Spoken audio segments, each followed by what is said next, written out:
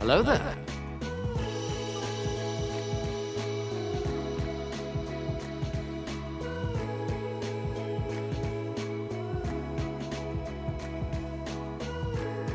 Well, hello there, Real Zamir. How you doing? Now let's see.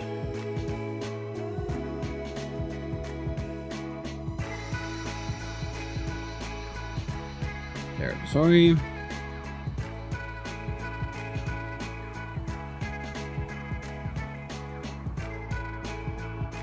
Boom. Okay, everything should be working now. So if I jump from here to hi, I moved my camera a little bit and I got a new mic. Hey. So let me know if there's any issues because, you know, new hardware, new settings, hoping for the best. Now let's see. This seems to be working. All things be a-okay. So welcome in, friends. Today's plan is, as usual, on every Sunday, to make a game. Now, mind you, it does seem that they're doing something a little special for this Trijam. There we go. Now, as you can see, part 1 of 3 of the 3-hour game jam. So,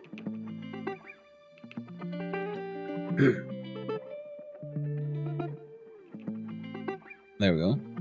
There were too many audios happening at the same time. Sorry about that. Apparently, I forgot to fix this scene. I'm so gosh darn professional. It's insane. That should work. Now, for the Trijam number 333, they're apparently doing something different. It says here. So, Trijam 333 will take place over 3 weeks. But as usual, you have the 3-hour challenge, 9 hours in total. This is Jam 1 in a 3-jam series. Each following week, you will have a chance to improve your game, based on the feedback from our community. Each week, there will be a theme that we vote for as usual, and we'll pick winners as usual. The only difference is that you'll be working on a game for 3 weeks. That said, anyone can jump in later as well. They can catch up if they have been busy. As always, the goal is to practice and improve your skills. The scope can be bigger. We'll get more feedback. Stay tuned for themes you'll have to mix in for Trijam 33, Part 2 and Trijam 33 and Part 3. Neato. It is indeed neato, Real Zamir. Okay, I'm getting a slight delay here. So, no, wrong one. If I jump here and do that,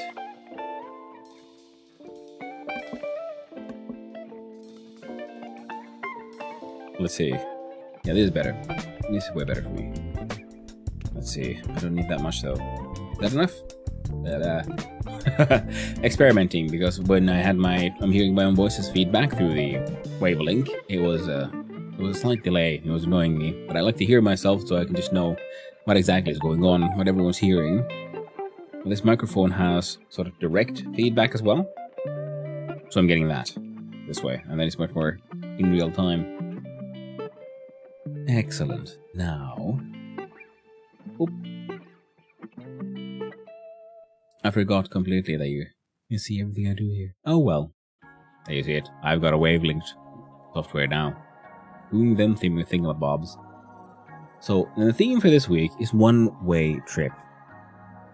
Now, with the number of the Trijam also being 333, I was thinking, well, what is that? Like halfway to hell, right? Hell's neighbor. So, name being like, I don't know, halfway to heck. One-way trip. So, we'll start with the little bucket and new layer. ideation. That works for me. We grab a pen, the usual color. We zoom on in. I'll try to grab this brush. Ooh. Oh, sorry about that. Delicately clapping away like a moron. Goes the mic there quite perfectly. Wonderful. Heckin' wonderful. There we go. No, that's probably good. So, let's get the pen out of here as well. Now, let's see here.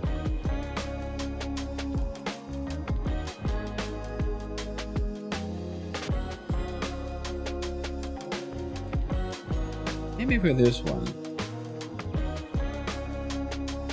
we could move Streamer Man over to this corner as well. He's even wearing the green shirt, it's fine. You can see through me anyway. Quite transparent. So, theme for this week is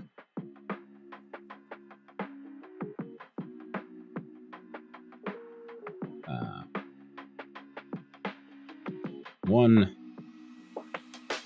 way.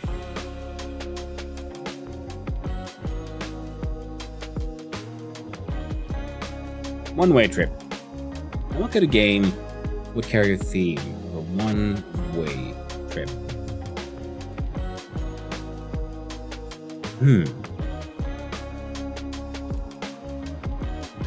We'll add a little asterisk here. We'll do there. There we go. And add like sub theme.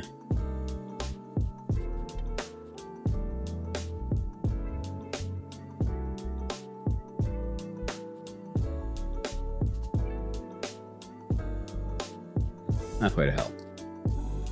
But no, because the number is 333.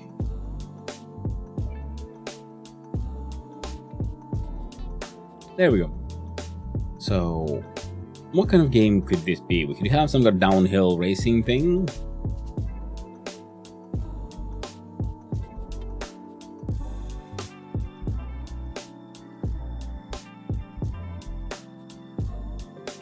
You see, that could be fun. It would make very much work with the theme of, one way. What else could we think of? We could think of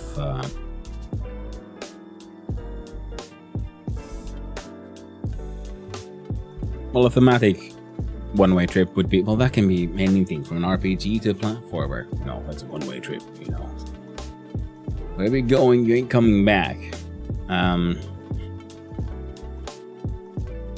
Well, downhill racing, we will have, there's various forms of, what's the word? Like marathon gaming or something, like seeing like how far can you get?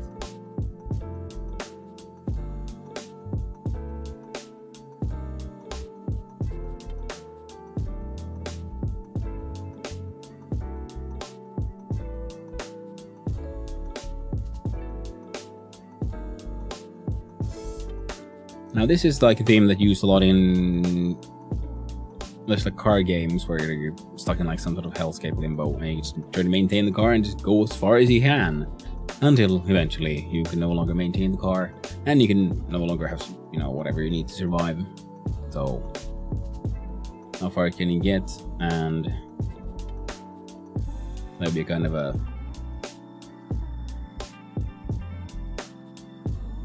survival crafter light.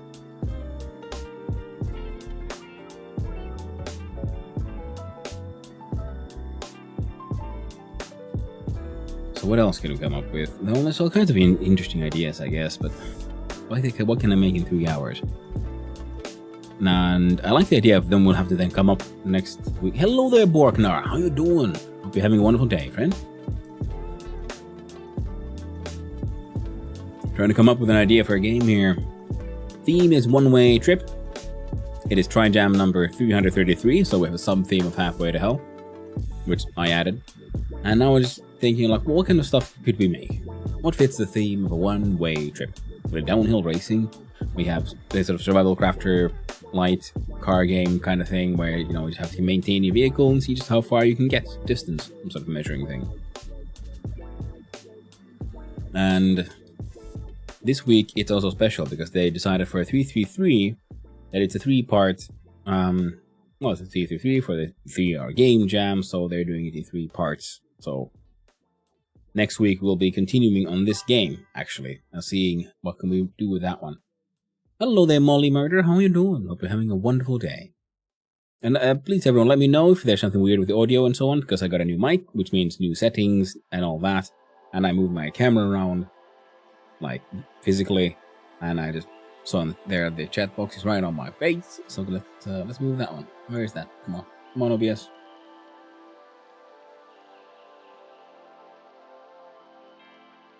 No.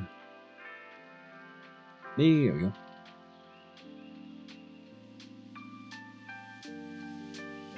That you were. Sound good to me? Excellent. Glad to hear that. Glad to hear that. Wonderful. It's always fun, you know, get new gear. And hopefully there'll be then like less background noise and clickety clackety, because the old mic was, you know, also omnidirectional, listened from everywhere, which I had a whole bunch of filters trying to desperately cut down on the clickety clackety from the keyboard and the mouse and so on. And this one is directed at my face, so they should be picking up less background noise. Plus, I've got all the filters and stuff, which should work. But you know, it needs to get tested in the field, no, doesn't it? But okay. Hope you're all having a lovely day, and if you also are interested, we still need to figure out the theme for the game. Well, the game itself, the theme is of course the one-way trip. So what kind of game should we make, my friend? What kind of game? Oh, yeah. So far, the first idea was some form of downhill racing, but that's a sort of one-way trip. You know, after you're done, you're not getting up again. Deciding on a game? Yes, exactly. That is the plan right now.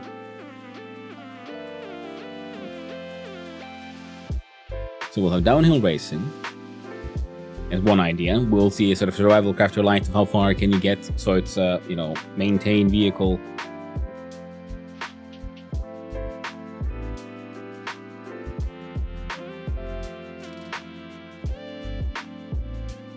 Maintain vehicle.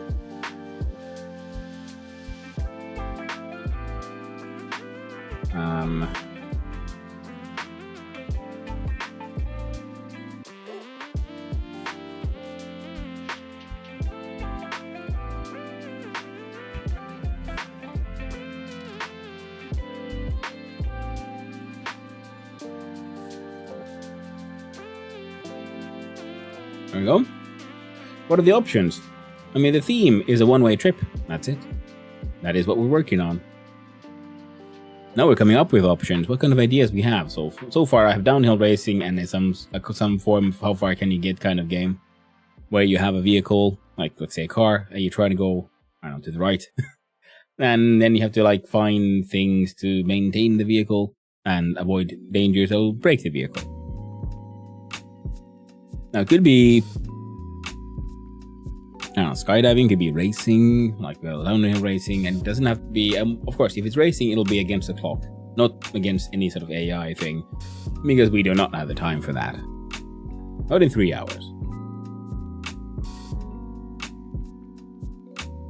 Now, if we come up with some interesting way to do stuff in, say, a future episode, we can always add more things to a racing game. But if we can skip AI, then that would be the best.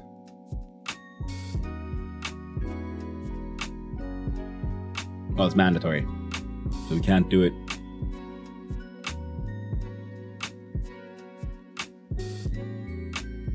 I did have fun with my sort of proto-boids last time, though, so that was neat. But other than that, though, then we have to have a look-see here. So, well, if survival theft for light, maintain vehicle, or downhill racing. What else would fit the theme for one-way trip? Also, I found it funny because it's the theme, it is Trijam number 333. So I added the top right, the sub-theme of Halfway to Hell.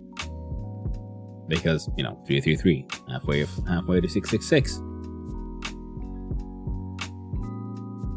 And what else could work? What's another one-way trip?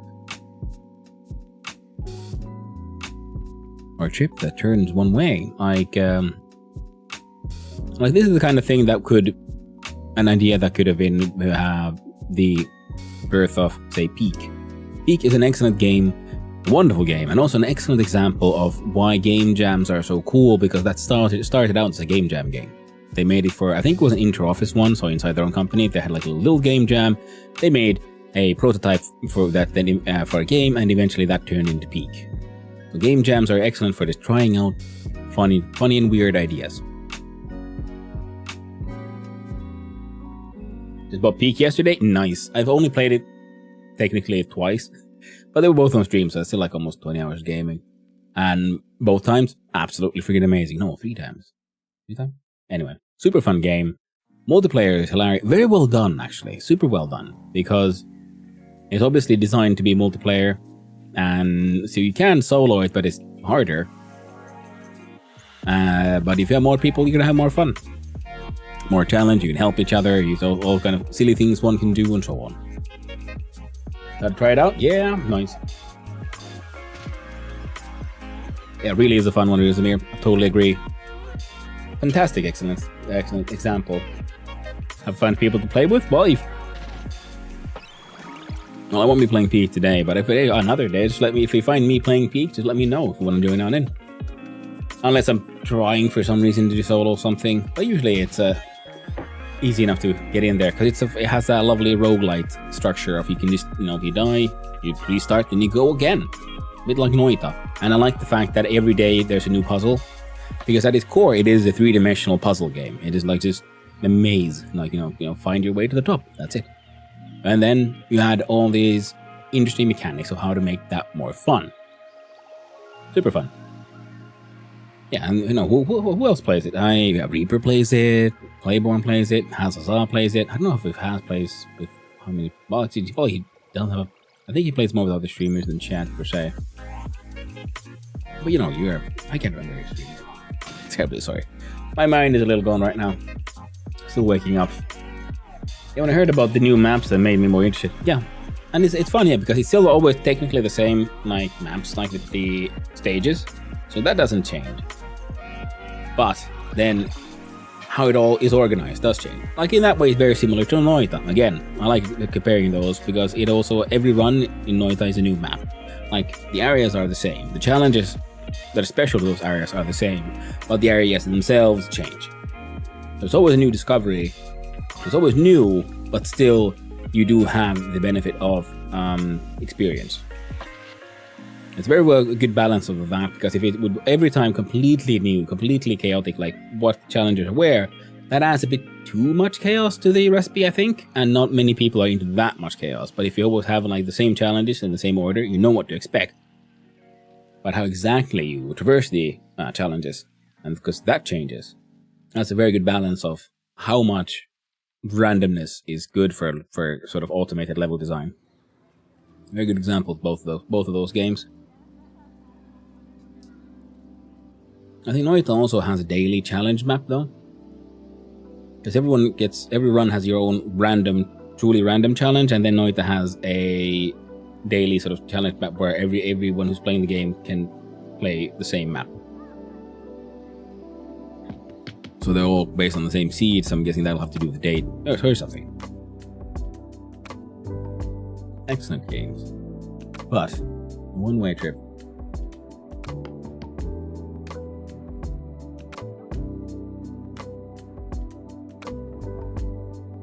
It could also be, I don't know, it's a game about shooting down airplanes or something, because that's a one-way trip for everyone aboard. But that's, I don't know, that doesn't sound like an interesting idea. There'd be like, just things flying around. It could be, thematically, you could have a platformer, and it's tied to, what was the name of that game? The old TV series where the guy was teleporting around. He had to solve some problem, and then Quantum Leap. That's the one. There's always a one-way trip to the next layer of reality and so on. I was hoping to get back, but you can't. And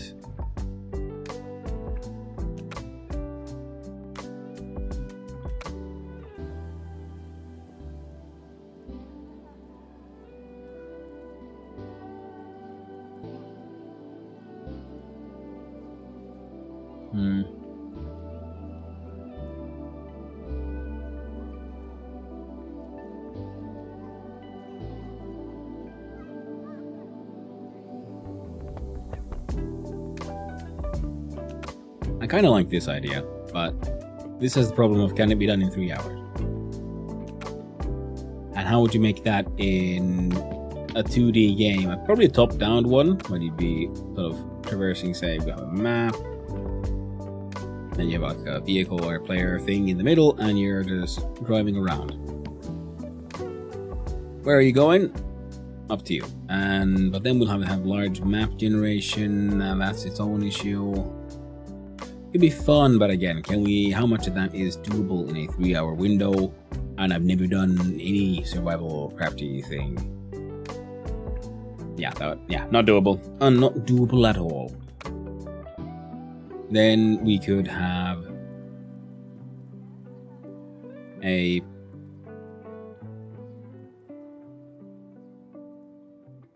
could have a tower climbing platformer.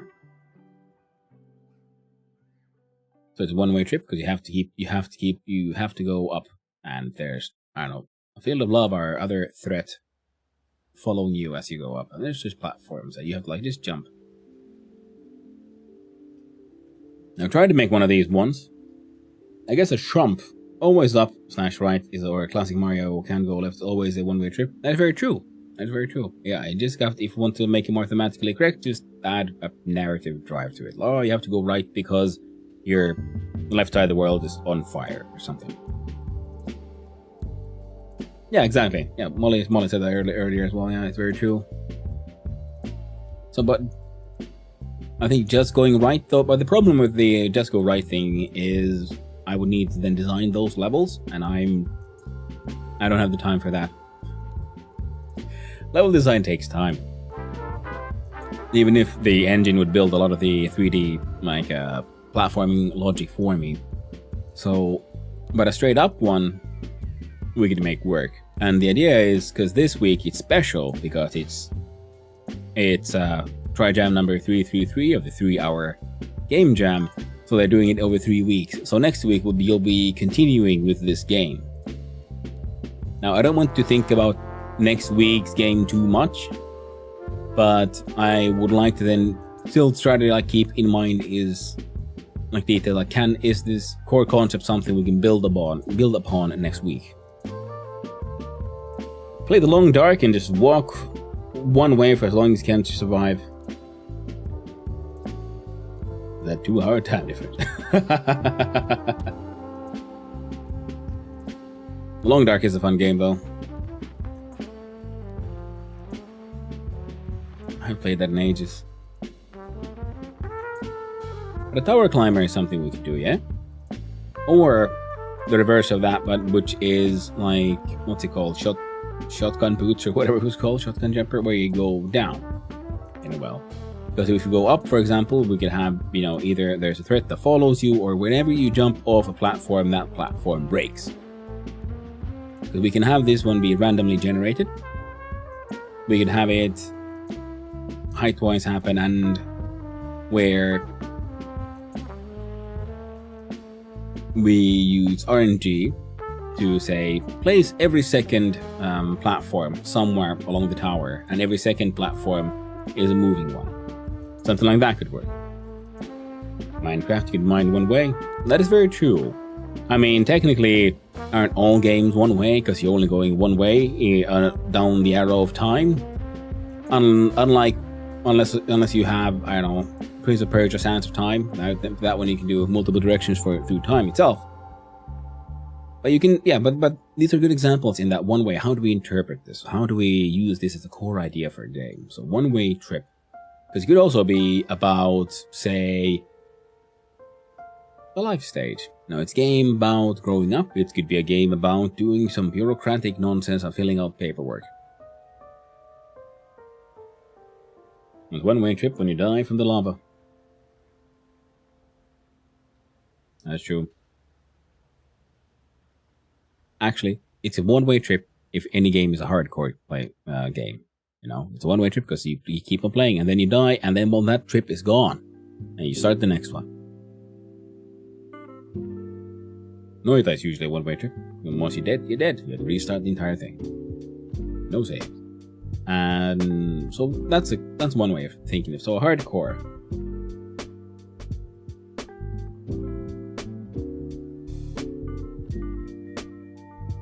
hard.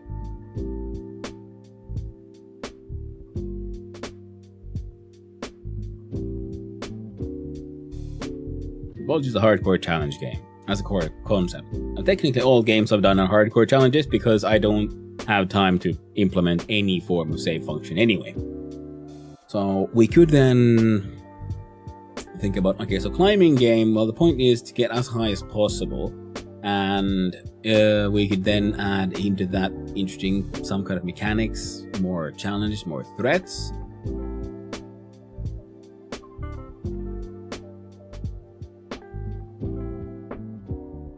So limiting myself with a sort of strict design would also be good, because that makes the future iterations more interesting, because I have a more like strict framework to work within.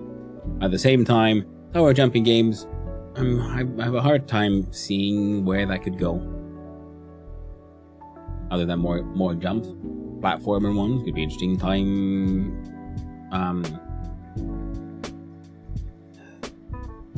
Any sort of time racing is interesting. The problem is I have enough time to sort of mechanically make it work, but for it to be an interesting game, I would like it to have replayability value, especially because I don't have a save system. I'm not going to make a save system. So then we would have to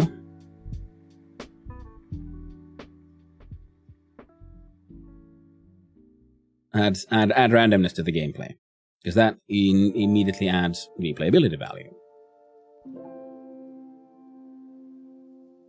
Now, last week we did the Boyd's based one. We can use, well, what if we had a sort of another sort of god game where you sort of like heard things around, and they're in a one-way trip to heck. And well, what is the worst form of hell? Like halfway there? Well, that'd be Limbo. So some sort of Limbo themed one. And bureaucracy. No, I can't see that one either. I like the driving one, but then again, I'm just basing that off an existing game now, aren't I? There exist these driving games.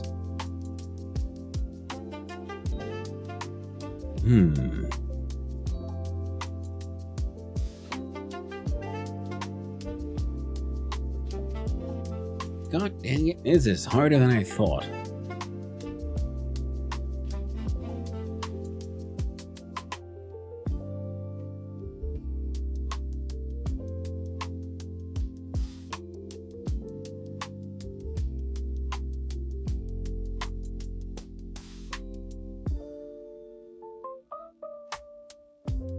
We could do something that's sort of related to, say,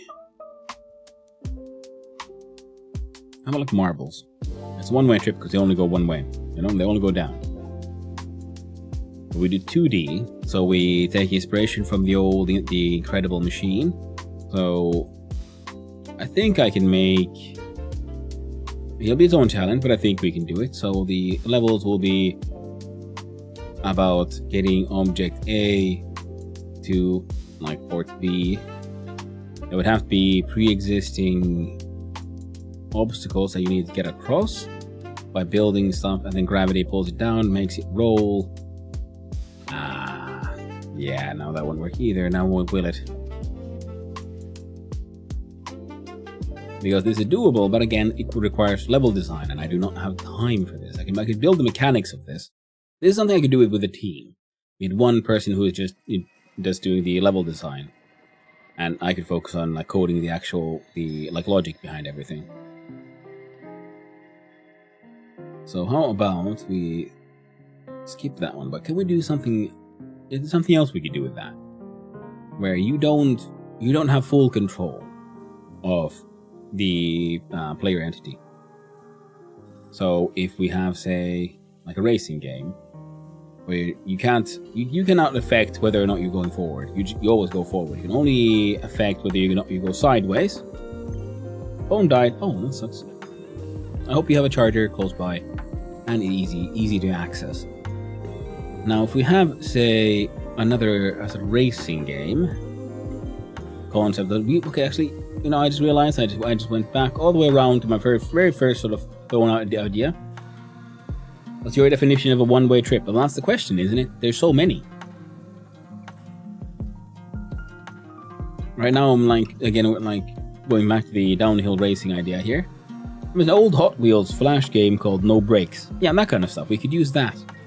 Like, what can I mechanically, realistically make? I'm also thinking here. So, we have a racing game. You have no control over whether or not you're accelerating. Oh, you're going ahead. So it starts happening. That's what we use the downhill one. It's a one-way trip because you're not in control. It's happening. Well, all you can do is steer. So we have steering going left. We have steering going right. But you do not have steering going forward. That is just gone. Hello there, Margarilla. How are you doing? Hope you're having a lovely day, my friend. This could, in fact, even be... What if we do something crazy? What if we try doing a 3D game?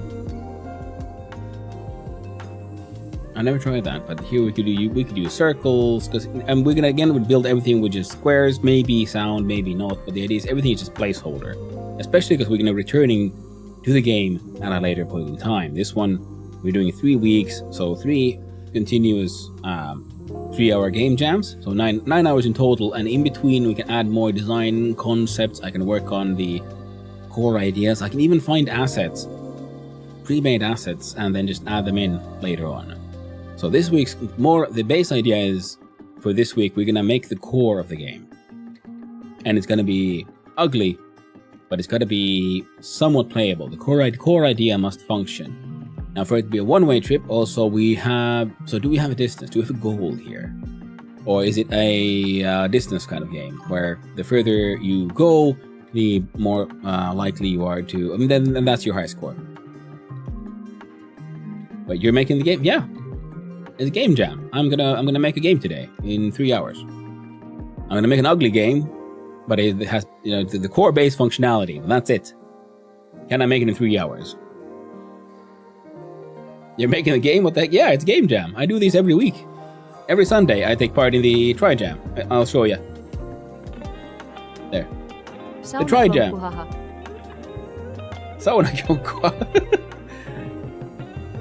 Nice. Now this happens every weekend. Is the Trijam 3-hour weekend, 3-hour game jam, and I do mine on Sundays. Well, this is down to for me Sunday. Now this week is special because it's the number 333, so it's a special jam, as it says here on the left, and it's in 3 parts. So 3 times 3, 333. So we have 3 weeks actually to make a game rather than just 1. So it's 3 consecutive 3-hour challenges, so 9 hours in total for actual development time. You're going down a waterfall, you gotta dodge logs. Yeah, exactly. That's the kind of concept that would work. What I'm sort of going for here. Now, back to GIMP, and we're gonna keep on thinking about this. So that would be downhill racing. So yeah, exactly. We can add the sort of theme of, is it a waterfall, or we go down a snowy, are we skiing, whatever it is, we can add that later. But the thing is, I'm also trying to think of, so we can add more themes to it later. So one-way trip. I think I'm now settled to the downhill racing idea, because that being said, then we can add more complexities to it later.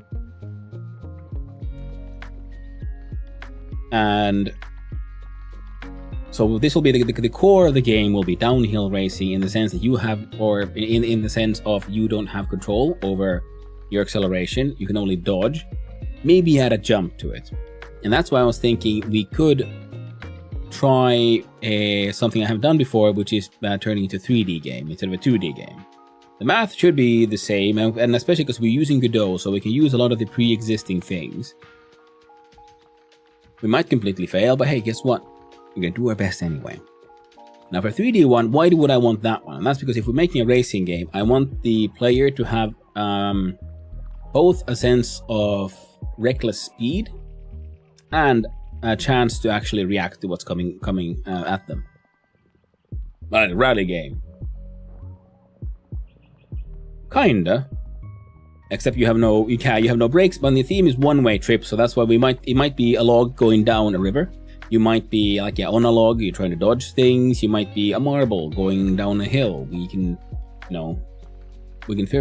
worry about the details of narrative and design, like art later. No brakes, my summer car. Pretty much, yeah, that's the sort of ideas we're rolling with here. Because first we're thinking, like, also car-wise, sort of survival crafter, we have a vehicle, and you have to keep that thing going, and the sort of game is like, how far can you get? But the problem being there is, I do not have anywhere near enough. I've never done anything like that, and as such, I don't. But I've tried to do in inventory systems in the past, and I've never really gotten one to works the way I wanted it to. So the problem is, I'm pretty sure I'm gonna overscope and not get it done in 3 hours. So that's why I'm trying to like boil down the idea, the most basic, simple one, and now I'll have downhill racing. And with downhill racing, what I mean, you know, your downhill kart racing that people do. Ooh, sorry. You gotta dodge logs, yeah, we could do that one. We could do have if you're on a river of lava or something. We can even have levels, and then the various levels give you different kinds of rivers, and it keeps on getting worse and worse, and then I end up on a river of lava or something. Because I would like to somehow combine the halfway to hell sub theme in here, because it's number 333, you know, halfway to 666. So we start, you know, you're racing down on a.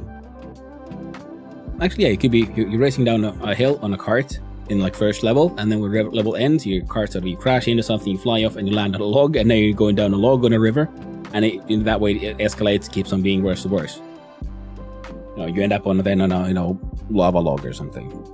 See, that's something we could then add artistically at a later point in time, and then we'd have levels. But then the question is, how do we measure this? How do we score a player on their success? So should it be just an infinite line you go down, and depending on how far you get scored? Every time you fail at dodging whatever it is the obstacles are, you take damage for whatever the vehicle is you're racing or you are as a racer. So you can take, I don't know, let's say 3 hits. There might be power up for getting some health back. Then there's some obstacles which will just automatically stop you and end the race. How far they go, how many coins they collect, yeah, exactly that kind of stuff. Now, coins for score, we can.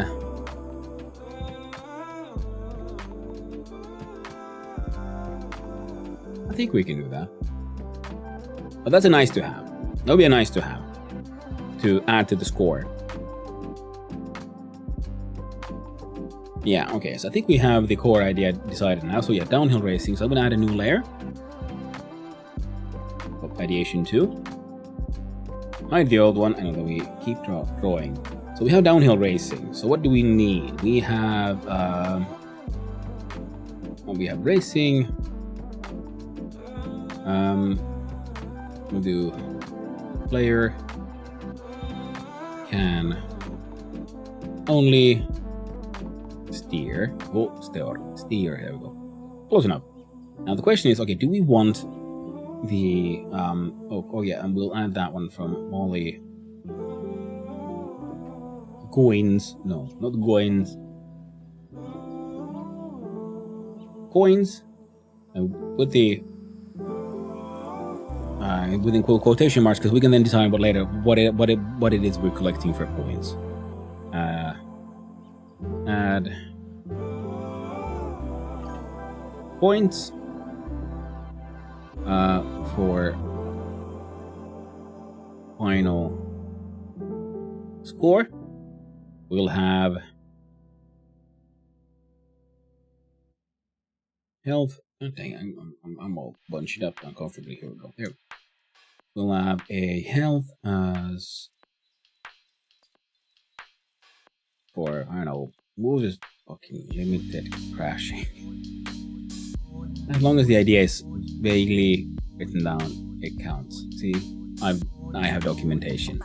It's not good documentation, but I have some. More than many. So we can add then we choose, add points for final score. Health for feeling limited crashing. We'll have the point of length of run.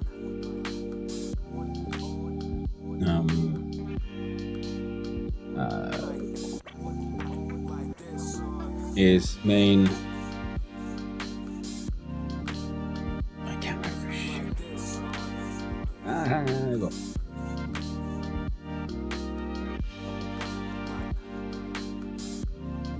And I should write by hand way more. I think I'm far too digital. Even my keyboard skills have fallen down because of goddamn mobile phones. All in touchscreens. You random ass cable, I'm gonna have to pump you in here. Egypt. Okay. Oh man, I love having a shock absorber now. I can like move the microphone. And it doesn't get too loud. It used to be everything when I had just vague interactions with the table. It used to make so much noise. Alright, so yeah. Let's try again. Okay, length of run, it makes the main scoring system. Coins can add points for more, so the player can choose to whether or not they want to focus on collecting all the coins they can for boosting their final score, or racing carefully for the final score. So okay, so now we have different ways of playing the game. This adds already playability. That's good. We have health for limited crashing, so that you're not in for. We can choose whether or not we'll have we'll land here, and we'll do like we'll have some insta-kill obstacles,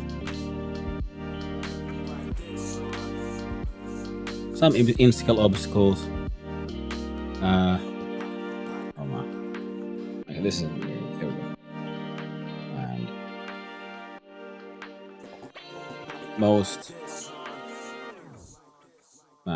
I don't know, we can do some damage. Shorten the DMG. There we go, close enough. Sumk.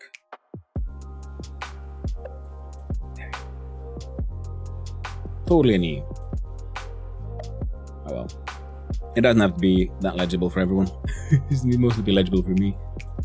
Well, with racing player, here's a question for the steering though. Is it?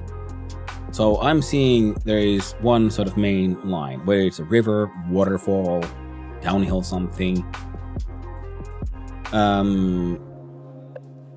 Doesn't matter. But the question is, should the player be able to move their character around like sort of freely, or should it be divided into... God dang it, why can't I...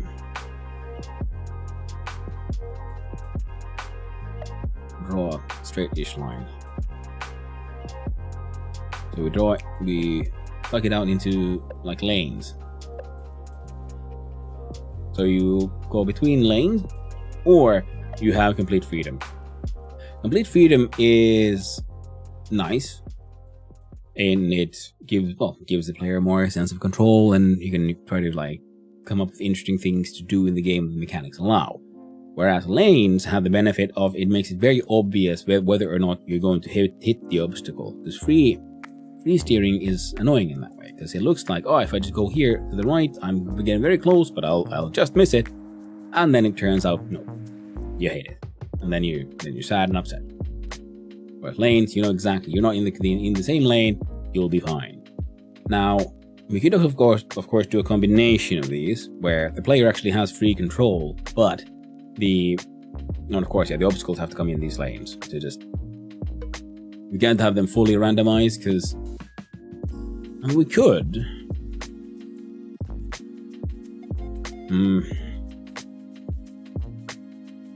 No, that'd be dumb. Now, if you fully randomize them, because then I don't have the time or can't be bothered to try to figure out a weighting system to make sure that they're like evenly distributed, rather than, because randomness can have them all be on the right side for like half an hour kind of thing. So we just scoot on through on the left because random.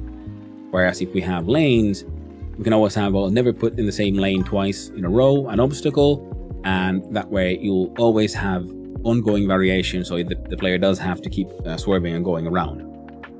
The options again, for the steering, I was thinking whether or not we should have a sort of smooth motion for the player going back and forth, or like in many older games, or whether there's these lanes where the player can move. So in this example, here we have the player and they're moving this way. Can you just sort of seamlessly go a little bit to the left, go to the right, and you steer that one while obstacles come down at you? Or when you press left, the player goes from the middle lane to the left lane. When you press right, you go back to the middle lane or the right lane. So you have these predetermined positions for the player, and obstacles come down those lanes. Now this will be easier gameplay wise. This gives more of a sense of freedom. And I was thinking, well, we could actually have the obstacles come down these lanes no matter what. And then we can have the player have this sense of freedom as they move around. And that allows for a more sense of freedom when playing. And of course, that would also make like movement speed matter. So we can have upgrades that come along. So with coins, and then we'll have boosts and upgrades.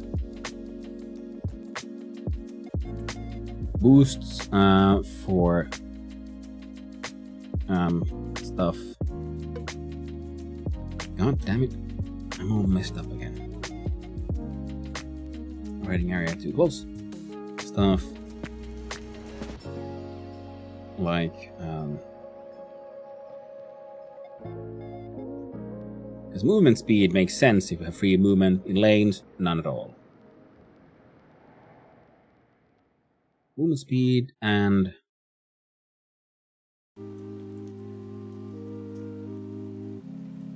like bullet time. So time slows down, so it gives you more time to react. Yeah, you love freedom? I think we're gonna go with freedom, yeah. So, okay, so obstacles come down lanes. Player has a sense of freedom.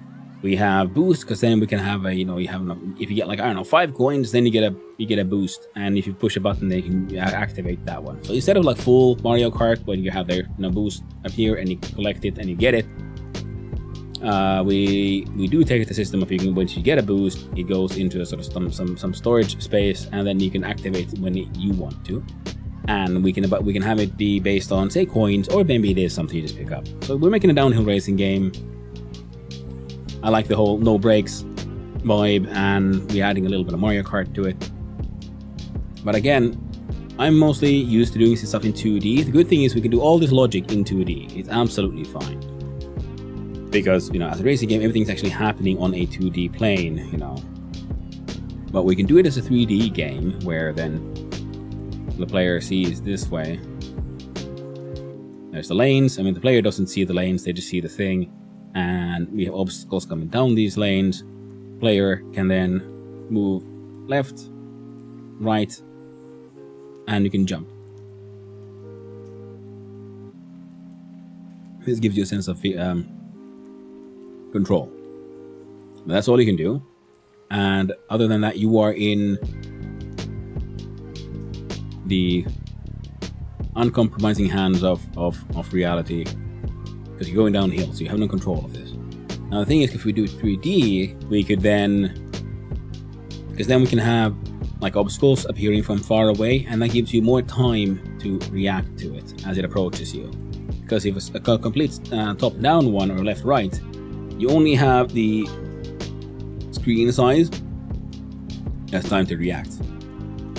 So when things go fast, as they inevitably will, because the longer, if we have just an infinite run, which we're gonna build an infinite run first, we can experiment with levels and such at a later point in time. But if you have an infinite run, I think the longer the run goes, the faster all the obstacles become, like the logic of everything.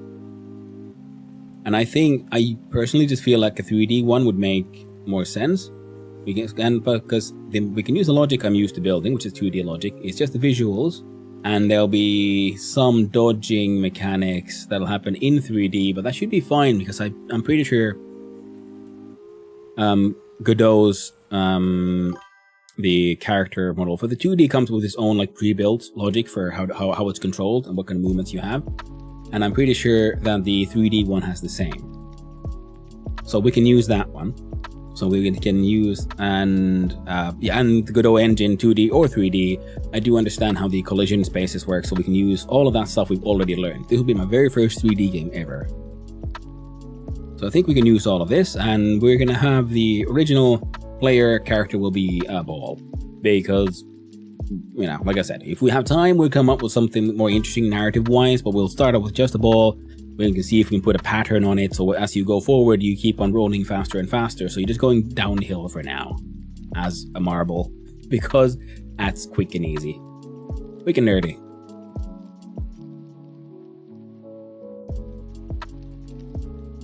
Exciting milestone. It is, actually. I've been wanting to step into 3D for a while now. Plus there can be some changes for the next 2 gens. Exactly, because the thing, this is a good core. we can add all kinds of stuff to it later. And right now we'll just have downhill racing. That is the core component of the game.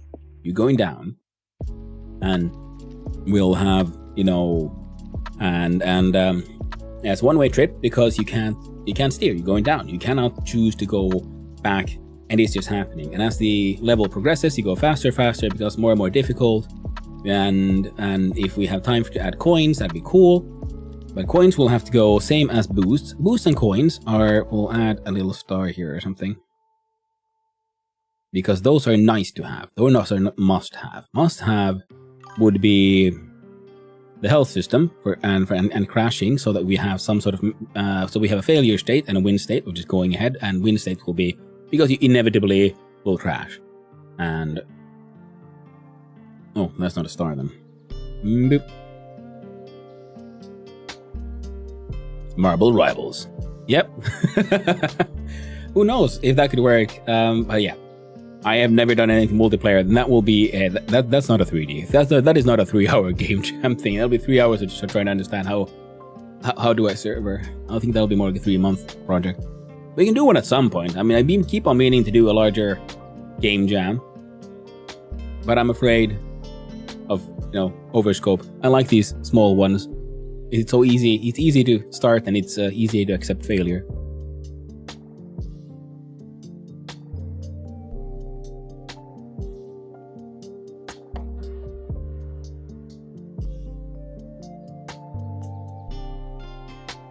And it's a fun concept because we can, as you all said, and we think it because this is then a multi-week thing. So next week we'll be adding to the same game.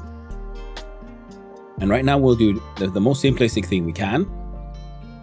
So we come up with the core concept in 1 hour, and then I will actually have the actual proper week left for me to do some actual research properly and try to figure out what do I need to add to the game. Can I find some pre-made assets, because I will not have enough time to like add to the game and do all the drawing and so on. So we'll add how to find some sound effects. I'll find some art, I think, and we can make it work. So we'll start with just the marble. The core concept, what it is that going down can change. But if you're being capable of doing it, well, thank you very much, Molly. And take practice, that's all. And that's why I like it. The 3-hour game dev, because it happens every weekend. It's just 3 hours. No one expecting you to, you know, make Marble Rivals or any other like fantastic game. It is like, can you make something that kind of works in 3 hours? That's it. Now, of course, the core concept what they're also trying to push and teach people here is also the importance of planning, because the theme and everything was voted for last Friday. So you have usually days on you. Like you have time to plan out what you're going to do, and then you have 3 hours to just develop it, make it work. And you're allowed to work with teams, allowed to use pre-made assets, all that. You just have to be, you know, honest about it, because, well, it's an honor system. No one's actually winning anything here. And that's why, yeah, I made a lot of dumb stuff. My very first Trijam game doesn't run. It's still there in its broken state, and I refuse to fix it, because it needs to be on, you know, an honest history of how I got here. I made a game about monsters coming from the side, and they keep on coming. And your character just has to jump over them. That's it. Very simple. If you get hit, you die. Of course, no one would know, because the game doesn't run. Oh, that's fine. And then the next one, I figured out how to upload things correctly into itch.io so they actually run. And then every week I keep on trying to do more things, new things, and I keep on learning. And 3 hours is a time of an amount of time I think many of us can find to dedicate to a project like this. Whereas some larger game jams is like, hey, yo, you got like, I don't know, 3 months to make a game. And my God, the stress, the pressure, the scope creep.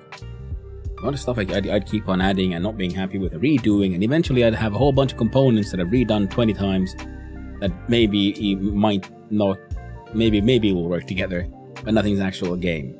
So this has been a very good sort of also way to learn about game design, learn to use Godot, and also learning the extreme importance of what actually, of defining your minimum viable product. What is the core, mechanical core of whatever you're making? because we can make a game about, oh, you're surfing down logs down a waterfall, and then, I don't know, multidimensional fish are jumping at you from portals, and saying bad things about your mom's dog or something. We come up with the strangest and wildest ideas, but at its core, what is that game? Because everything I described is just narrative, which is absolutely valuable. But if you're only have 3 hours to develop from nothing, then you think about, okay, what is the mechanical core? We don't have to worry about art. I worried a lot about art and made art. I liked it. I like to add that. Trijam review stream, looking at the progress from your first till X. That could be fun, actually. I should do that, real. That's a good idea. I keep on meaning also to have a stream where I go through all the entries, and I should vote on them like a proper participant, but I keep on forgetting about it. The ADHD kicks in, and I'm like, I must Valheim or something. Unfortunately, gotta go to bed. Fun thing you got going on here. Hope you see how this ends up. Well, thank you, Molly. Thank you for popping in. Thank you for your actually really good contributions as well. I really do appreciate it. And I hope you get a good sleep, my friend. Hope you get a lovely rest.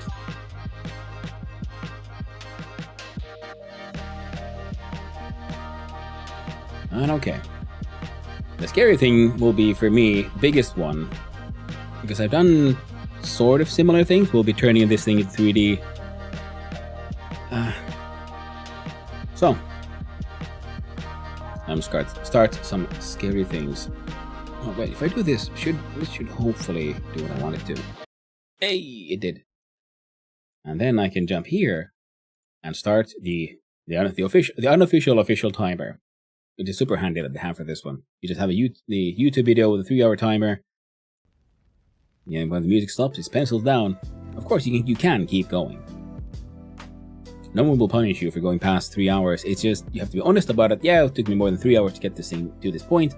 And like I said, they said the only thing that it affects is that you can't win first place with a game that took more than 3 hours. You can still get a high score. People will play it and they will,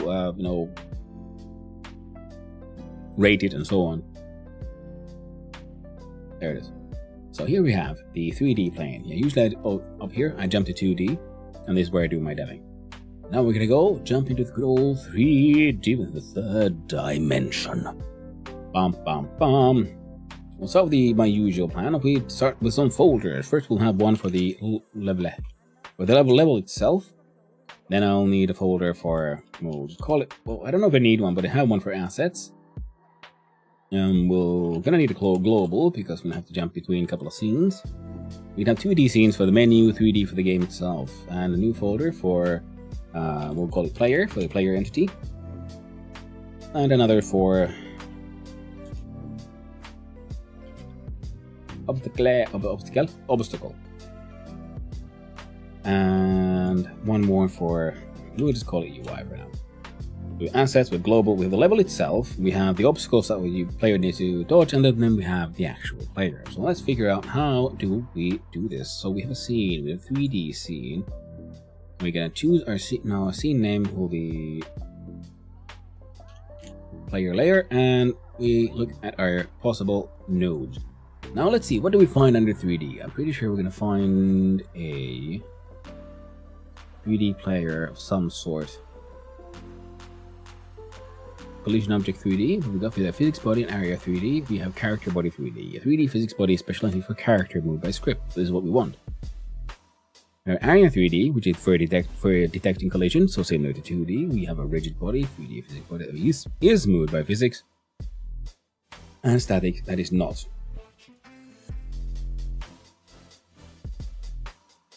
We'll see about if we use static bodies or 3D rigid bodies. Oh dear, yeah, we'll have to figure it out. We have to make a choice. A big one. Does the player actually move forward along a large map? Or does the player stay still and the map moves beneath them? That's gonna be a rough one. But for this one, we need a character body 3D. Excellent. So what do we need? We'll need a child node, and it should probably be collision shape 3D. And what is our shape? Our shape is a sphere. Oh my Jeez, sweet baby Jesus. There it is. We've done it, chat. Made a sphere. How do I give a sphere? How do you make it look like anything? You can't do a colored rectangle. Those are UI elements that we use to draw everything. We'll do, I don't know. Sprite 3. You know, how about we just do it? We do 3D here. Animated sprite or sprite. We'll probably have to do an animated one. 2D sprite node in 3D world. Like we used multiple 2D textures for animation.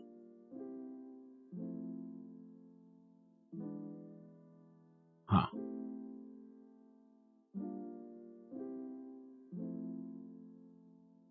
I don't think that's what we want though. So if we look at node 3D, we had visual instance, parent of all visual 3D nodes. Geometry. Decal. Node that projects a texture onto a mesh into 3D. That sounds pretty good for the fog vol, region that contributes a default volumetric fog from the world environment. Ooh, that could be useful for, you know, hiding what's happening in further away. On a box-shaped region 3D space jet detects whether it is visible on screen.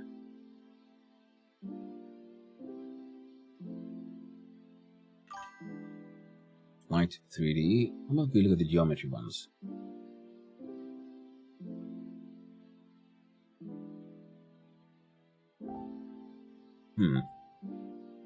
I think this might be what we want though. A decal. If we just want a box.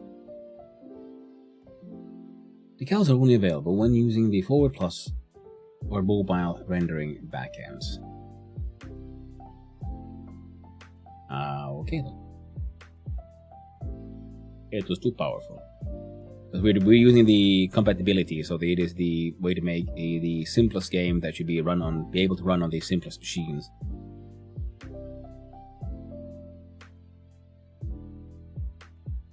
Now, so the decal didn't work. How about, so we have a sprite base, 3D particle emitter, we have particles, we have sprites, mesh instance. Know that an instance meshes onto a scenario. Deformable.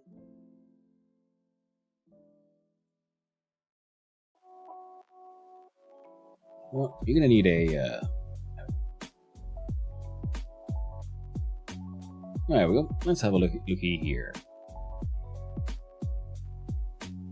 Creative Body 3D, specialized class of physics bodies that are meant to use control. They're not affected by physics at all, but they affect other physics bodies in their path. They're merely used to provide high-level API to move objects with wall and slope detection. Fantastic, that is something we want.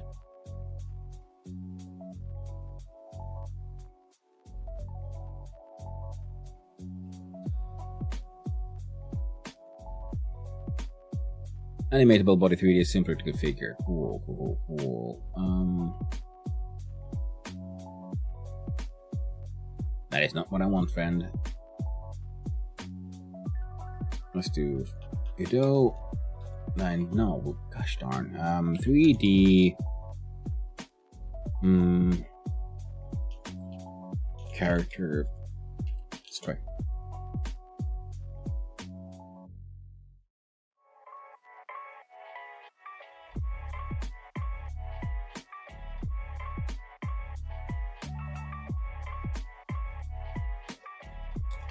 How to? Let's look at that one then.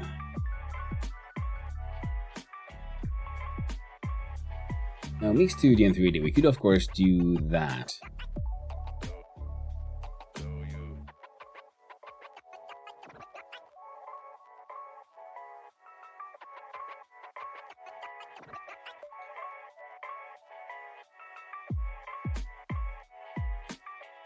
Huh. That could be fun though.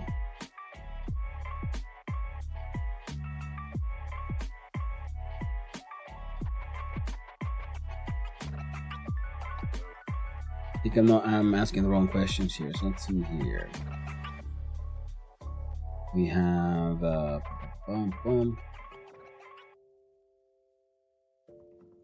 we'll do a mesh instance wheel. Do that and that. Note the instant meshes. Meshes is note that takes a mesh resource added to current scenario by creating an instance of the class most used to render 3D geometry and can be used to instance a single mesh in many places. This allows reusing geometry. Recently I've been tinkering with the PSP and seeing how far I can push the CPU and the GPU playing hard gaming with PS1 games. Oh, cool, Byron. That sounds very cool, Margadillo. How's it going? Good old PSP, man. PlayStation Portable. I haven't seen one of those in many years. On machine.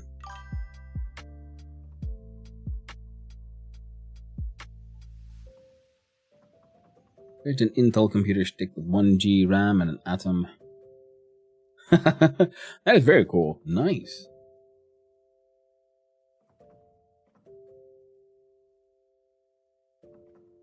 No skin. Currently no description of this class.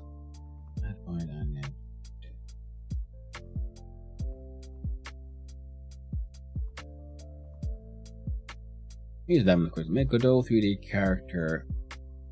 How to make visible.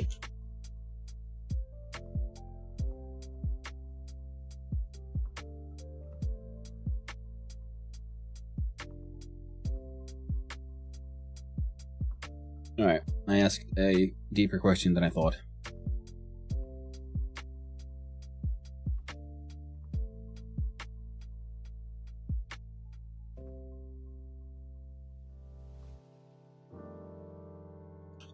Well, there's 3D character how to. Go to 3D. No, gosh darn it. No wonder it didn't. Oh, Godot.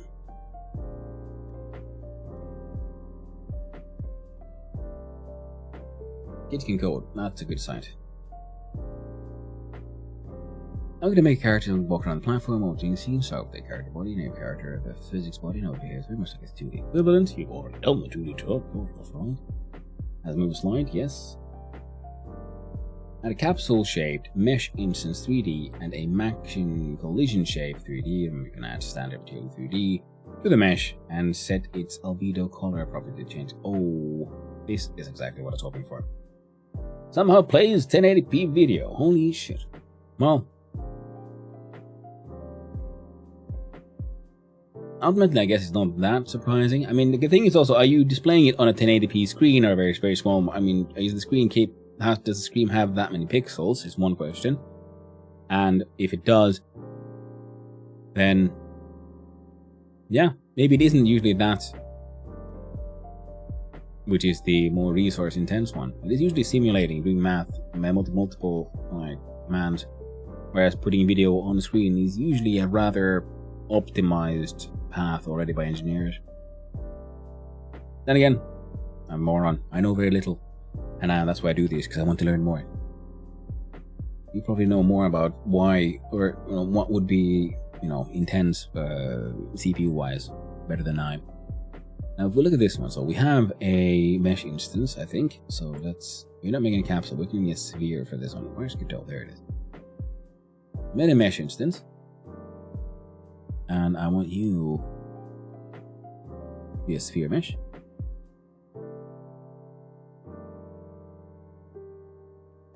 Ooh. Ooh. Material override. Skeleton skin. Ooh. That's a lot of stuff here.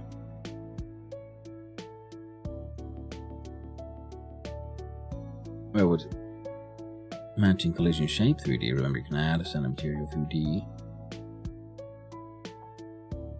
Standard material 3D. I do believe I saw a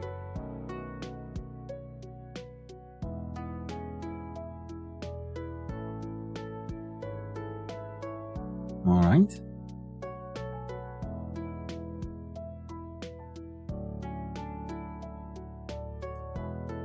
See, we all did light and shadow. There's so much here that I don't need to do. Oh, nice.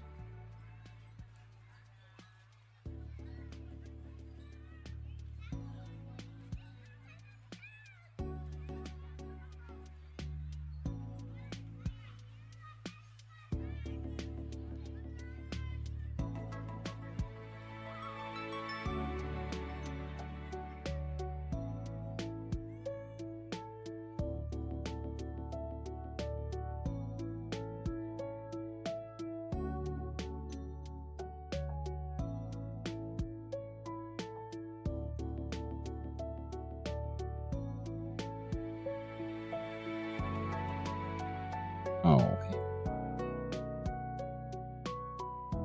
Clear that one.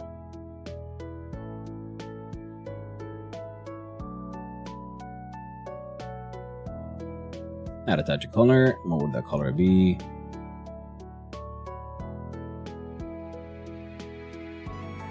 Ooh, make it green.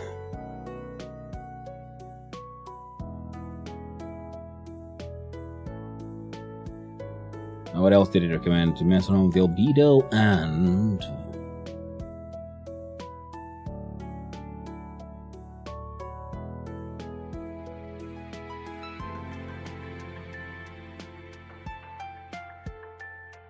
Okay, so we can just use these meshes to pretty much just build an entire character if we want.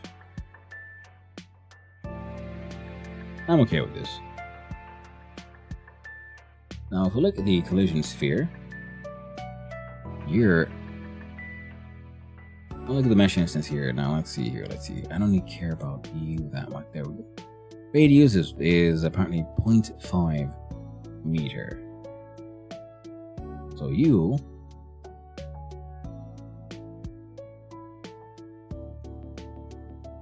Oh, there it is. Yeah, okay. So, if we F6 now, I do believe you're just going to fall down. Not even. Alright. Now, the player will, of course, then have a child node of a camera 3D. Right, is it shift?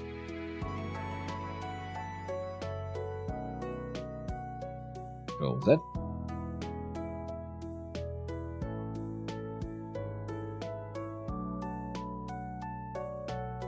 There we go.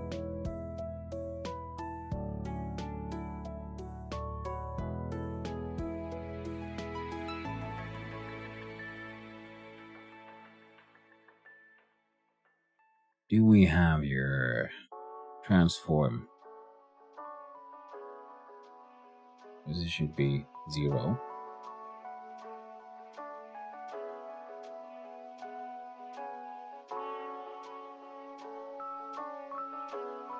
Press F6 now. Do we see the thing? We do. I don't have to worry about lights and shit as well.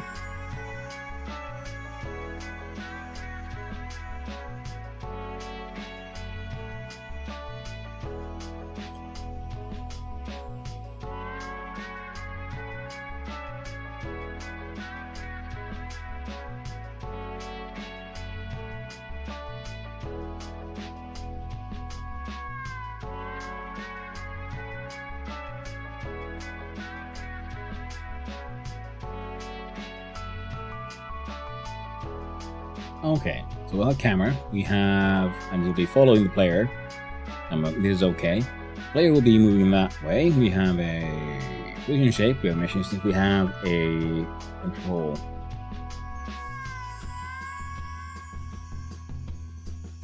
So we press F6 again. Now we can't really see. Camera is following the thing. So now we have to do a new scene, 3D scene of type. We'll do a 3D node, so it's going to contain many kinds of things. At a level. Level will need something. We're going to have to jump back in here for the coding for kids.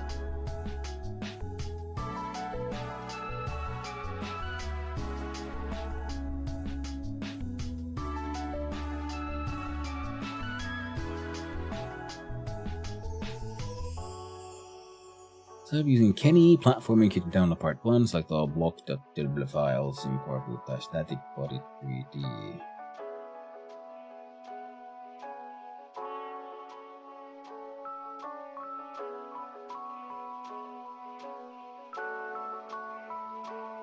There we go.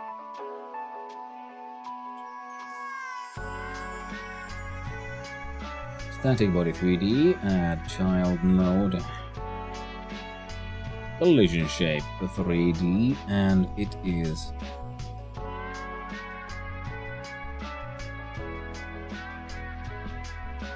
box shape. Add child node. Mesh instance. And box mesh.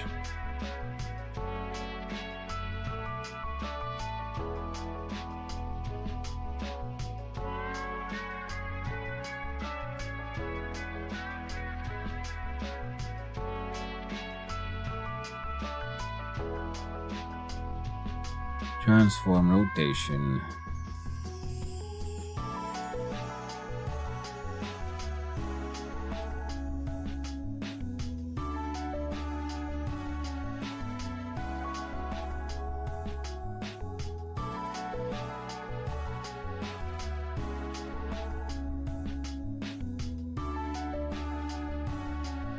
Oh yeah, there must be a button for...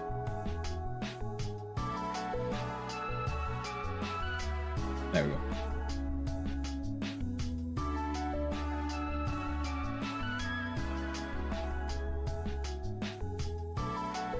Do we have a grid system? Sort of, apparently.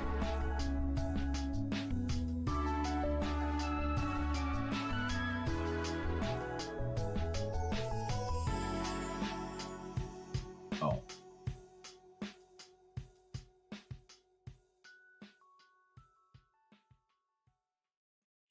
Now we do have a grid system, but it's kind of fake and huge. Okay, we'll work with it. Now what I need you to do, friend, is just no. No. No. All of it is no. Okay, so... Scale mode. How about this one? There we go. That works.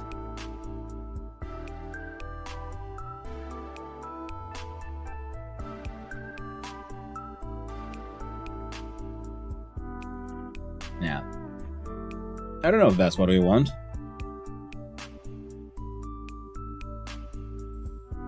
Uncheck the root name property, click the re-import, blah blah blah blah blah.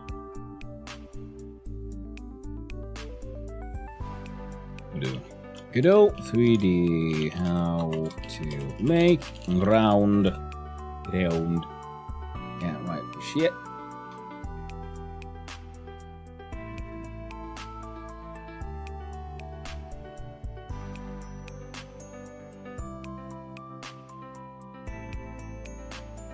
And Blender. Setting up game area. I don't want to... You know, that's really annoying. When they want instruction for... Okay, so how do I create a game area? And the first step is download this pre-made game area. I'm like, you dumb piece of shit. No. I asked how do I make one, not how do I download one.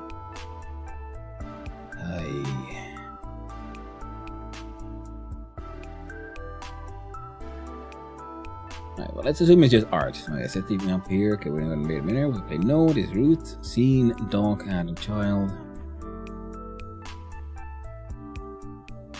Adding a floor that will prevent character from falling. Create a static collider like floor. Walls or ceilings use static body 3D nodes that require collision shape. Child nodes to define the collision area. The main node unselected and static body 3D. Collision shape. Rename the static body to ground.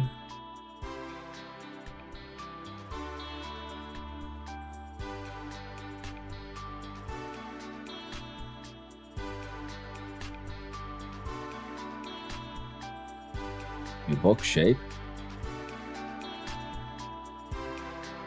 A box wireframe appears in viewport 3 orange dots. You can click and drag the static and the box shape. So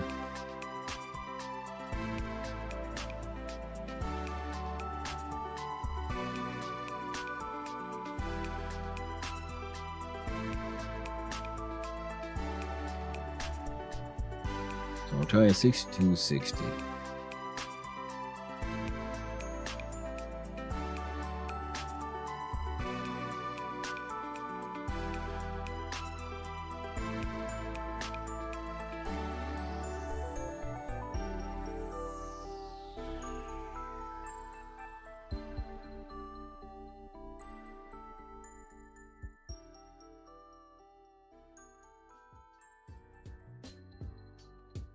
So collision shape, box shape, size. There we go. Wow. 6160 works for me. We don't need a thickness of more than a meter. Look at mesh instance size. There we go.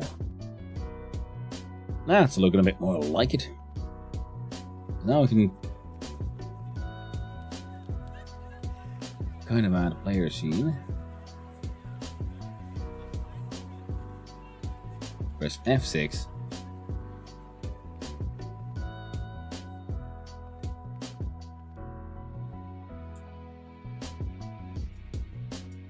Yeah, we got movement and we got jumping. Heckin' yes. And now we'll do a little snoog product settings. Input map. We'll do add new action. We'll do move.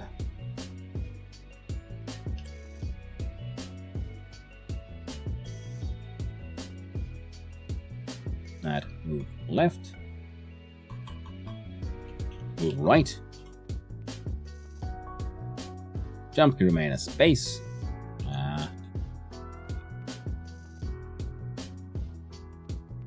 Move left, right, jump.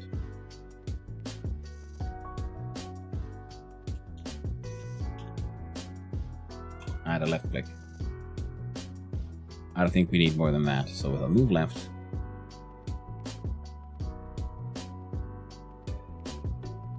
We'll add those. Move right.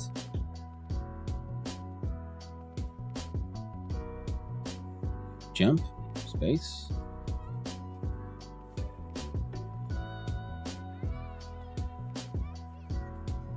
Left click is left mouse button. That should be enough for that. Then we jump over to level is gonna need its own script. Doesn't do much yet, but it has one. We go to the player and we change here from UI left to move left. Move right. We'll remove those, but it'll be fine. Fine for now. Then we look at level again, and we can add a. Oh, there we go. Sure, level GD, A-OK. Then we probably should save the changes we made, and we add a new child node. Let's see. Create an omnidirectional light. You are the sun. You hang out here.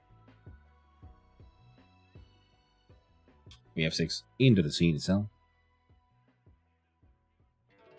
How dare you?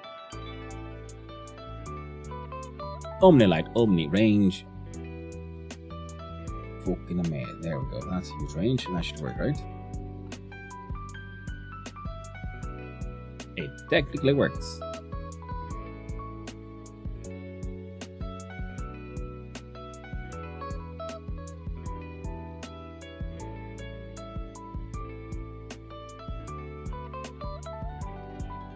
Energy up to 8. Max that one out. Alright. That is a sad, sad light. Now, if we use arrows, we can move all around in 3D space. If we just use bolster, we got sideways, that's about it. Which is perfect. That's all we want. Also, we're gonna look at party settings and jump. You get W as well. There you go. Press F6 again. Now, most of the moves are sideways, and how dare you?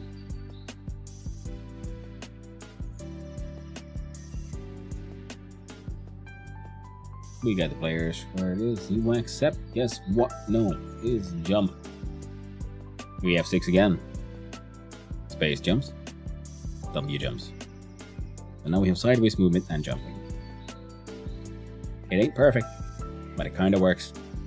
That's all I really want. Oh, isn't it? Kinda working. I don't think this guy needs anymore. And next we'll have to figure out how do we make the level work?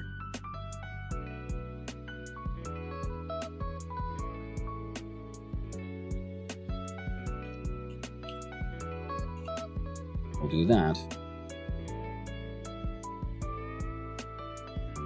We'll add the lights there and child node, and this child node shall be called, well, shall be another static body, which contains another collision shape, and that collision shape has the beautiful shape of a box.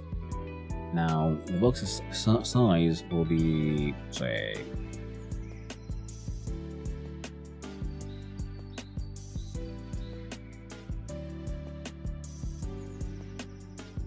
wait, are we going down X?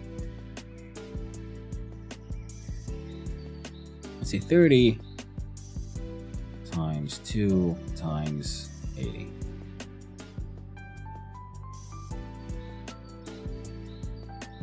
Will that work?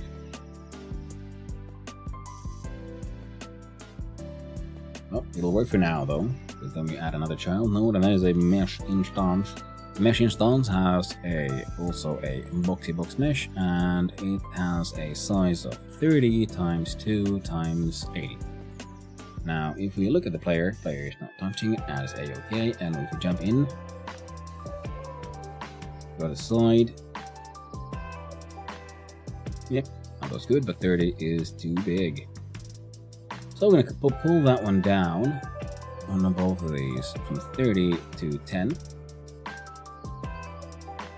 To 10, because we're going to now eyeball some shit.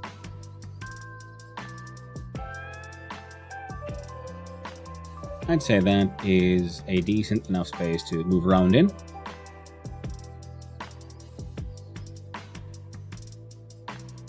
Now,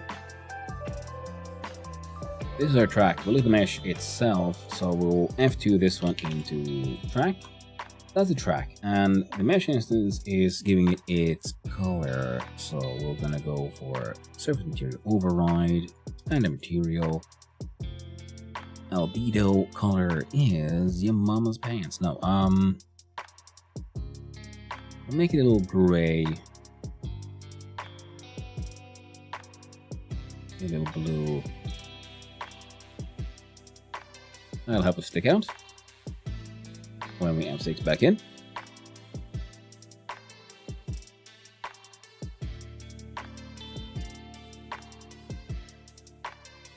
I'd say that is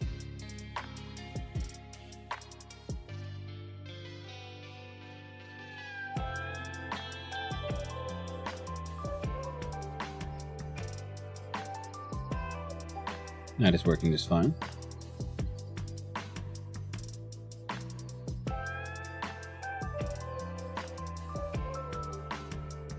And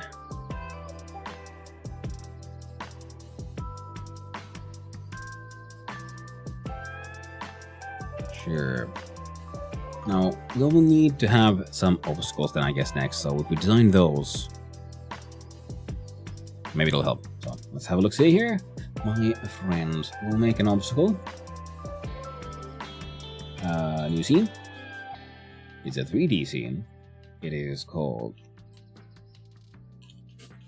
obstacle, and it shall be of the type something with a collision shape, physics body, so it's not a static.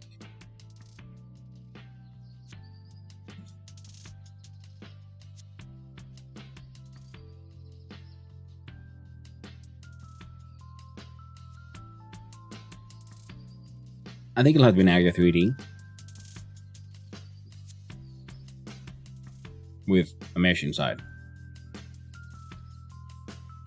I think that would make the most sense, and we'll add child node, mesh, add collision. Collision 1 has the shape of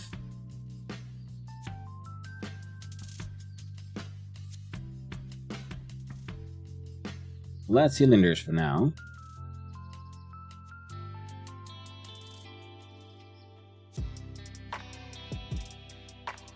New standard material, and you guessed it, you're getting a color.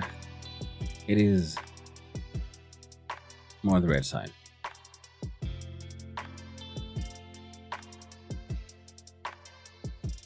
And the player here shall be now added from nodes in groups, and the group shall be called player. Excellent. Look at obstacle. We'll look at the collision signals.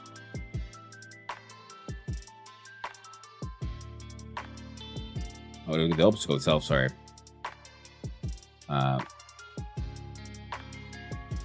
The body entered. We'll do if body dot is underscore in underscore group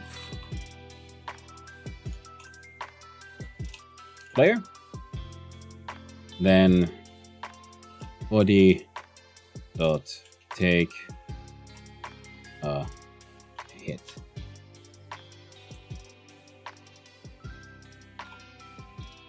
There we go.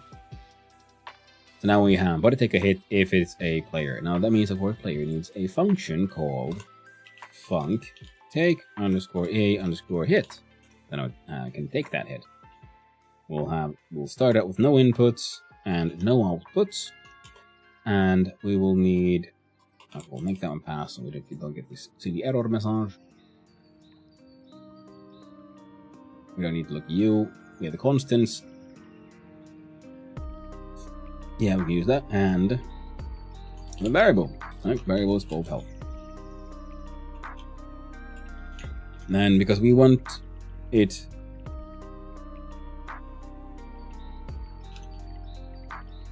it's an integer and it starts out as a 3.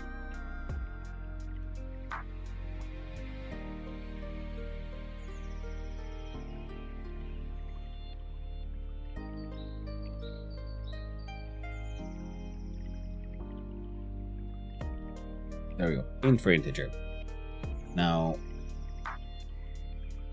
yeah, we can have base values stored inside the global, I guess, for our reset purposes, but in game it'll be like this. So take a hit. We'll do health minus equals 1. So equals minus 1, sorry. Oh, plus equals minus equals. Yeah, so health equals health minus 1. Good old computer logic. Now,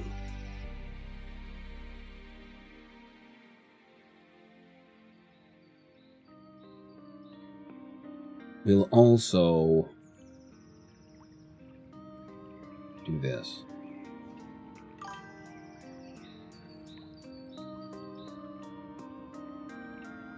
And we save this. Look at level in 3D. Good morning, Ugla. How are you doing? Hope you're having a wonderful day, my friend. We are doing silly things. Mainly making a game and making our first attempt. We'll say to making a game by making it into a 3D game. Alright, taking hit works. Yeah, health does nothing, but right, we connect it, we get a bomb. Something happens. We can add more detail to what exactly happens when we hit the obstacle, but right now it's just jumping, and technically health is going down, but that doesn't affect anything right now. Now the problem is I'm going to want the obstacles to come there and come at you, because we want the sense of speed. Now if we just added the obstacles round and had the player be... Next, player can't control their acceleration. That is one of the goals here. It's cool. Well, thank you very much. It's extremely bare-boned. The theme was one-way trip, so I'm trying to make a use the theme of a downhill racer. So the player does not have any control over his speed or acceleration. As time progresses, the player will keep on speeding up, and it's up to you to dodge the obstacles. And seeing as how far you go will then determine your final score. And because this week is kind of special. You see, it is Trijam number 333, and it's a 3-hour game jam, so it's a special jam, because it's in 3 parts. We make a game this week, and then next week, we'll take part over 3 weeks. 9 hours in total to make a game. So 3-hour sessions, so we'll make a game now, make it super bare-boned. Next week, there's a new theme, and we get to continue with our game and add that new theme into it. So we'll go with one-way trip. And the ideas we came for is now the racing player with player can only steer. I'm going with 3D because I've never done anything 3D, and I thought it'd be a good chance to learn. So what we must have is like a health for limited crashing and some insticle obstacles. Length of run is the main scoring system. Then we have nice to add with like boosting, which makes you like your movement speed better. So gives you bonuses like that. Bullet time, which slows down all the stuff, which could also is a maybe. And then some coins or some other like point giving things you can then grab for extra points for the scoring later on. So that is the base core idea we're going with here. And now I'm also at the same time trying to figure out how all these 3D nodes work, so good on me. Also, new mic, change the camera position a little. Let me know if anything's weird, because I'm doing my best here with what I got. Alright, now if we look here, we zoom on in again. I mean, we start the test scene. I'm seeing an issue, and that is, even with this size,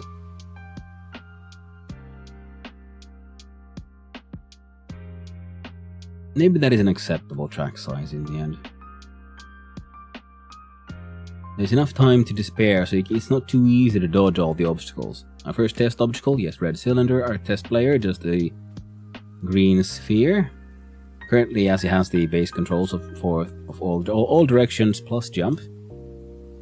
But we're going to remove forward and backwards, so we just have sideways and jump. And right now the obstacle is technically taking away from health, but we don't have a health bar, so that's a-okay. Which does remind me, I need to add a UI, I guess. So we could be proper and sensible, and we can add a UI element here, and we should call it. I think we can just use basic control node for now. Yeah. Fine, and we'll call this one actually just straight up UI. Now we're going to add a 2D layer which will be on top of what the player sees. So as a UI element, we want you to have a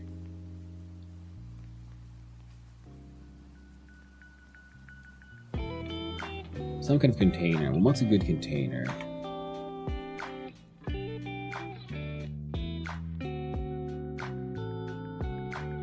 GUI that controls a style mark. So the panel would be... I think a panel is what I want. A panel works, yeah, because it darkens it out, so it's not really visible. And within here, we add a label. This label is going to say stuff, something like health, at least for now. And we're gonna make you fill out the entire thing. And the panel here went wrong. Okay, let's see. Now let's see. Okay, how did this happen?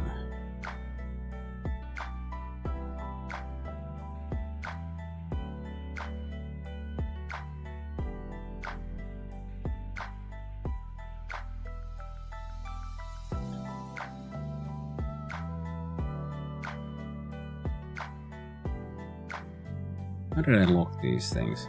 Man, it's been too long since I muck around like this. Oh well.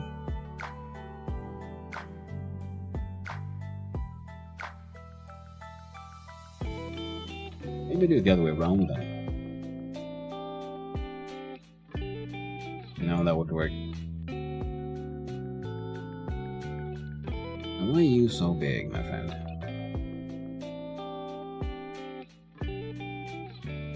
You're the smallest possible, and you would try to be in the center. Yeah, works for me. Label here also. The text should be also center aligned because I like it that way. And then we have a motion loop here. And actually, you can't really.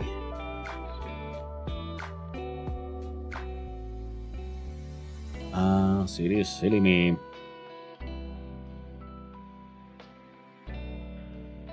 Move. I can make picture an entire scene for this one.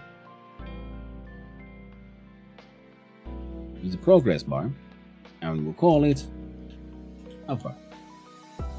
It's okay. A health bar here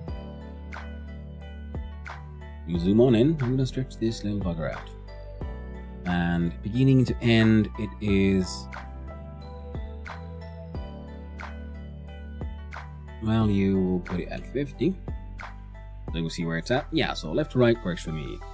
And show percentage will say no. Max value will be 3, steps will be 1.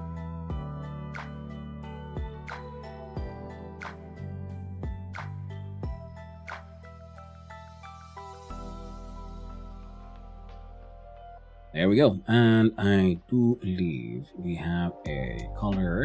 Nope.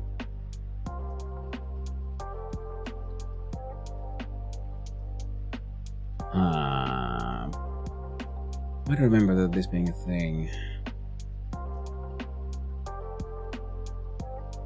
Very well. You're gonna need your own little code. And within here we have pretty much just, we'll do more. Actually, no, we'll probably have const and max underscore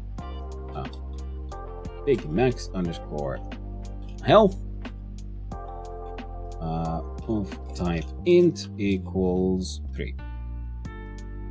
And we'll have to change those into this, and there we go. And we'll add a func reset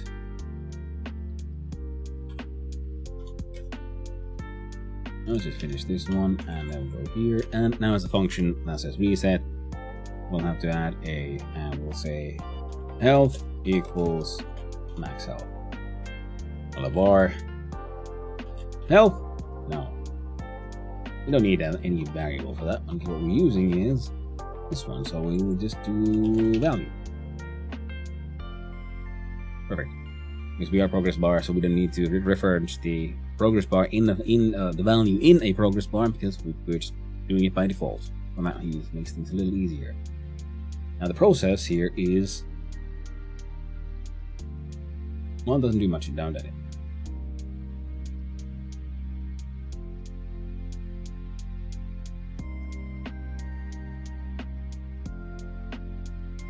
I'm gonna save that one.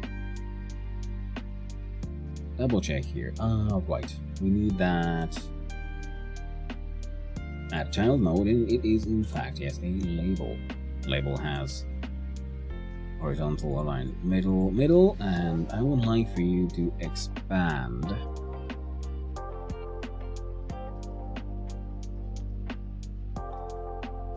of 3. Now if I clickety here, perfect. That's exactly what I wanted. Now the text, we can do here theme override. We'll do colors, font color,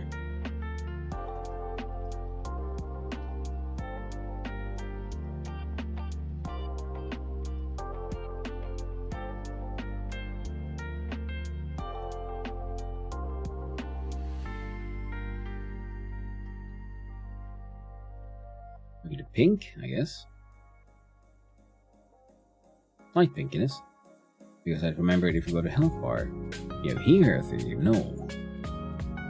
Layout localization tool to focus mouse input and theme. Theme empty variation. Theme overrides font colors constant. Visibility, modulate, that's the one. Friendo, maxed out green.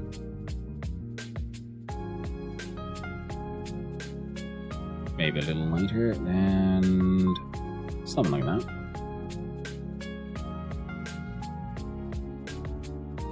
And let's see.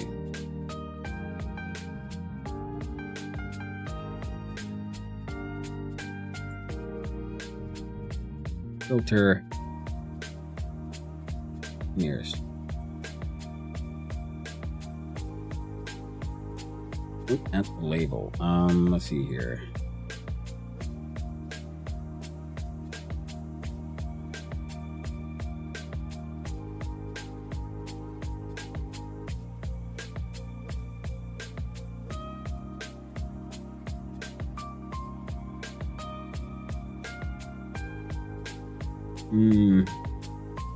Problematic. Right. Because I've messed up. It's not this one.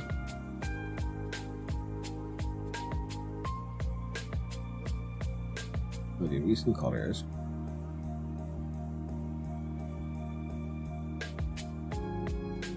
Which is back in white. Self-modulate.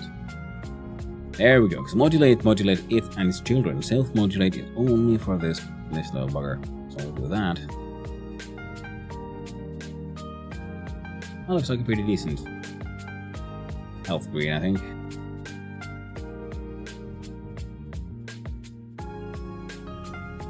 Which means your font color.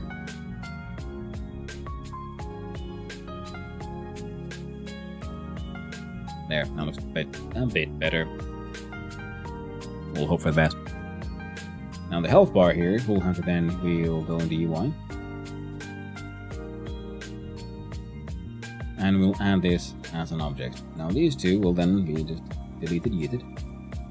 Health bar can hang out here.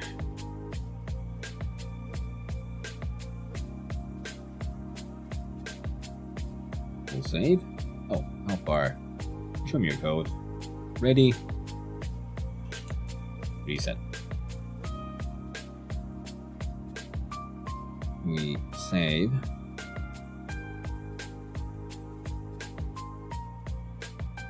We'll add a global for this one. Because we're now doing many things I haven't done before, but some of these I've done before, but not like in these projects. So we'll need our new global. We'll do clickety-clackety on the add, and we choose where. We go inside, double click, open, global.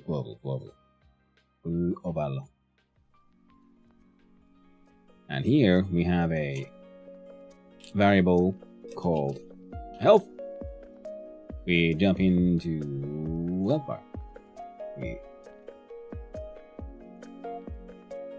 copy int equals to. We add the const, and from health bar, yeah, we don't need you actually, and we can even remove that one. And here we do have one part of the process, which is value equals global dot health. Now the value for health that is in our global, if that changes, it should also be then affected and shown completely here in the health bar.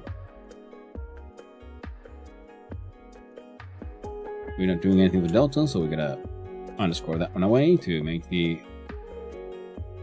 complaints go away. We'll set value equals max health. Nope, we'll do health equals max health, or takes the value of max health.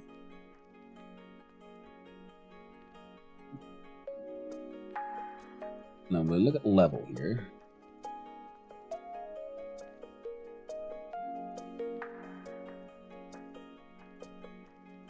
We jump back into here and we're going to ask ourselves some very important questions.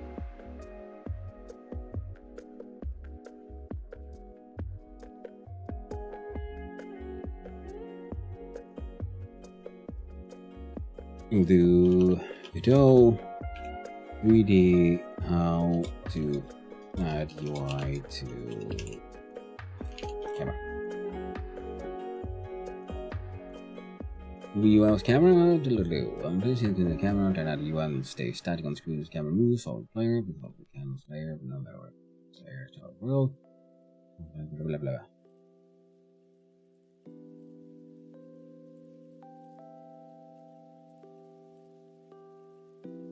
Layer camera, canvas layer.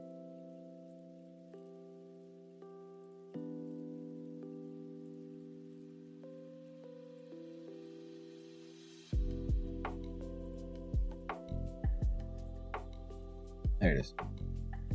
We'll jump into the layer scene. We have the camera.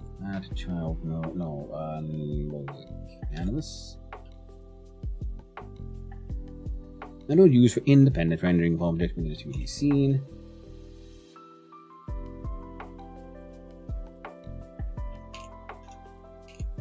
Let's call that player camera. Now you, my friend,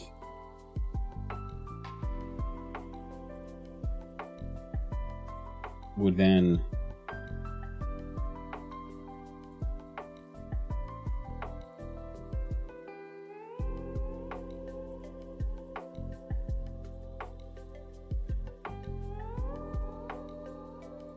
look level, press F6 and see what happens. Holy Batman. Works.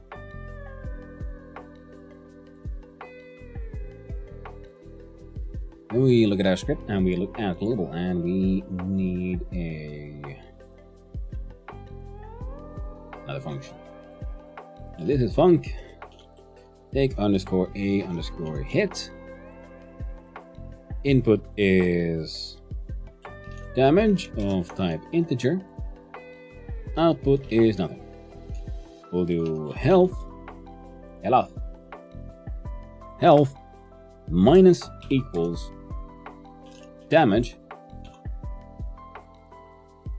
and then we do an if health less than or equal to 0, print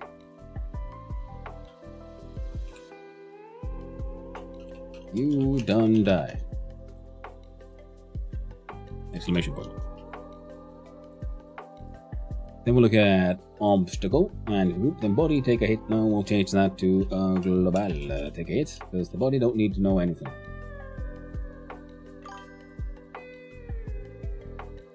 And you're taking a hit of 1. There we go. So that is functioning. That is doing. That's like a player against what you don't.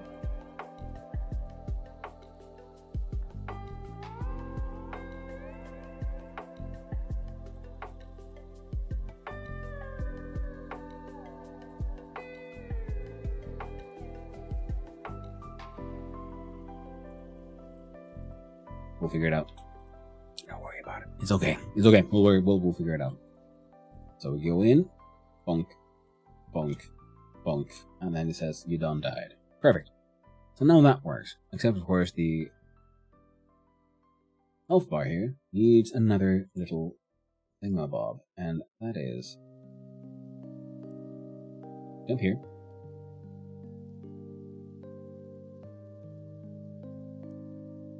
Let's rename the label something sensible, which would be our health bar text. Perfect. Now health bar text will pull you down. We click and drag and get a reference to it, and dot text, which is the value for what kind of text is on there, equals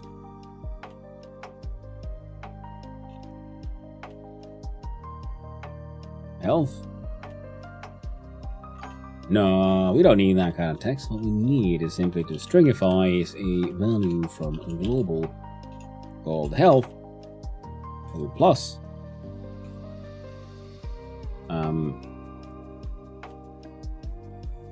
forward slash, and then we stringify plus stringify global dot max health. And we save that one. We jump into level. We press F6 and we see what happens, friends. See, now we got 3 of 3. We take we go and we take a little bit of a hit. Now we're gonna go 2 of 3, 1 of 3, and now you done died. Well, you done fucking died. Excellent. Damage taking functions.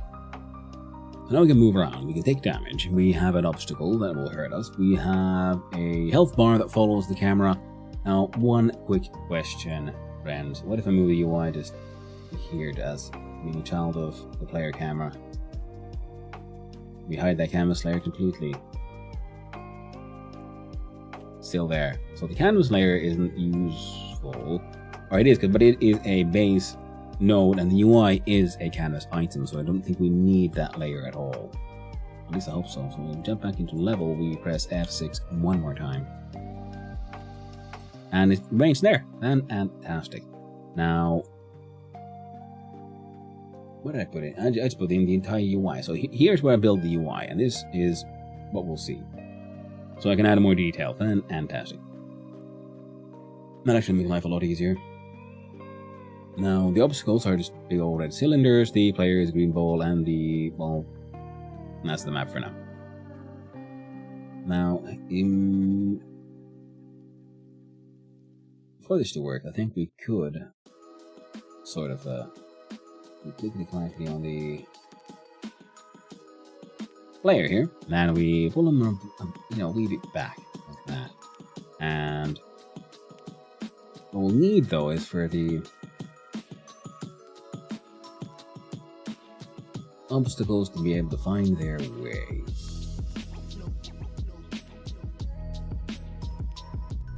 Yeah, we're here, we're too far away. So the lights will be here.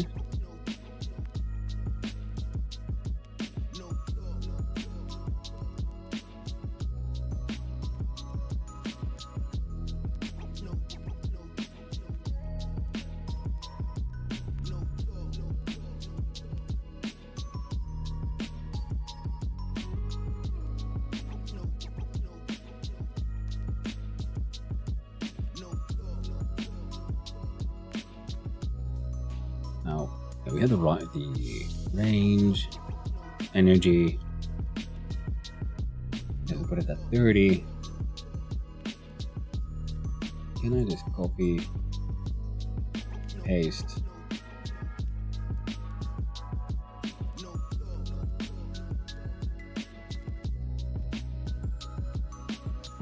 I think the energy might have been a little high there, but we can have another one here behind the camera.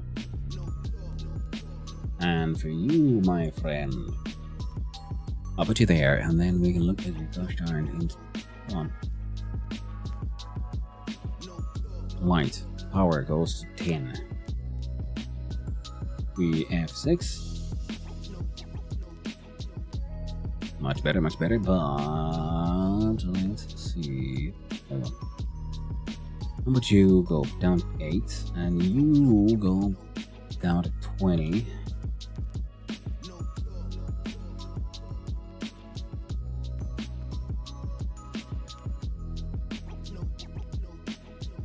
I like how the lights are sort of working because they give that sort of it does sort of accentuate where exactly our character is on the track here. Now we might have to have other lights, and you know what? How about I cut, I paste.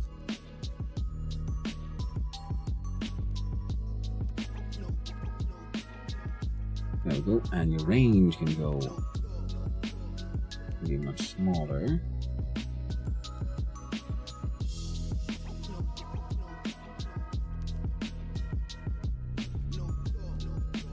What's this then?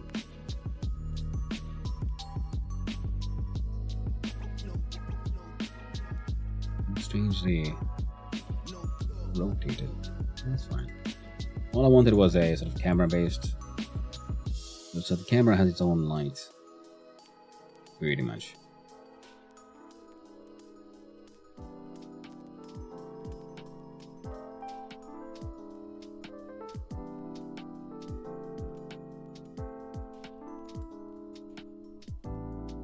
Copy position value.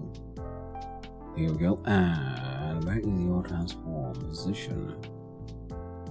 Paste.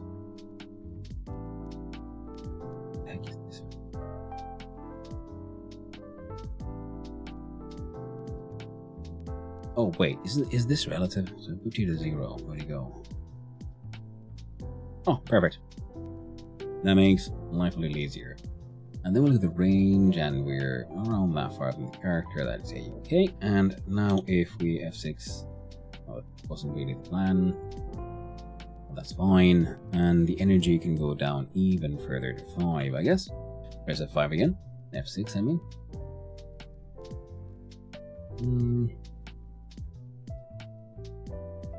How does energy 1 look from this distance? Oh, better than nothing. So jumping to level and press F6. That's good. That's one of the things I wanted.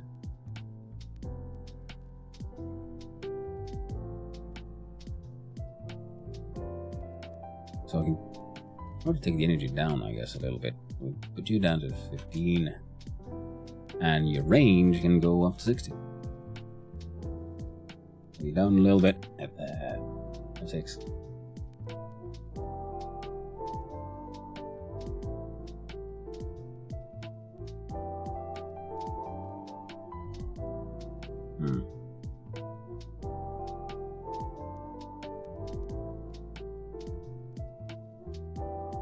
Bit. Well, it's not ideal, but it'll work.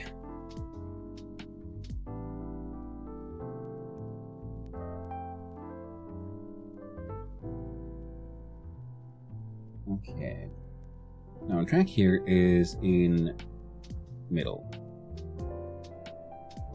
Now, if we add for our level over here, we give you an obstacle. We will make a function for spawning obstacles. So we func spawn underscore obstacle. Like it's right. Spawn obstacle. No inputs for now. No outputs. Void at all. And we'll do var new obstacle. I'm not at my best right now.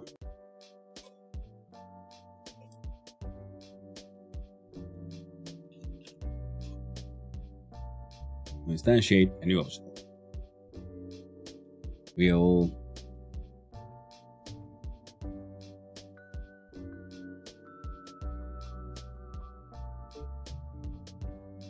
add underscore child of new obstacle and new dot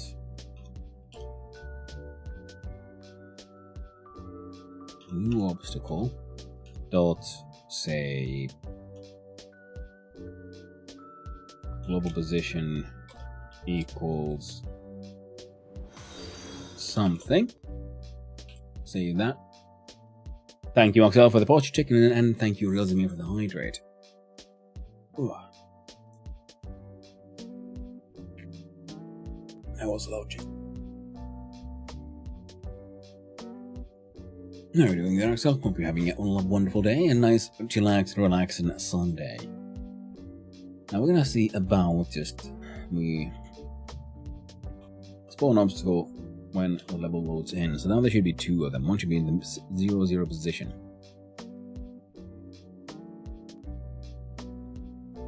And it is. It's doing some Z fighting there, but it is there. Now, how do we do this? Do we have 3D markers? That would make life a little just Nacho. Marker 3D, perfect.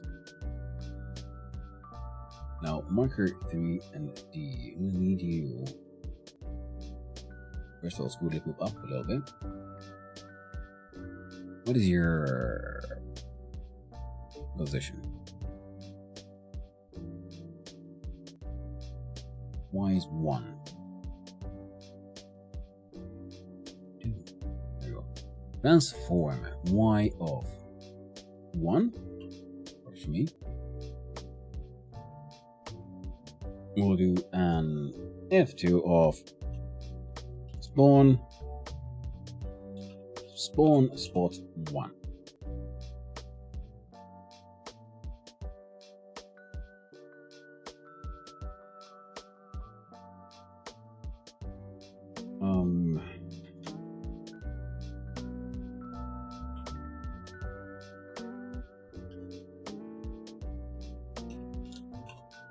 Call them spawn node, spawn spot 1 goes inside there, just so it's slightly easier to control these. 1, 2, 3, perfect. I didn't even have to name them. Now, if we look at the transform here, the red will be the X. So how about we make you, I think that is a 10, so half of that would be 2.5.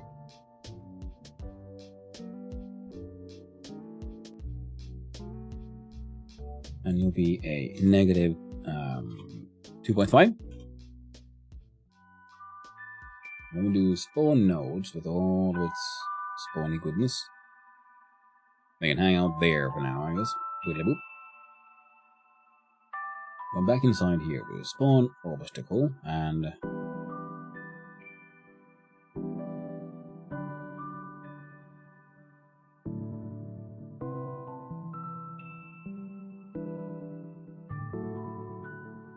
we'll do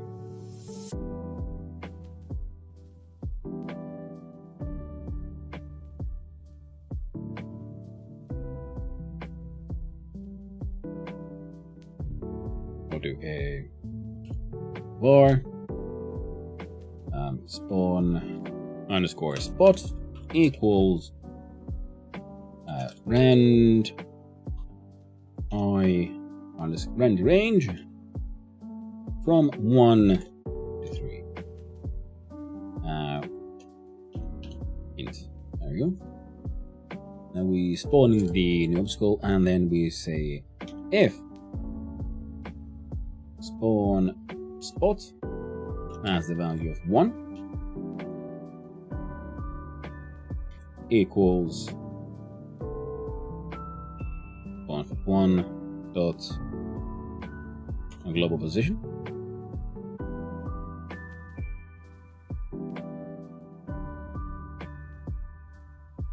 This one gets an elif 2 and 2.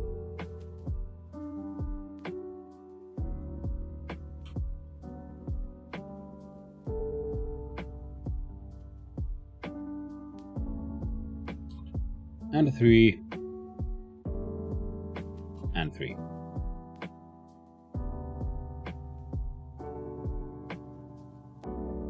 And then we save and we F6 for it to test it out, and you should be able to see in the back there, yeah, there's 1. Did F8? Yeah. Then we have 6 again, and it should be. Yeah, it is moving. Fantastic. Now, obstacle, my friend. You need details. Which means that part of your process will be with the global position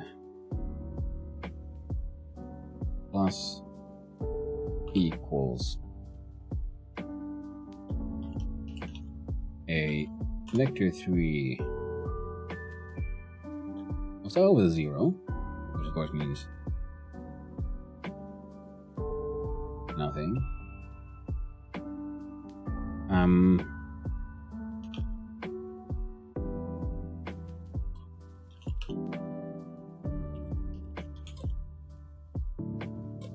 The speed is a float equals 10.0 for now. We're gonna look at our player here. So we have a speed of 5. Okay, good. And if direction, we don't have all of that for the physics process. Maybe we do it if we actually called physics process instead of process. Move it. Okay, but we're in area 2, so we don't have any physics. We're just moving. So we'll do direction of x times speed.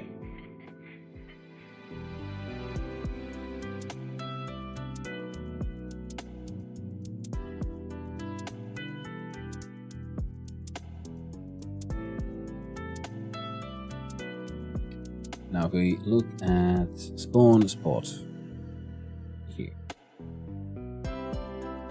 your current position spawn node will be your current position. It is Z and -1, so a positive Z axis. That can't be right. Geez, what have I done?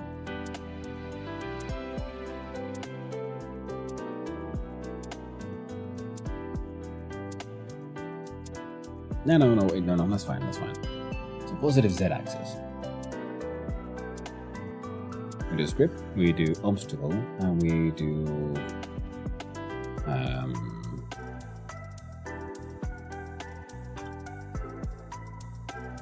XYZ 0, 0, 1.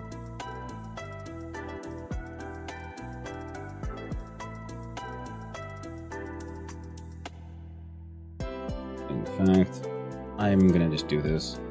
More direction. What dir equals that. And we'll cast the variable as well. So global position plus equals direction times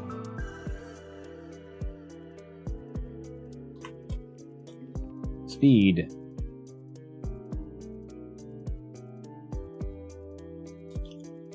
times delta, and your speed will make it 5. You save, you load in level, and we'll see as ship breaks.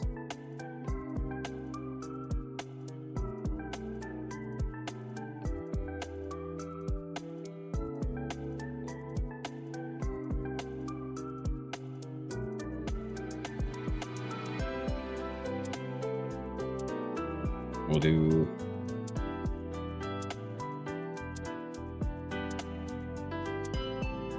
and for this to work, I think we're gonna have to have another constant here, and that is in fact the starting speed of obstacles. Well, the obstacle underscore speed type float equals, and that can't be a const because this is something that will change. So obstacle speed underscore mod for modifier, and that is an important variable because I think we're gonna have the obstacle times speed plus global obstacle speed. What I think it was. We save, and because of the order of operations, we have to make sure that the speed plus mod happens inside a parentheses. So there we go, and obstacle. Just checking. Obstacle speed mod, perfect. Oh, and pop. Oh, there we go. We don't need pass anymore. So now they are kind of constantly moving this way. Fantastic. And we'll also need a check.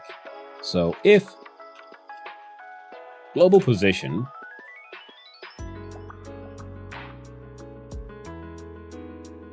dot z greater than or equal to something. We'll have to look at here, player, what is your position currently? Look at the transform, you are at Z33, so we'll have, if it gets greater than 40, oh no, Q3, then delete yourself, before you yeet yourself, F6, look at remotes, open level, we have obstacle, oh, deleted itself,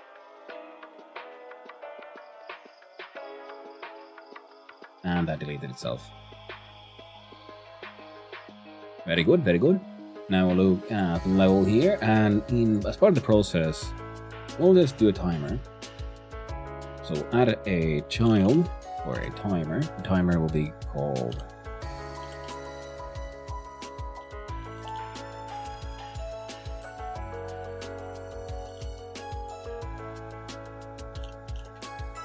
spawn obstacle timer, because I can't be bothered. Come up with anything fancier. You know what the heck even works. You make that the most important part. So when spawn obstacle timer timeout is timed out, you know what we do? We spawn obstacle. The good thing is because we can just call this and it'll just automatically bring from somewhere. Now we can then have different kinds of obstacles doing different kinds of things, but that will be at a later point in time. Right now, this is a-okay. Now, thank you. Now, then we look at the timer itself. How often should this happen? Let's look at the inspector. I want you to be an auto start. No one should. You'll just keep on going forever. Wait time though.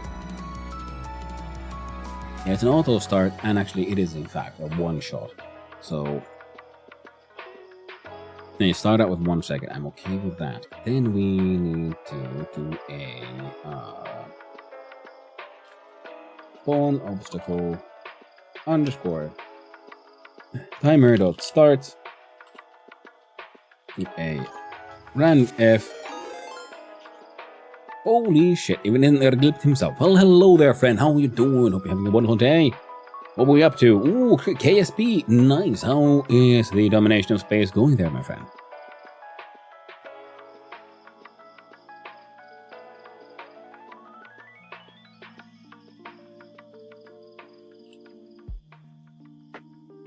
Oh, no, India. It's just random range. And range is from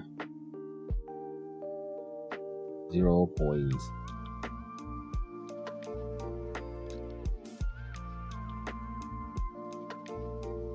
Worked very well. Nice. I'm glad to hear that. Hope you had a fun stream, my dude.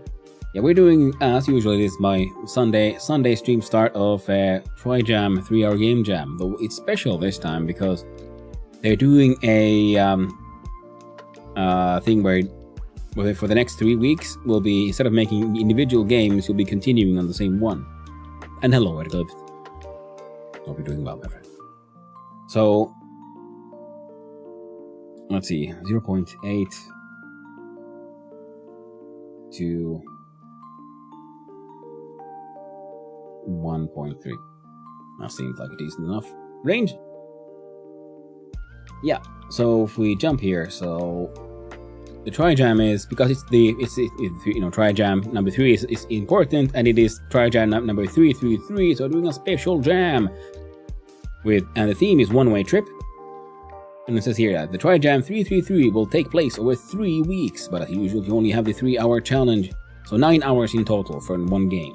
One jam in 3 jam series. And each following week, you'll have a chance to improve your game based on the feedback from our community. And each week there'll be a new theme that we vote for as usual, and we'll pick the winners as usual. So we'll make it a game. The theme is now one-way trip. I'm doing a sort of downhill racer thing, and I'm also, for the very first time, trying to do something in 3D. Now, on defense, that you'll have to be working the game for 3 weeks. That said, anyone can jump in later as well. They can catch up if they've been busy. As always, goal to practice and improve our skills. The scope can be bigger. We'll get more feedback. Stay tuned for themes.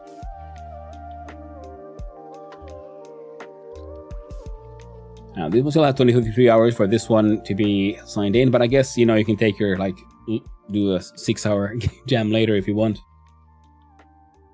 Blender. Yeah, you could use Blender, but I'm just going in with good old Godot straight up, because it has its 3D meshes and stuff, and it's good enough. So if we look at the scripts, yeah, and as you can see, yeah, I'm starting a super simple. We just have some objects: green ball for player, red cylinder for obstacle. And we're going from there. So first, I'm gonna make this week's goal is to have the core of the game function. Then next week we'll add more detail, more nuance to the game based on people's feedback. Maybe adding art, try to make it look nice, add audio effects and so on. Right now, all we got is a health bar. That's how all of our UI is. This one. Now let's look at script here again. So we have the level, we have on spawn, timer, timeout, we spawn obstacle. Now we should be getting more obstacles. Okay, I still have the base controls left, so you can go back and forth, but the idea is that was that you can only go sideways and jump. So then we'll have our obstacles, and we'll have to probably try to come up with different kinds of obstacles. But yeah, so if I go backwards, I'm about the same speed as them. Yeah, they'll need to be a lot faster, because the idea is for the proper challenge.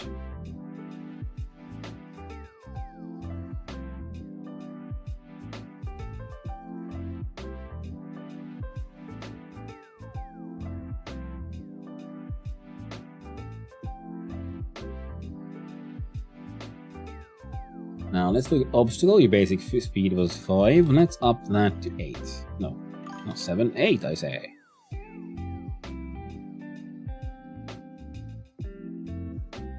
BRB? Well, thank you. And if I click here on remote, yeah, we see them spawning in and deleting themselves and spawning in. So we have a constant stream of new obstacles popping in. They all give us some damage. Can I jump over one?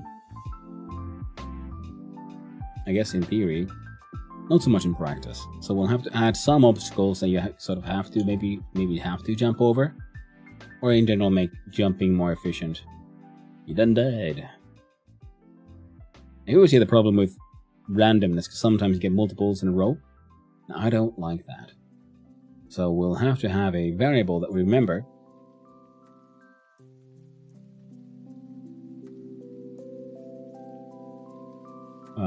Yep, spawn obstacle, here we go. So we will have here floor.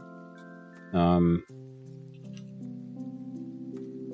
previous underscore lane equals of type int equals 0.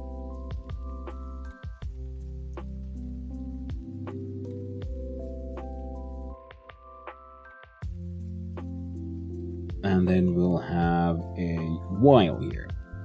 So we'll probably have that way. So we'll do while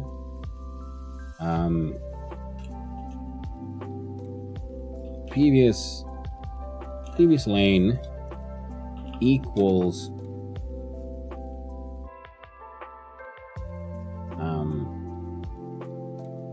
zero, or previous lane equals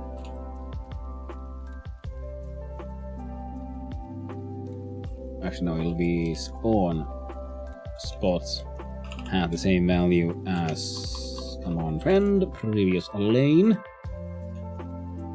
Then we do this one.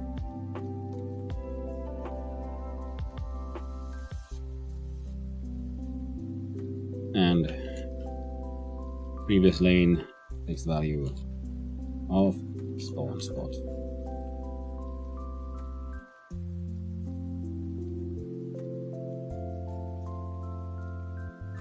So spawn spot equals 0. Previous lane equals 0, or spawn spot previous lane.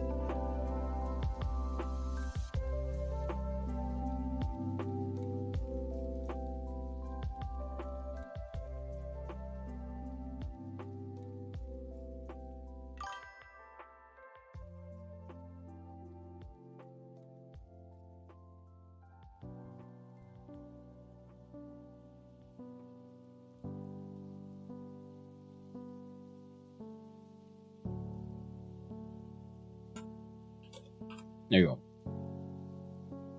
So come in here, we put previous lane inside spawn spot. Then we check if previous lane equals 0, which would happen, and our spawn spot equals previous lane. But this would then always be true when we get here. Then we do a spawn spot random range, previous lane equals spawn spot. And that would also be true, so we'd have infinite loop here no matter what. So this one does activate, but first after we're done with this loop. Now we can completely skip this one, because this way this will always trigger at least once.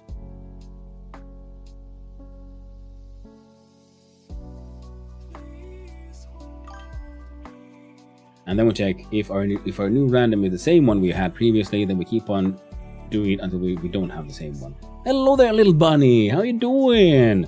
Good morning, Hano. Random wake up. I hope you've been fantastic. Have a good evening. Also, howdy, UT. How are you doing, my friend? Hope you're doing well. I got a new mic and everything and moved the camera around a little. Now we're trying to make a game. But I hope, thank you for coming by and saying hi in the middle of your sleepy times. I'm at noonish, almost 1 o'clock. I'm making a silly game about some downhill nonsense.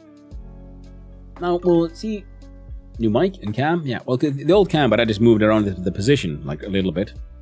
But a new mic. We've got an Elgato mic as well. So now they shouldn't be too next to each other ever. Certainly seems like it. Nearly 5 a.m. here, but I wake up in 3.5 hours. Oof.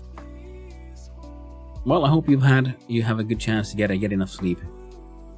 I'll still be on in 3.5 hours, so if you want to come by and say hi again, then you're always welcome.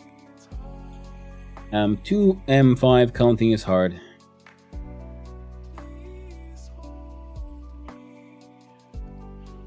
Two and a half hour.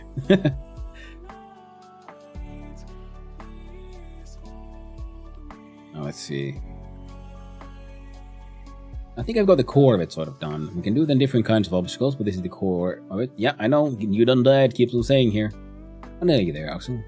I'm good in life. I'm like a rock, but dreams woke me up. Yeah, it happens sometimes. I usually wake up, the weird dreams. I need to pee. Or some other discomfort. Or of course sometimes, when you have to sleep with the window open because it's too hot or something. Okay, randomness can still allow for this to happen, but that is also fine. Now, if we look at some of these obstacles, I think we can remove you completely now. Delete.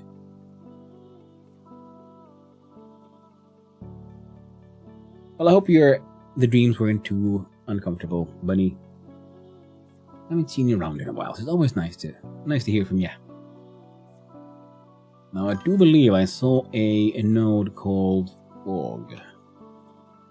A region that contributes a default volumetric fog from the world environment. Fog volumes are only visible when using the forward plus back end. Well, screw that then. We don't need to worry about no fog. Not here, no. This one is good, like melancholy one, but still weird, of course. Well, most weirds are because they're not built on like actual logic. They're just like the brain trying to, just simulate thoughts and concepts, and then sometimes they end up with a visual component. I mean, usually it's just narratively odd. Now let's see. So we have those, they're coming in, right? So that is working out. The problem is we need to figure out a speed modifier. And the obstacle, of course, should do nothing but move itself. It has its constant, and the modifier is coming in from global. Once it goes past certain points, it deletes itself. If it encounters player, it tells it to take a hit. With the global. Now this one before, sometimes I have like looping dreams, but I barely dream now. Yeah, I've had those looping dreams. One of the weird, but he's sort of like, here we go again. Or a similar dream.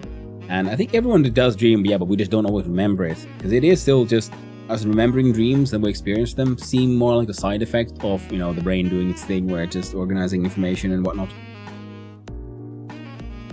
Reoccurring dreams? Yeah. Happens sometimes. So we have the speed mod.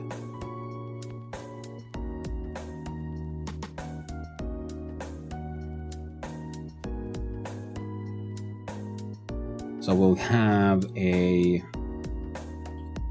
bar time elapsed type float. Starts out at 0.0. Forgot about this one, to be honest. There have been so many. I remember this. One time I was dreaming about sharks. Good dream. I mean, could be. depends on what your relationship to sharks is, really. I mean, do they freak you out? Are they scary? Or are they just interesting and fascinating creatures? Depends. I've had odd dreams where I was, there were these like nightmare monsters, but I sort of caught them on a break, and then they like offered me a sandwich, and then we just hung out for a bit. That sort of thing. At first, I'm like, oh no, and then like, oh hey, and we just like hung out. So the process here where we can have time elapsed, so we'll have time elapsed plus equals delta. Health equals max health, and time elapsed equals 0.0. That is for the, and we're already out of the reset, just in case. I don't think this will affect too much, but we'll just see. Oh, okay, and inside the UI, I guess we could add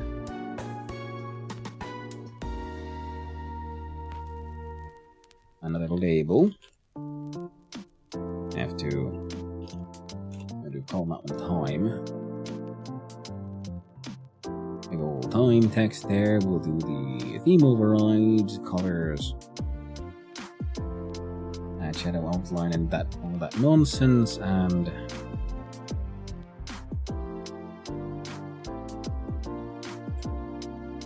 god damn you! I hate you, Windows. One of these days, they'll push me one step too far, and I'll have to just become a hardcore Linux nerd.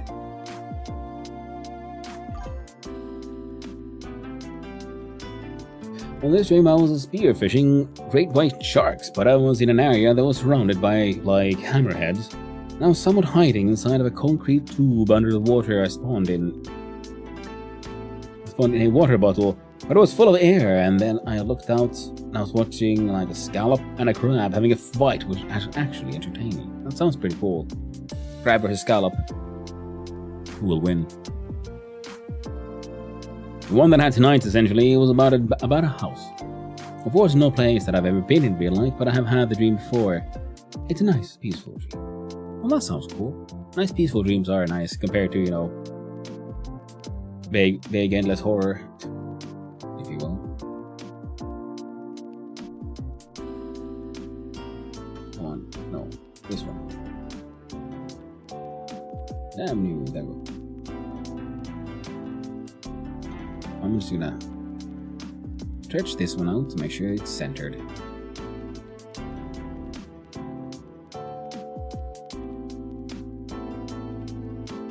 I find that acceptable.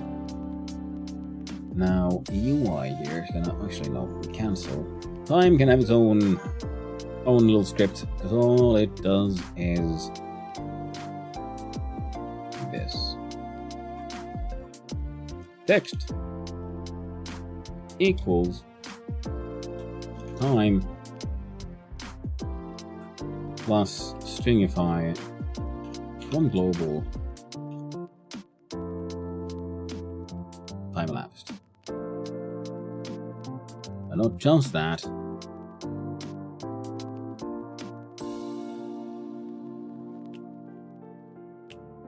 forgetting how to do this.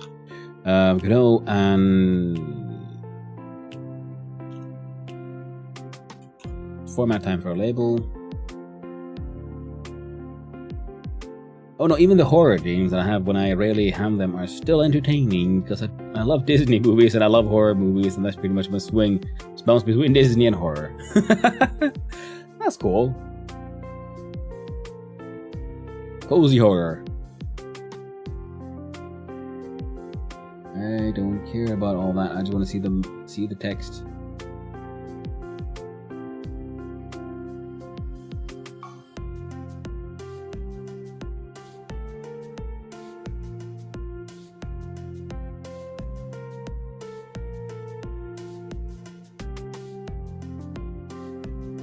This one. So we stringify percentage O to D. Percentage O to D percentage.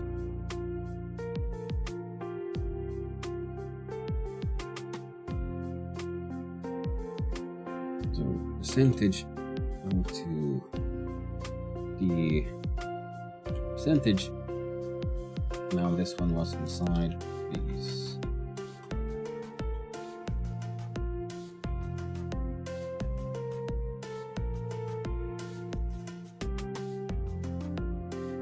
Now that might work. Times 0, 0, 1.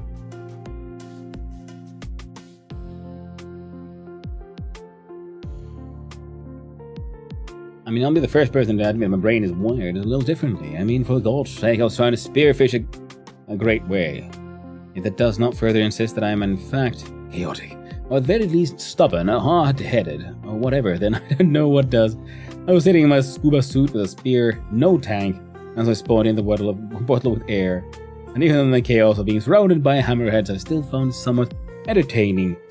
The shellfish and crab try to duke it out. Nice. Yeah, dreams are fun. I think everyone has their own kind of weird dreams. I think that's a-okay.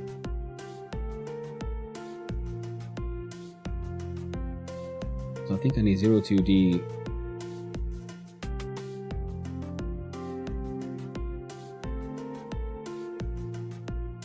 Decimal integral d to insert the calculated time values. Finally, padding a 0 will measure each value has 2 digits. This will make any padded value a 0.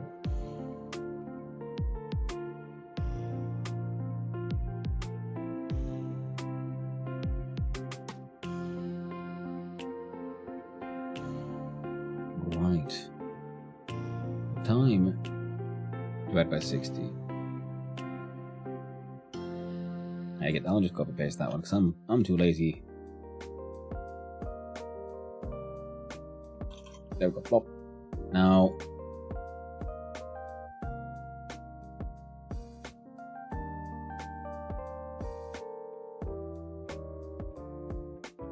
oh right, I need to do this.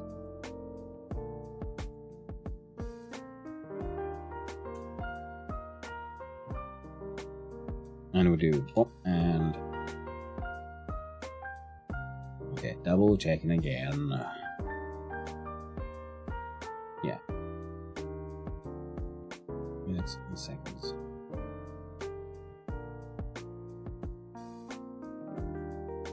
And percentage 0 to D.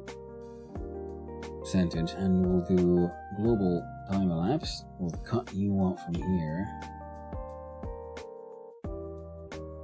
We'll do that. And we'll have minutes, seconds. Now why? Oh, you're presenting it as an array. That's why. Okay, so now if we do have 6, we'll have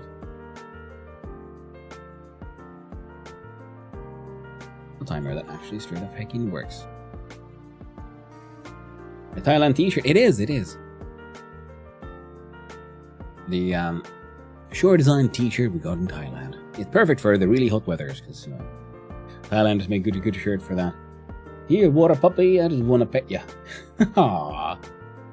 One of the other things that my brain loves to do in the dream is impossible architecture. It actually leads to some pretty interesting and stunning creations.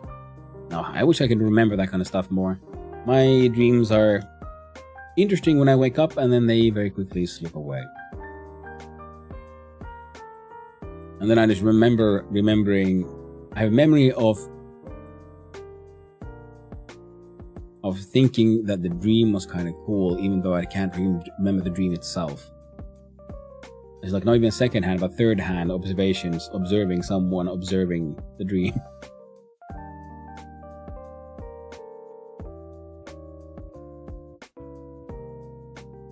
So now we have this, and then we can do in global our, let's see here, time elapsed plus equals delta, and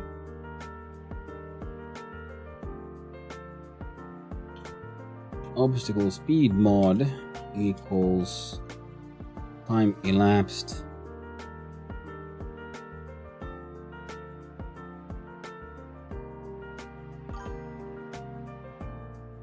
divided by 10.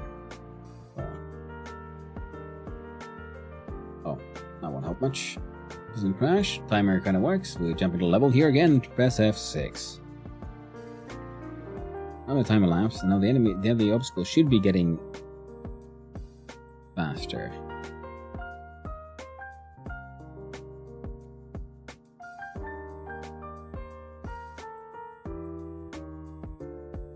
Hold on, I'll let that run for a little.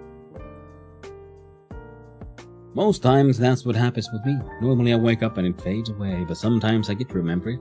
Just like this the first time, sometimes I get to remember it. The first time that I had it clearly, but just like this one. The first time I had it clearly, I forgot about it. And I'm sure I'll still in time forget about this one, but I look forward to having it again. Yeah, definitely. So it does sound like a very fun and interesting dream. Alright, it does seem like the obstacle speed is in fact increasing, so that's good.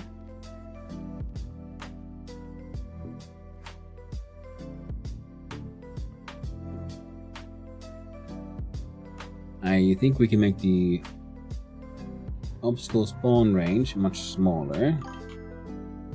So 0.2 to 1.3. 0.3 to 1.3. You're gonna stay there and not lose. Yeah, apparently that is true. But that's why we're building the machine first, and then we're adding more details and different kinds of obstacle shapes and sizes later. Right now I just make sure that the core machine of it actually does function.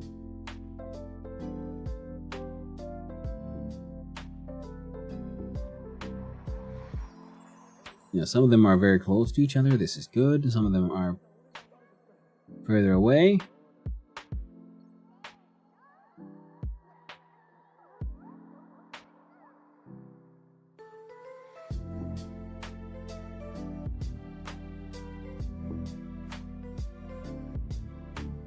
I'd say that's an acceptable state of things. So, obstacles are being spawned in. Obstacles are becoming faster. The very start of the game, we can have a little timer, like, like something beep, boop, like get ready. Actually, we can just double check that now, can't we? So, timer goes how far until they end up reaching us? 8. So we'll say 5 or 6 seconds. And that is while timer, I have to call it the start timer. Wait time is 5 seconds, one shot. And as a timeout. Doesn't do anything just yet. But we're gonna have to add child node. We'll add a label. We'll do called the start pop-up. It has the inspector about game is starting.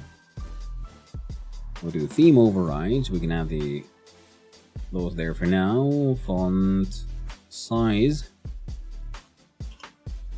Do that one.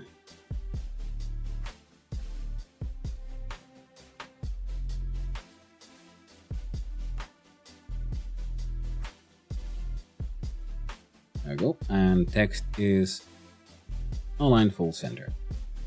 The game is starting.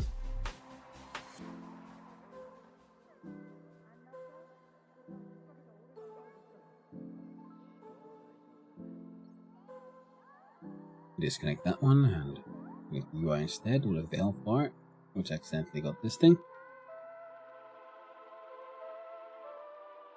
There we go. Health bar's not supposed to care. And actually, no. We can just add a script here. We disconnect that one. I connect you to start pop-up. Now we'll do visible equals false.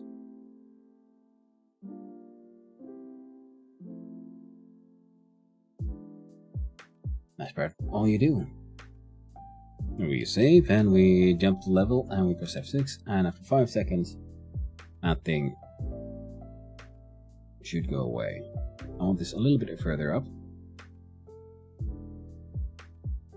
Ooh. Now start timer, what the friggin' frick was that? Start up on start timer timeout. Wait time 5 seconds. On.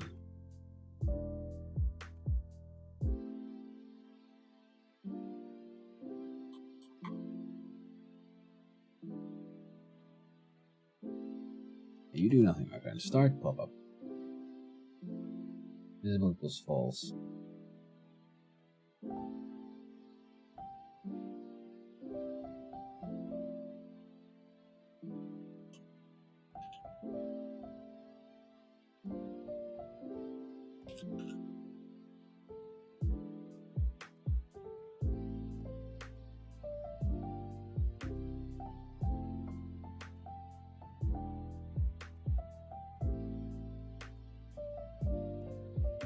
Start timer dot start.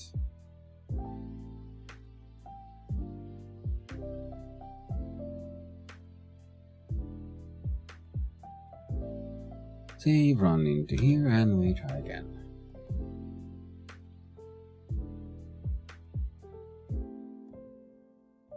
There we go. Now it works. So that works.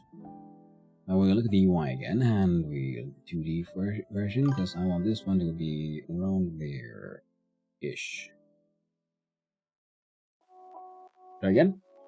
Asleep here. Well, thank you for coming by, little bunny. I appreciate it. You're always welcome to come here and hang out and have yourself a nice little sleepy sleep. Where's the time not in the middle?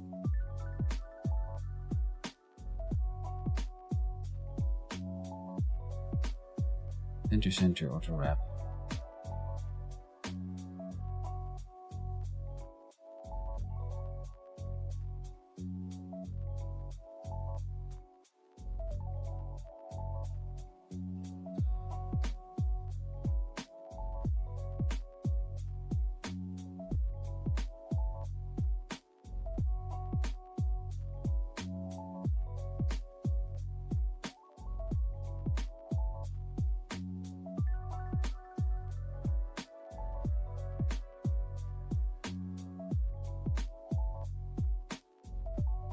I guess it is in the middle, technically.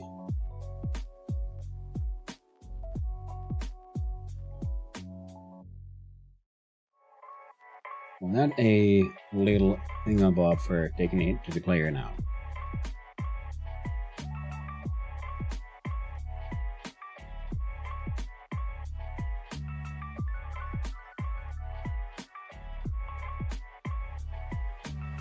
And it shall be... Like, I guess you can use the func take a hit for that one. So we're going to add a little thingamabob here to do a self underscore. No. Modulate self.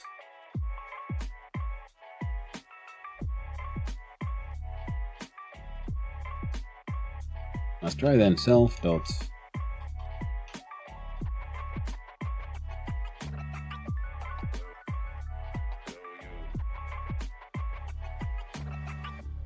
Interesting. Let's look and see here then. You have a...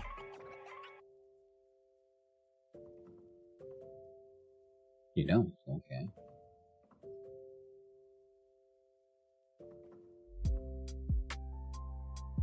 Mesh instance dot.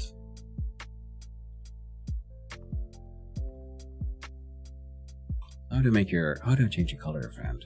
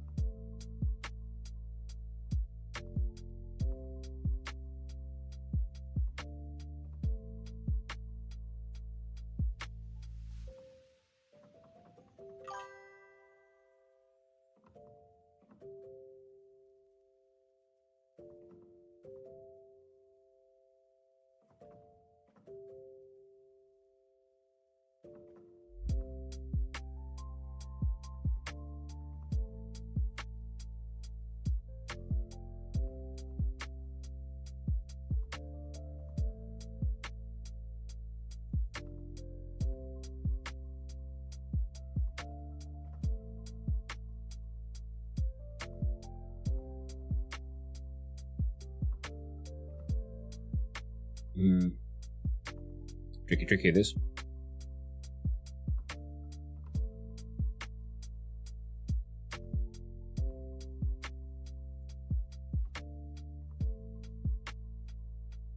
So do Godot 3D mesh instance flash red. Someone said red flash when you hit something when you take damage, because right now it's just yeah.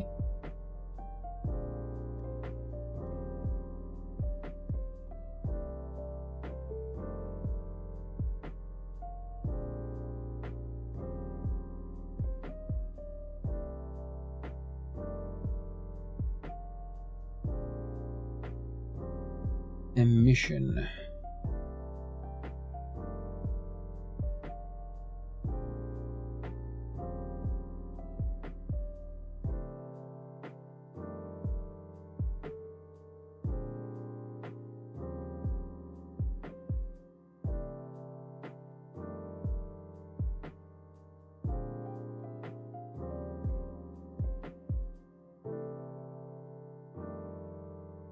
Mesh material albedo color. Okay.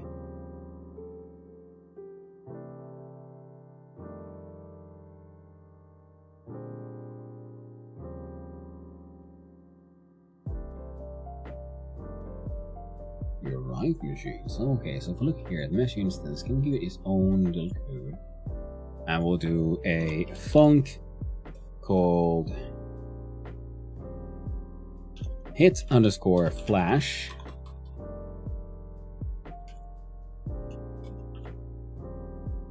God damn you. There we go. No inputs, no outputs. What you do is you get mesh dot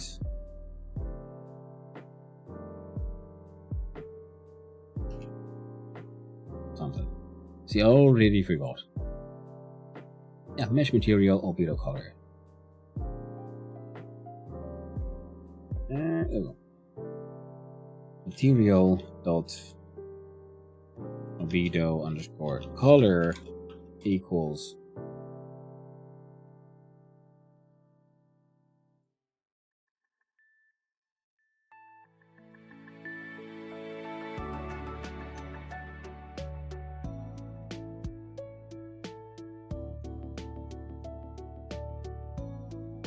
copy value, paste.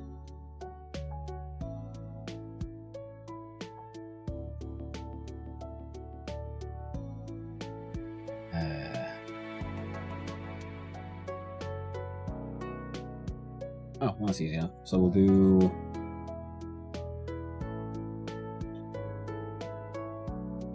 the color dot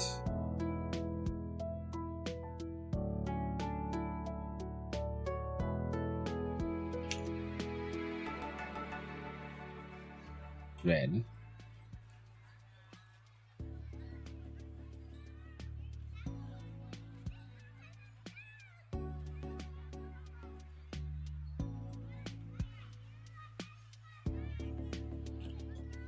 Or main color is a color information, and it is color. We'll do color green.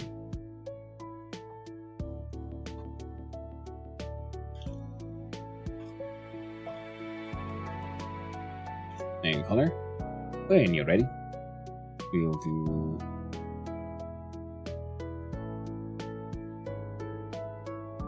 copy of that one into ready.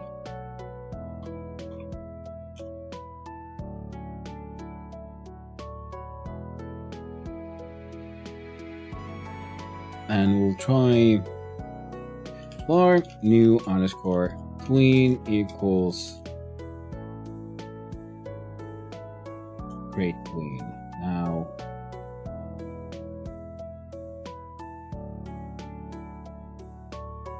clean dot no new underscore clean dot clean property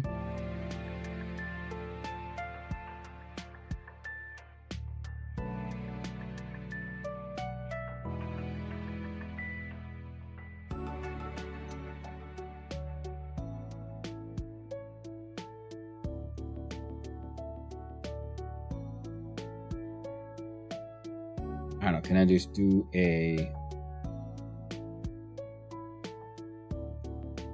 self? If the object, property, and apparently main color, and color red. And it should take us 0.1 seconds.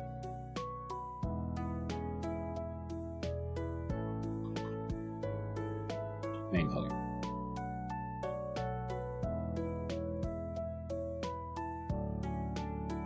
And that is what we call hit flash. When do we call hit flash?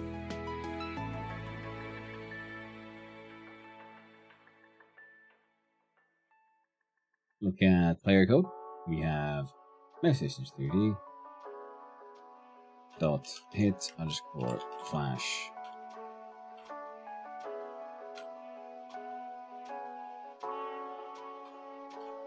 There we go. Now we have character body 3D. No, new player. We go into global. We look at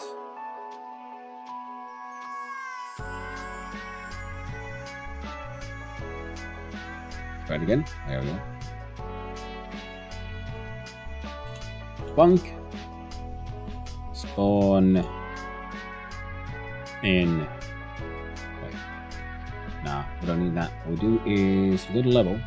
We look at 3D and we look at the level. We add a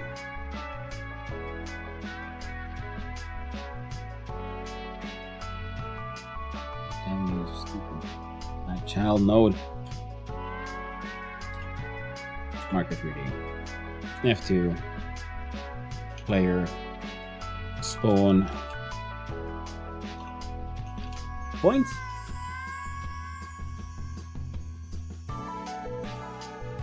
We can hang out there. Now player spawn point will of course then move all the way here and we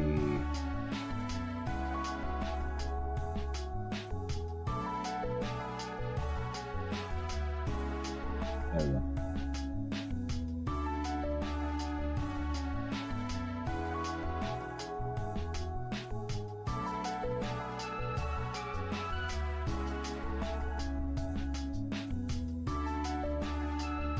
Bring it up here and there.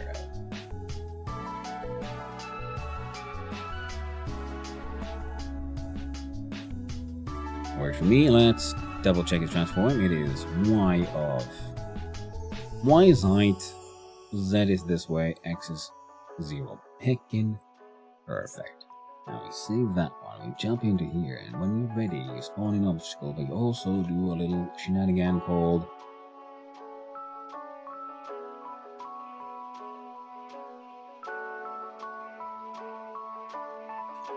global underscore spawn global dot spawn underscore player, and we feed you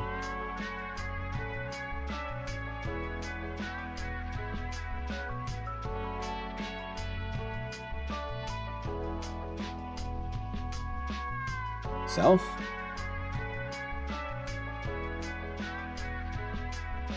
Then we'll have var player starts out as a null pointer. We'll do player takes the value of this one, and if player does not equal null, player don't global underscore position equals the spawn point dot global underscore position, else print. There we go. An error message that says player spawn, failed, followed by get underscore 3 dots. Wait. Now this of course means we have to do a spawn player, which returns a player node here. Do I?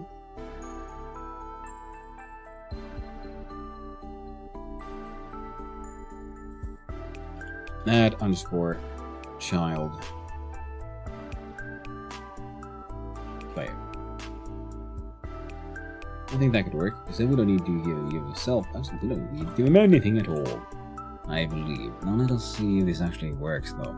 So we'll have to have another variable here as well. Call it var player. Start out, no. And we'll have the func spawn player, no inputs, outputs a character body to 3D, and var new underscore player equals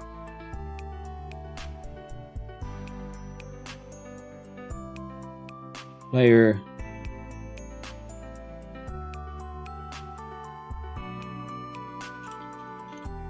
that way around. Player don't. What is this? Oh, wrong one.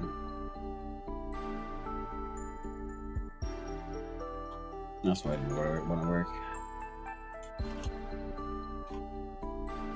So again, player don't instantiate. Player takes the value of. Oh, right.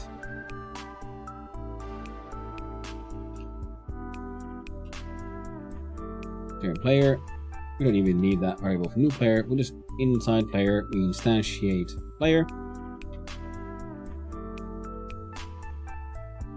Define type character body 3D. Big D. Will that help? I think it might. It did. Ah, wonderful. Now we should also be able to, from here, then do player dot. How do we call it?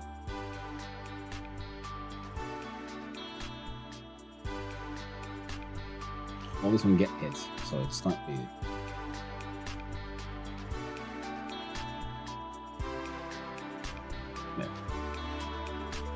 And we did it this way, so that we spawn it in through the global, so the global will have the easiest way of just getting a variable,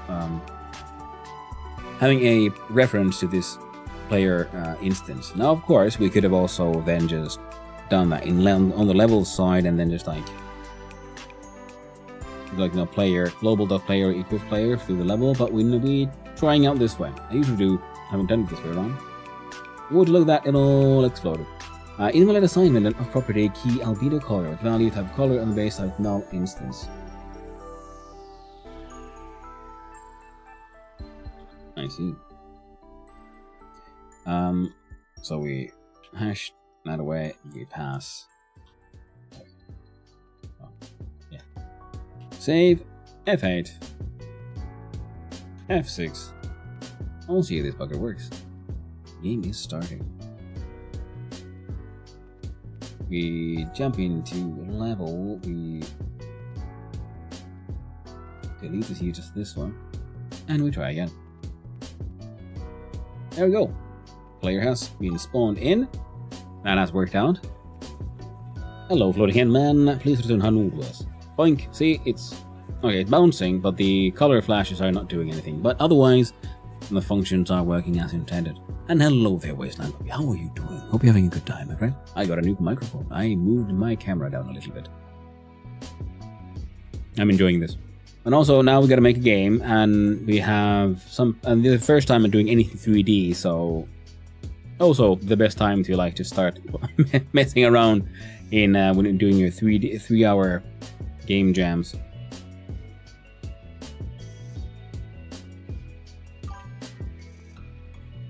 And I'm still wearing my nice little green shirt. Calm Buddha man. Do the game making, please. I am doing my best. I am gaming.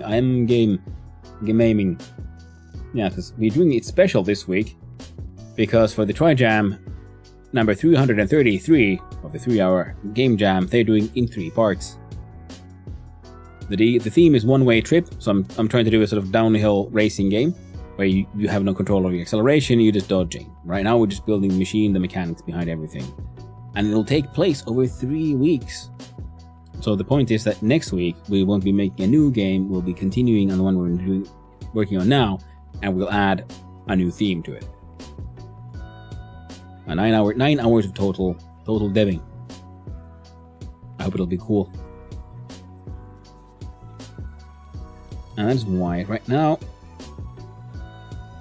we're working on trying to make 3D nonsense kind of work. Hoping for the best.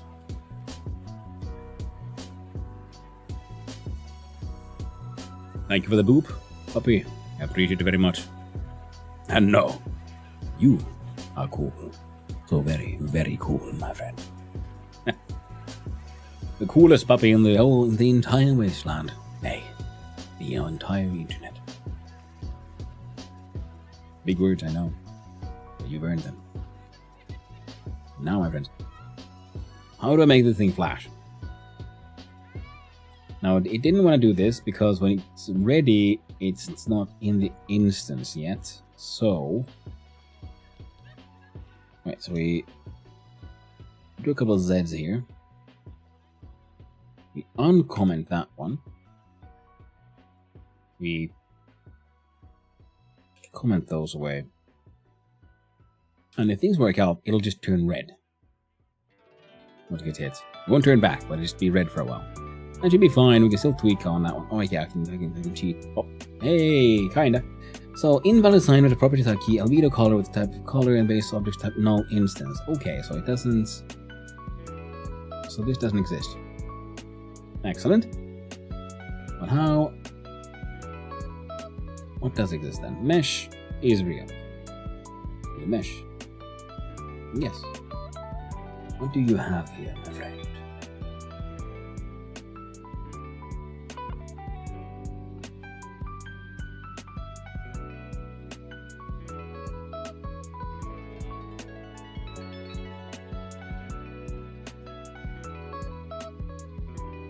Surface get material and set material. Doesn't quite work the way I would like it to. We'll have to figure something out then. Now,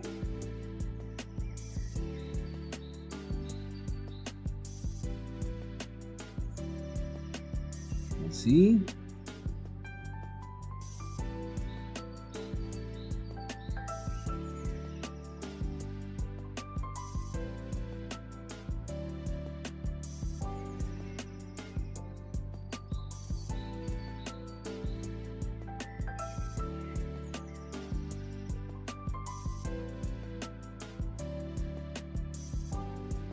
Annoying because they could give me these examples of code which just isn't really doing anything.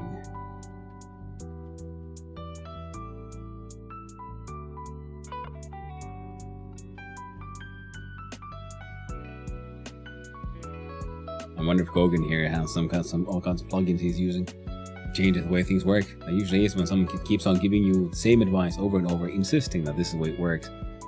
And giving you tools that literally does not exist with what you're working on.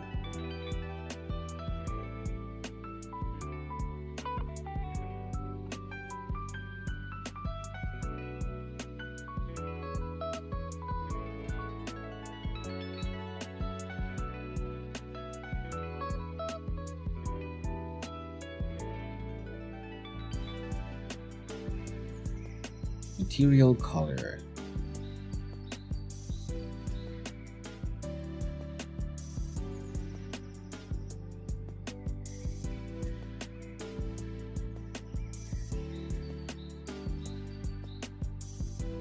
Mesh instance 3D, the inspector of mesh clicked.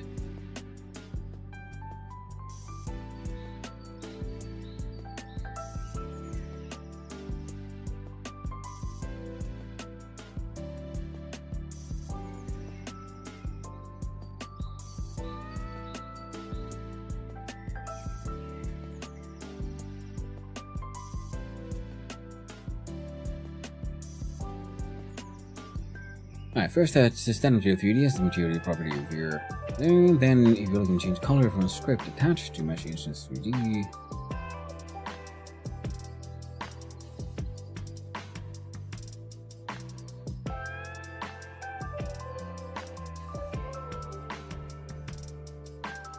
Okay, let's have another look see here. Come on, player Mesh Instance. Ah, yeah, stupid bastard, that's why. Here. Now it explains. Now, if we have a look at the code here again, and we remove that one.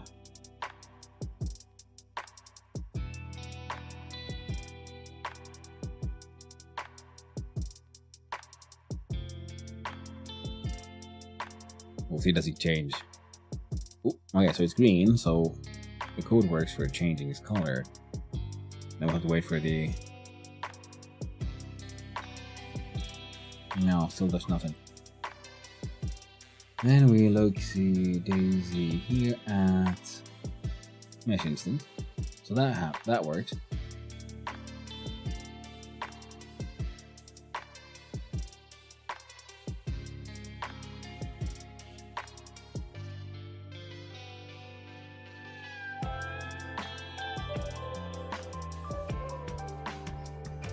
Alright, I'm kind of expecting this to just explode. We'll see what happens.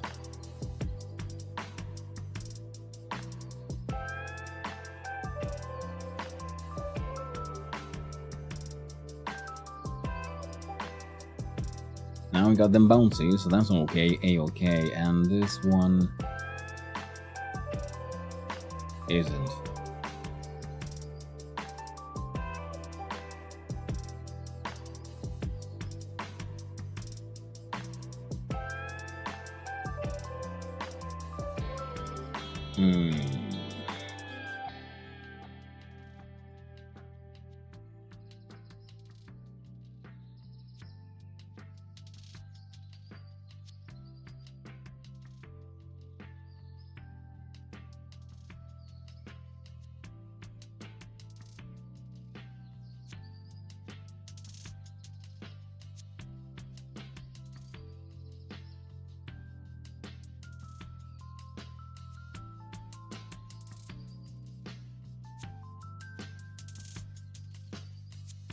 Material overlay, material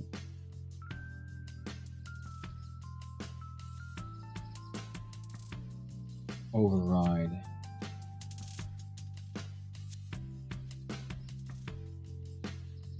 Material overlay for the whole geometry. The materials assigned this property will be rendered on top of any other active material for all surfaces.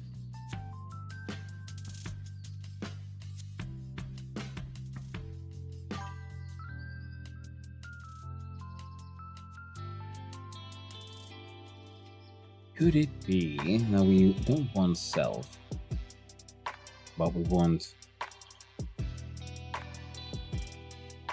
material?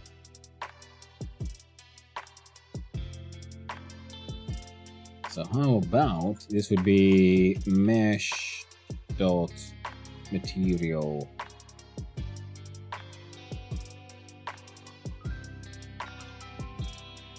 color. Turn it red. Something might happen.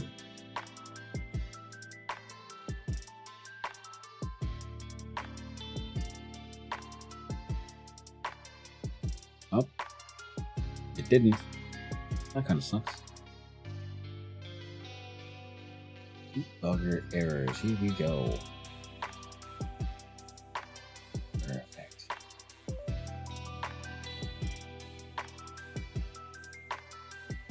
Addition import values to not progress. Here, mesh instance.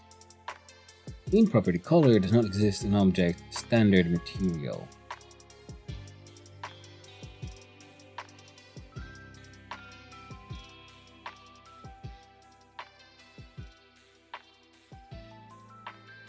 How about material color?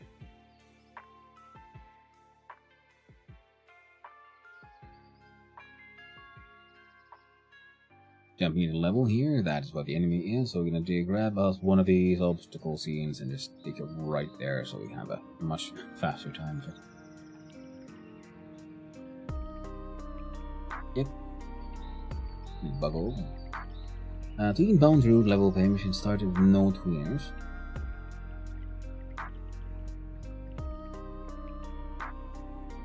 Does not exist an object.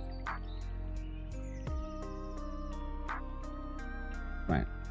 So we can do that one away. Material color does not exist standard material.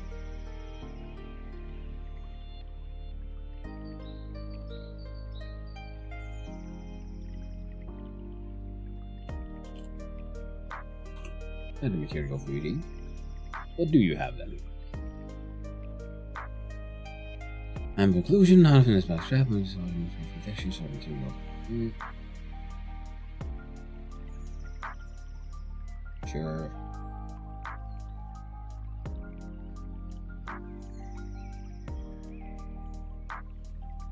Oh, yeah, bastard.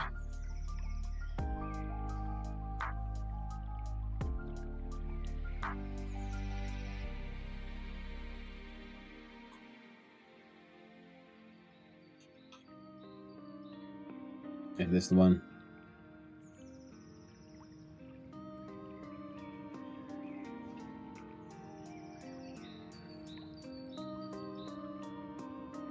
Oh, this one. Save F6. There we go. We found it. I was using my things wrong. So, this one.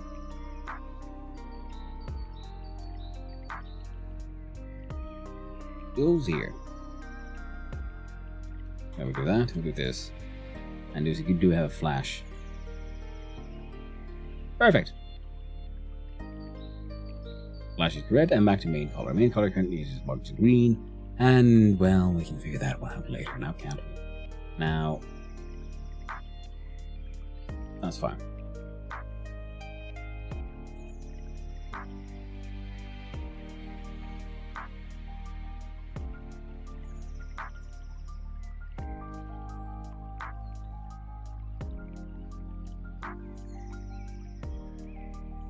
We'll have to add here another const, which will be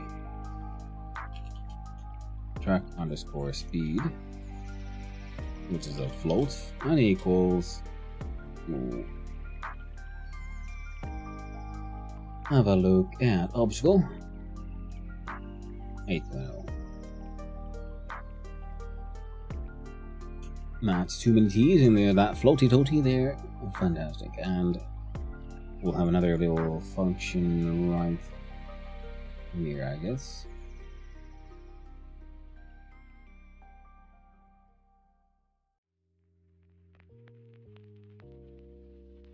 Don't forget. Funk. No, wait. Funk get underscore speed. Now inputs. Output is a float. Another two T's. Don't know, maybe my keyboard is finally trying to give up the ghost. Too bad, keyboard. I'm gonna get all I can out of you. It's an older keyboard, but you know it still works. That's the important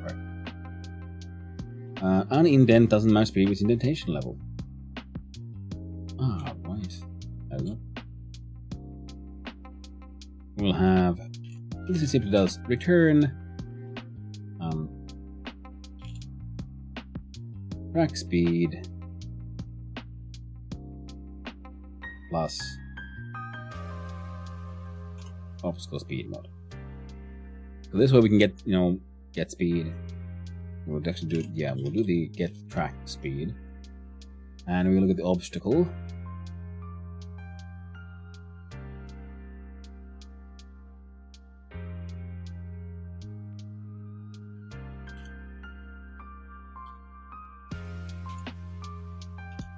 Gets underscore track speed, because if we do end up adding things like, I don't know,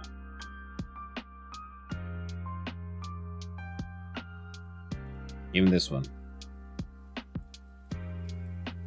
those. Because if we add like coins and things, const track underscore dire. Well, that should probably be a variable. Or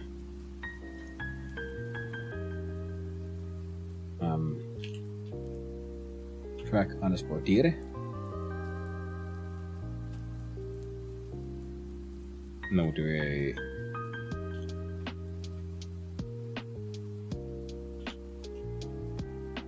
We don't need it just yet. I'm planning for things like, what if the like track moves around and stuff, and like, you know what? We don't care. We do not care. Track speed is this. Track dire and obstacle ready dir equals global dot track dir.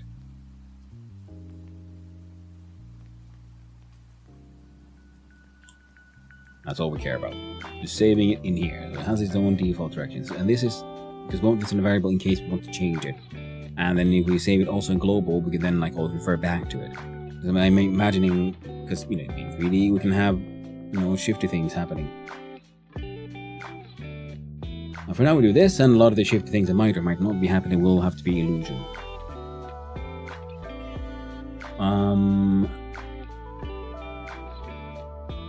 What we could do though is have a look see at our obstacle here. Now our obstacle could grow.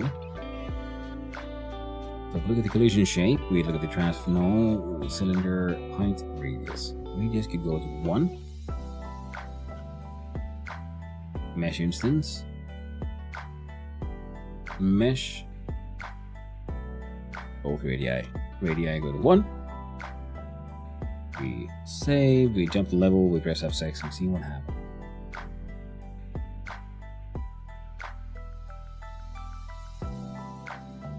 We find the test obstacle we brought in and we remove that one. We'll try again.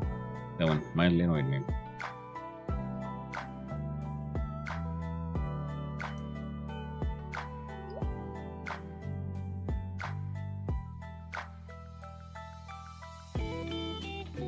Well, that was pretty much by itself enough to make it a difficulty.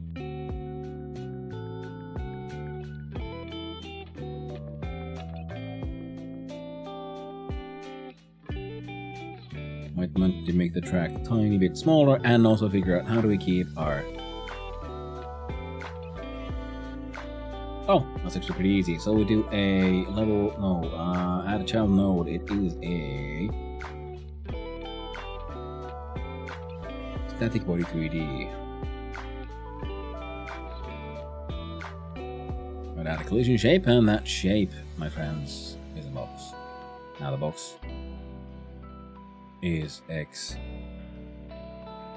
of 10, 60, and 1.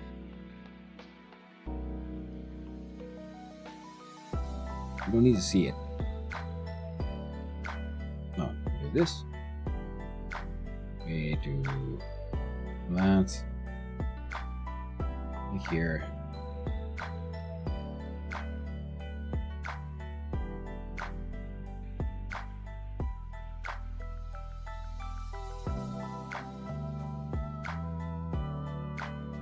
Works for me. We copy, paste.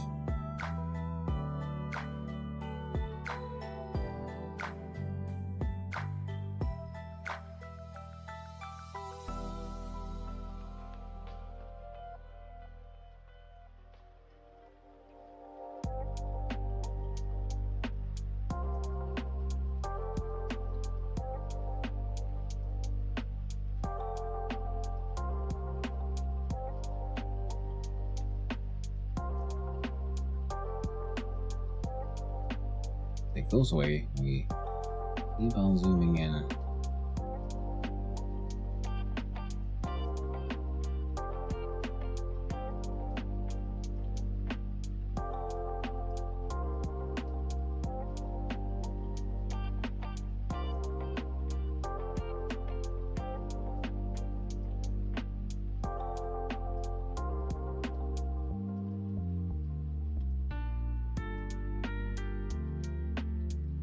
There we go.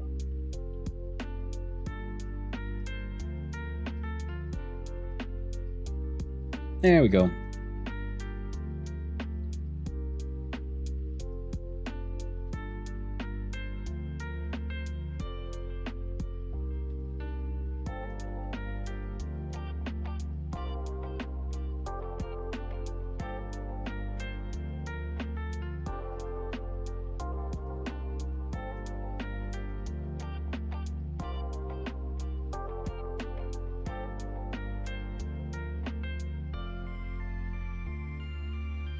What if we just hide the ground?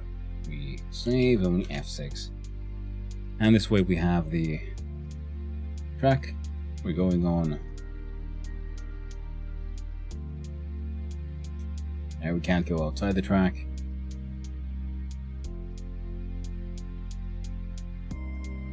We can do obstacle radius. Should go to 1.3. 1.3. Not 0.13, my friend. No, 1.3 is good. Come on now, 1.3. Thank you, my friend. We jump over the level, and when we F6 in again, it's all coming together. Yeah, reels me. Oh yeah, it's all coming together. Yeah, that does make dodging trickier. Yeah. Yeah, I'm gonna have to move the spawn points outwards a little bit.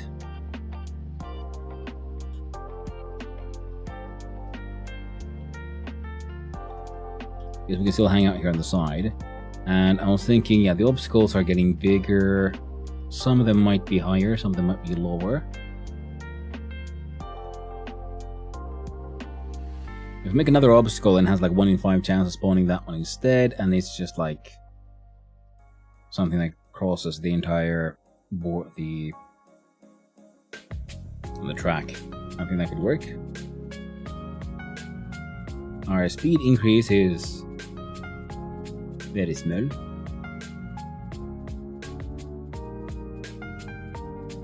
I wonder if we could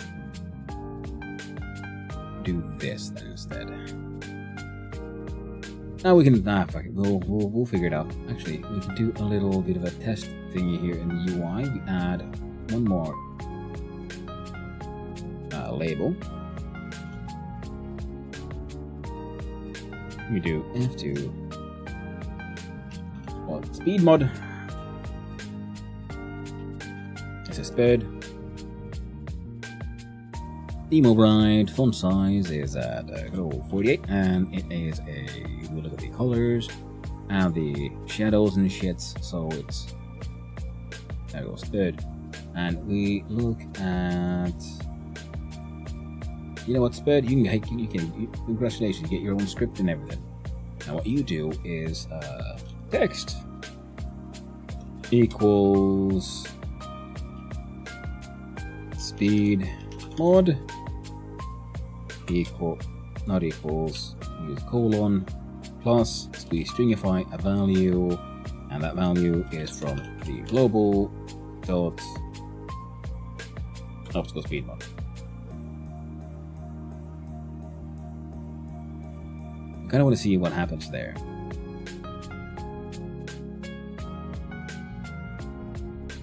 And then we look at 3D, we look at the level and spawn spots. You're in the middle. So from 2.5 to 2.8. 2.5 to 2.8. We F6 in and we see again. Alright, made the speed mod text too big.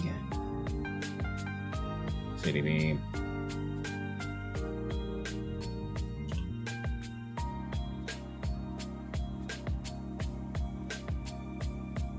Also, center align text.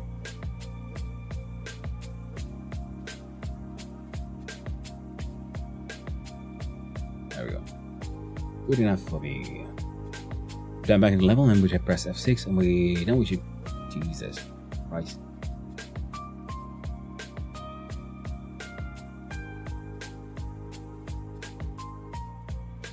There.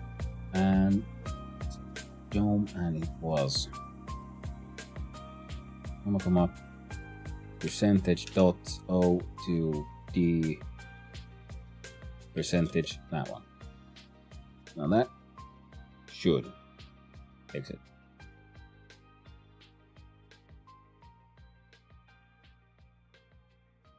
Damn you, machine.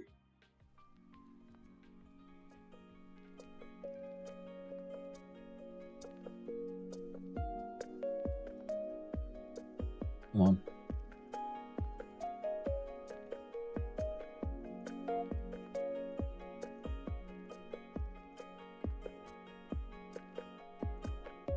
There we go.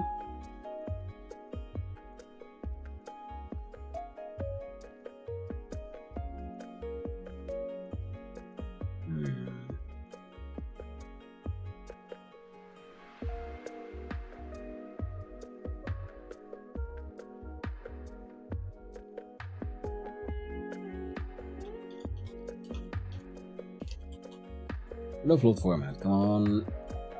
Are you here? Yeah, this is the one I was looking for.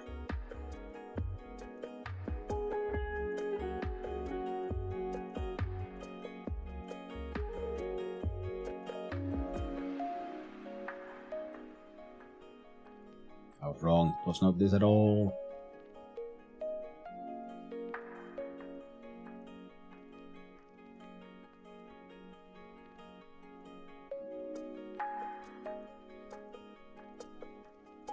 God damn you.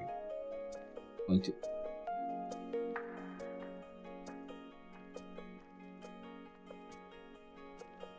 I feel silly.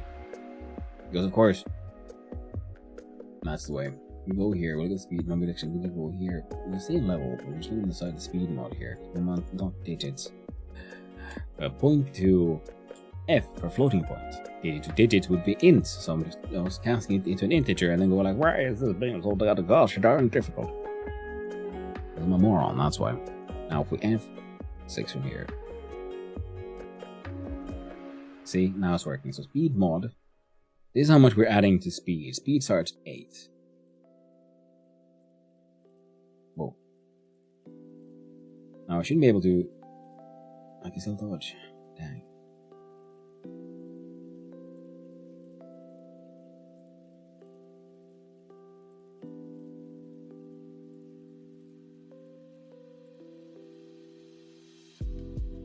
Okay, they are increasing in speed.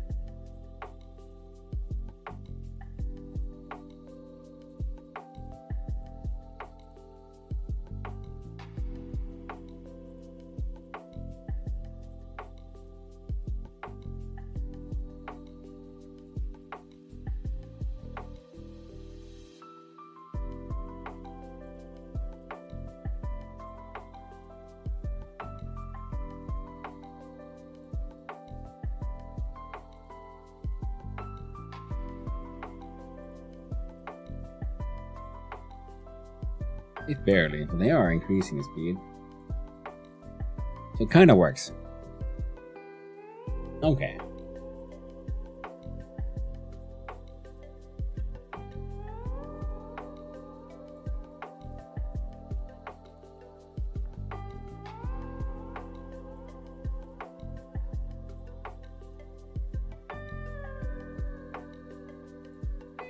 How about this?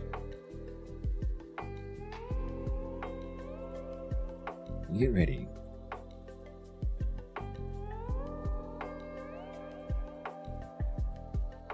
No. Mesh instance. Dot.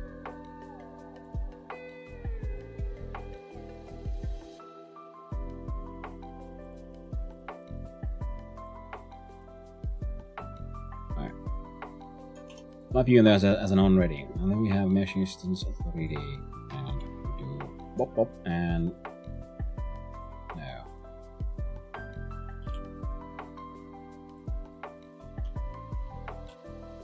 Message instance 3D and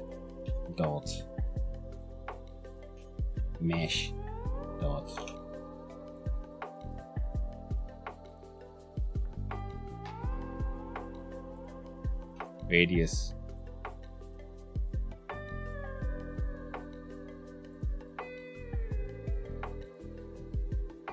Equals, I don't know, let's do something crazy. Like 6. It should be then obvious something has changed. In an assignment property, key radius with value of type int on a base of type cylinder mesh.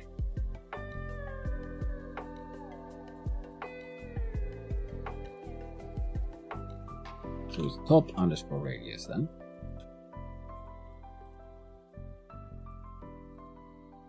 Alright, excellent, that works. So then we can turn this one into a randf range from between 1 and, no, not 1 and 2. Now we want the same one for the, oh.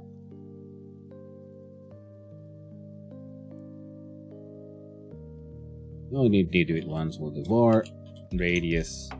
No, wait, gosh darn. I don't need new variable to hold the piece of nonsense we already put in here. Top radius. So we'll copy that one. Name that as bottom radius. We shall not. Actually, what if we randomize both of them though? Would that look weird? Or Keen says, how weird would that look? Because some of them should be. Oh.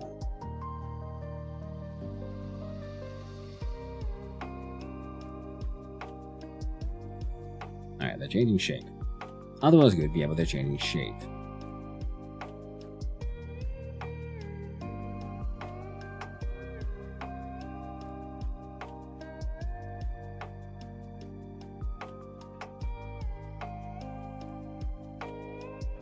Now tell me, friend, why? Local to scene, yes.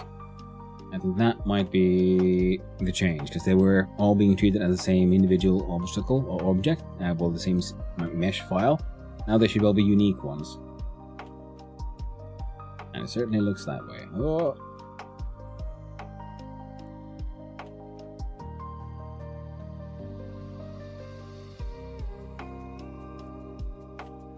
Now, thanks to the randomness, we should be able to just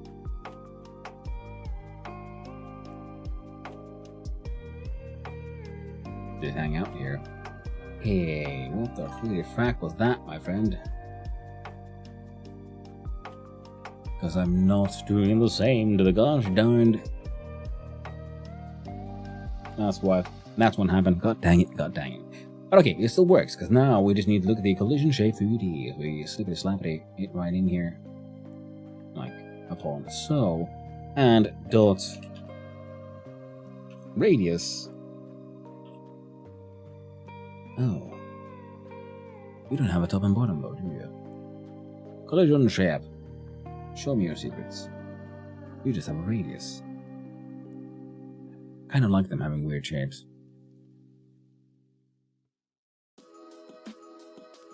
Alas. Dot.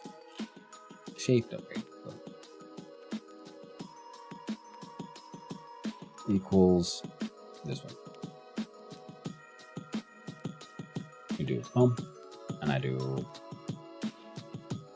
bump. And we do level F6. Should work.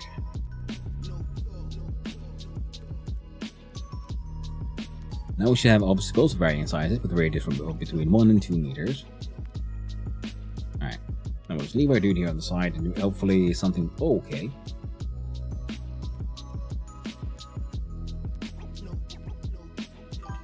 Now we're getting impacts from just about everyone and everything. We are able to dodge these, if barely. Yeah, that's the difficult with 3D and dodging sometimes.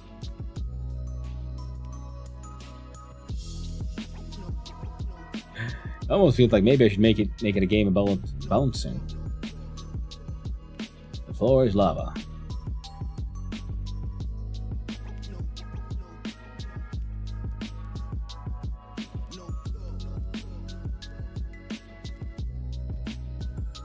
God dang, I said that as a joke.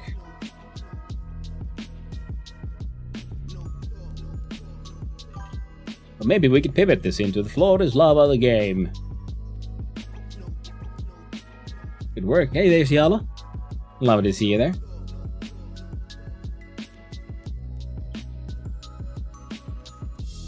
It really could work, actually. Oof. Hot dog. We do have a jump function, so then we'd have a sort of double jump, so we have to like keep on skipping, and then we'd have one single use double jump, but you need to recharge it, I guess. And then sometimes RNG is against you. You just can't win.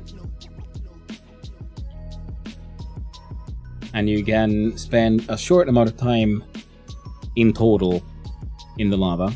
So for like these like really crazy ones, so you have some like grace period.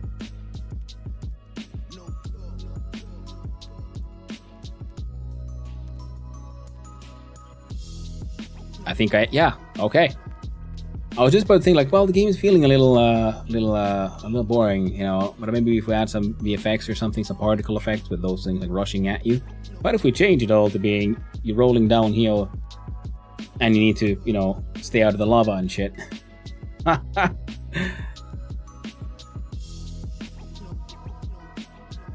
Now that can work. Because we can then use the basic core idea if we then later on add levels, so then we'll have different themes, but currently we could do the stay out of the lava theme here.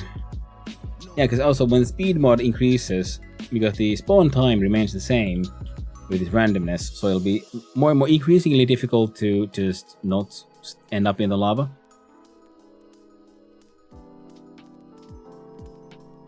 And then you could have a high score for amount of continuous skips. Dude, okay, yeah. Okay, so we have a time for points, and then for every like skip on a stone, if you will, you get 1 point as well. And turn the character into blocky. The longer you stay in lava, the more skin, tissue, muscle, bone you lose. Yeah. Because currently I'm just using all these different blocks just also visually differentiate them. We could make the character into a block, or into a sort of a cylinder, like a skipping stone could also work. And you just have a health bar, and whenever you touch the lava ground, you take damage. Excellent, excellent. Jesus Christ, this is actually becoming increasingly fun. Where's this one? What is my time? I've got.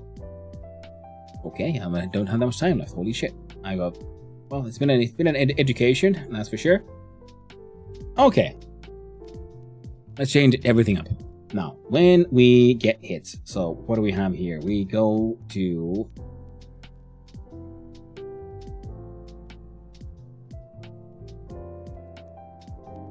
Okay, first we have to go to 3D. We have to go here. We have to look at our field here.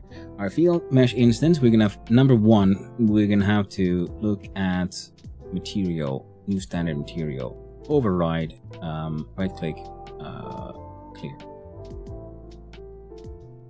We'll do it albedo, color, we'll go for slightly warmer red. That's good lava color, the forbidden orange juice. Okay, there we have lava. I was kind of thinking it'd be fun if we had.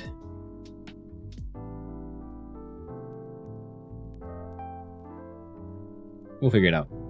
Other things. So obstacle will retain its name because we ain't got time for that shit. So we look at mesh instance. We look at material. 10 more minutes remaining. We clear that one. We add a new material, new standard material. You're gonna be stone or something. So we're gonna make you more. Like this, so that makes you a bit more safe looking. Add a bit more of this to make it slightly grayer. There we go. A little too green. That was good. We save these changes, and the level itself otherwise works fine. We'll have to have a track.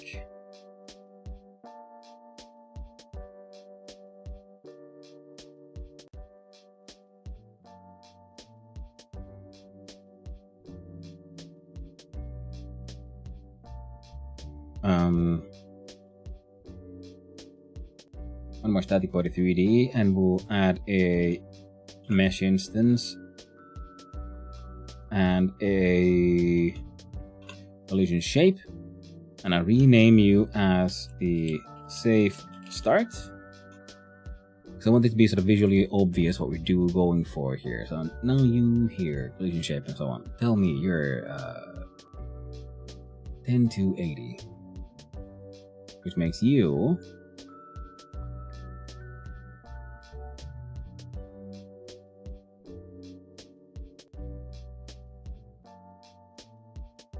11.3.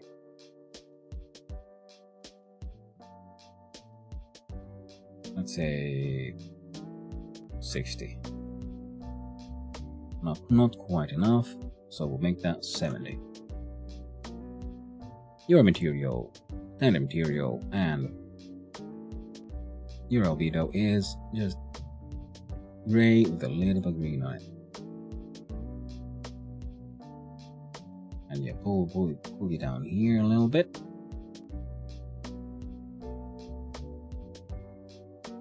That should work. Copy size value, collision shape. Shape is box shape. Box shape has a size, and that size is the same as this one. Heck yes. Now save start, we can just close you off, and save start, you shall have your own code.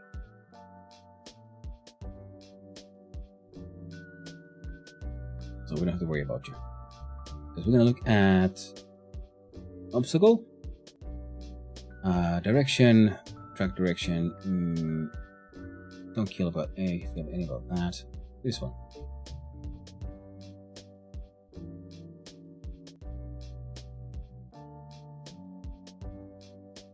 Where is it?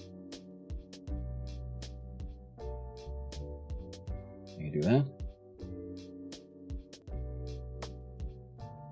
And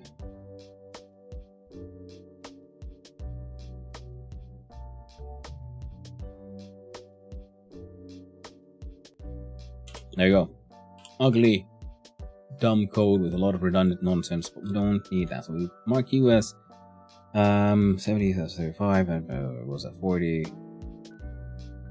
Maybe 80 will work. We'll find out. Press F6 for level. Alright. Game is starting.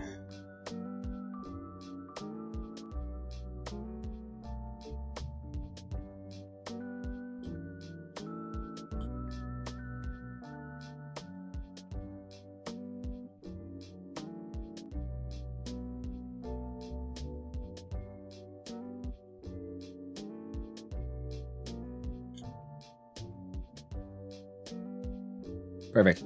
Okay. We could do...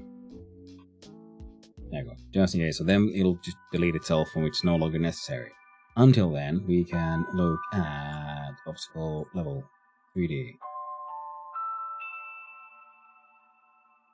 It's going to put you a little bit this way. No, actually, it won't. Undo. And we save start mesh instance.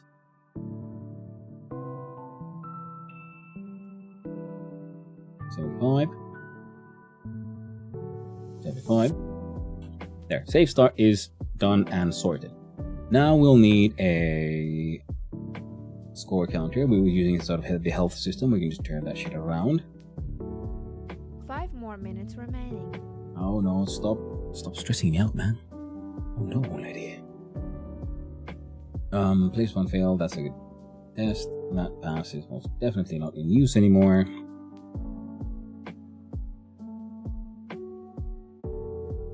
Look at level GD. Level is actually pretty perfect. Load obstacle. Global take a hit. So global take a hit will do a new bar score equals 0. It is int. We'll do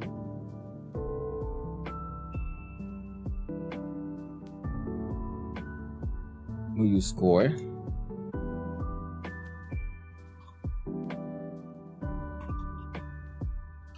Score plus equals 1. Reset score equals 0. We have no start menu, we have no quit menu, we have nothing.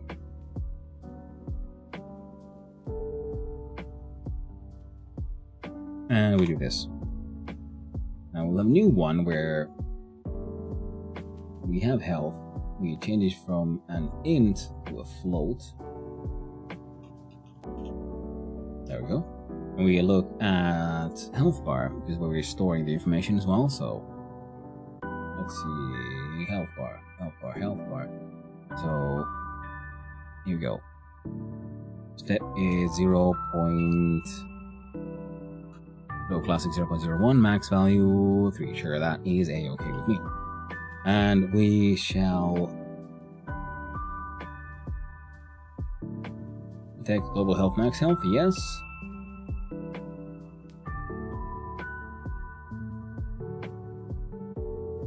And let's see.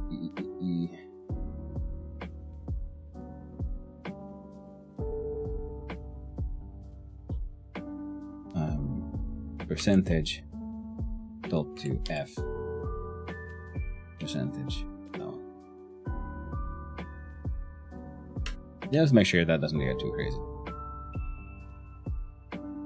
So the visuals are there, but a player can't actually take damage as is, so we will have to go to level and add one more thing, which is round.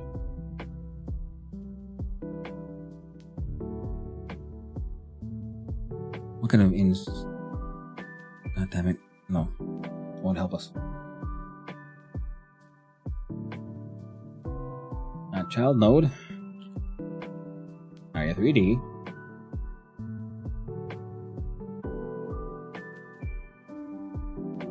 F2. Pain zone. Pain zone. No. Pain zone. And the pain zone shall have itself a nice little collision shape, and the collision shape will of course be of the shape of a box. Box shall be not you. Rack. Copy. Pain zone, collision shape, box shape, and paste. We jump into 3D, checking the level, and let's see, can I'd save start for now. Now, pain zone, where are you at? Do I need you?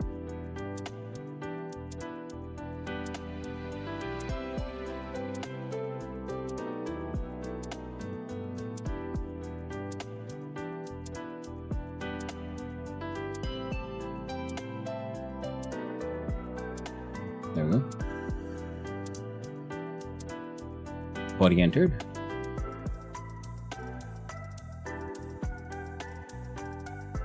There we go. Get some code.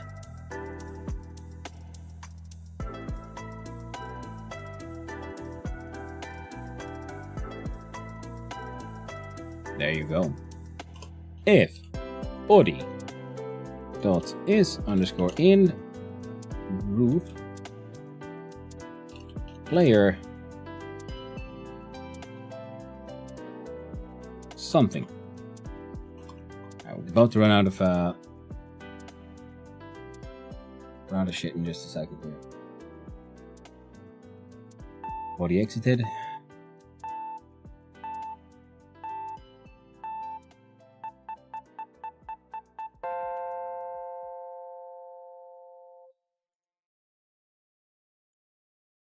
Alright, music is over.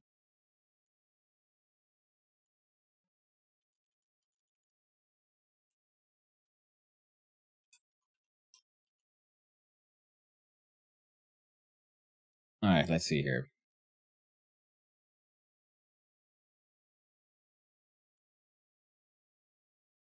Add a new child node, it shall be called.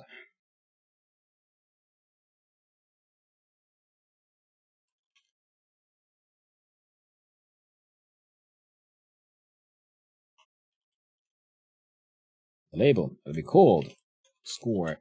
Score maintains something.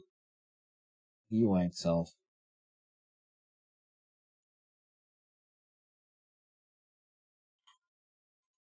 score dot text equals skips plus stringify global dot score.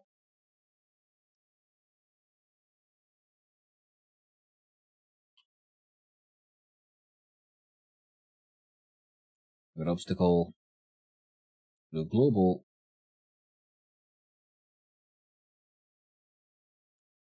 there we go. And we do func burn underscore player, no inputs, no outputs, and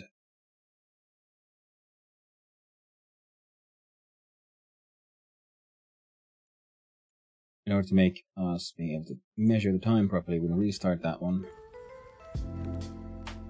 Burn player, what does it do? It does health minus equals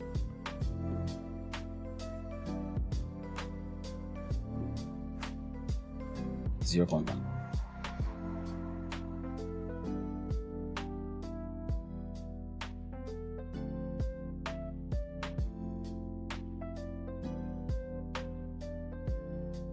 If health less than or equal to 0,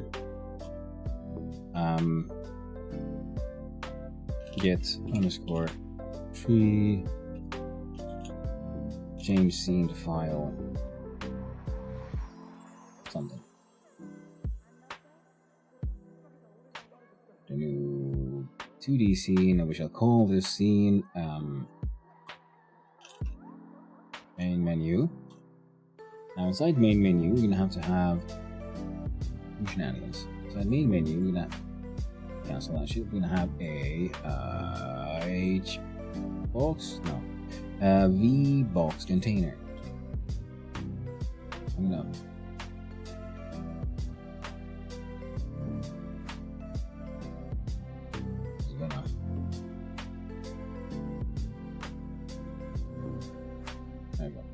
inside this VBox container, we have child node called label, and this label we then call the title. Now dictate the title, and title shall have the title of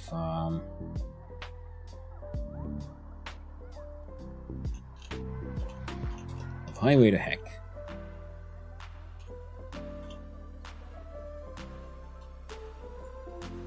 Align, center everything. And you should also have a button.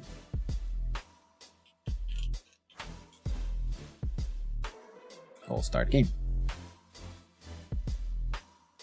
And highway to heck here, we'll do theme overrides, font size 48. We'll do colors, that thing. Add another one called label called F2 final score, and aligned, center, theme override, color. There we go. Now that should work. Now we'll look at the VBox container, because if we hold down this one and we control, shift, hold, shift, there we go. Then we can sort of shrink it like that. Perfect. Main menu will need its own piece of script, and button here, node pressed, one button pressed, do get underscore get tree change scene to file level. Process if global dot game underscore over is true,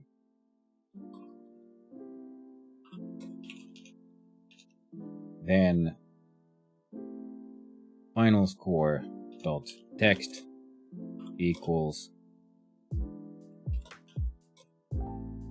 final score stringify global dot score. Else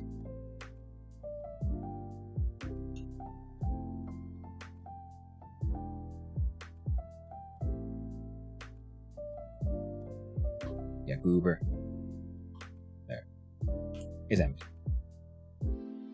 It does nothing, delta does nothing, everything is a-okay. So I think I don't know, 2D, we're in here, right? F2, select current, F5. Select current is the main one, and there we go instantly.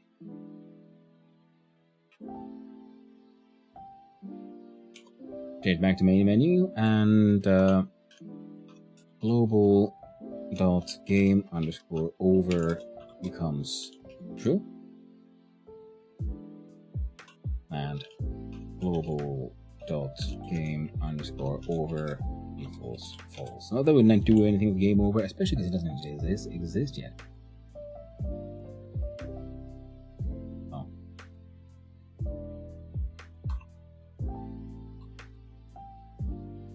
Now we do for game underscore over of type bool equals false. Place. False. And now a game over state. Pause that earlier simulation and we try again. Main menu. Start game. Ah, I goobered. Because there we go. Now we try again. F5. Hey, it's highway heck, and game is starting. Now that text could do this.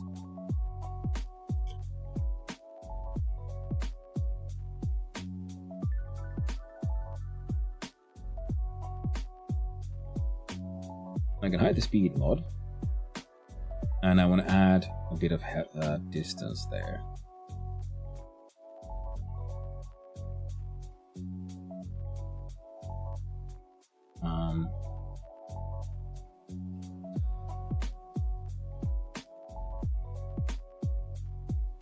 Yeah, UI.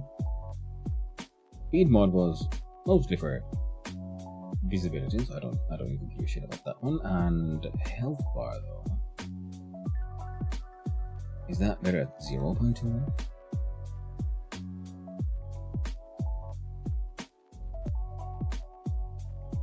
No. I do want there to be a space.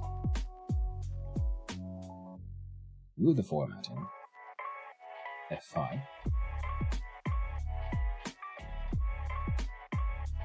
Three/3. Excellent. Now, how do we make the damage taking, function properly?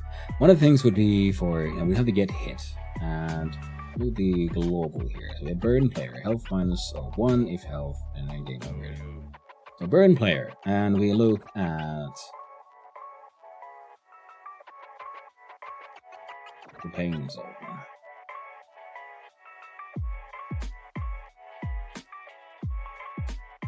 If body is in group player,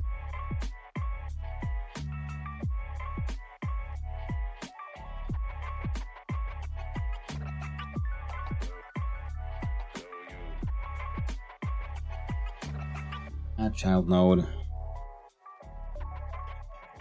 I'm gonna do it this in a dumb way. The dumbest.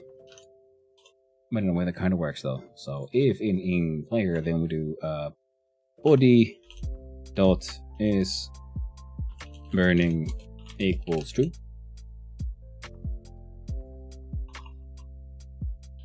False.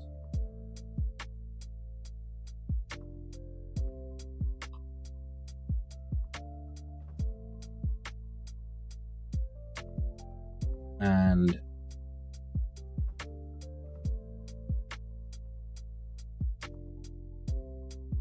timeouts int player on paint timer timeouts.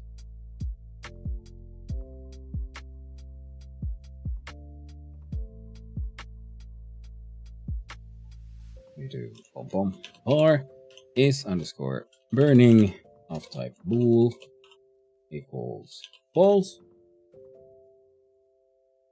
Now on pain timer timeout if is underscore burning is true, then from global we do burn player.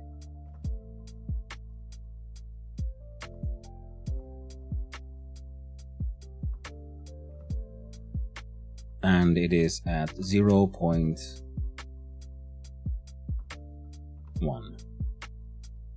Auto start. Another one shot. We F5. We'll see. Does it break? We're not taking damage.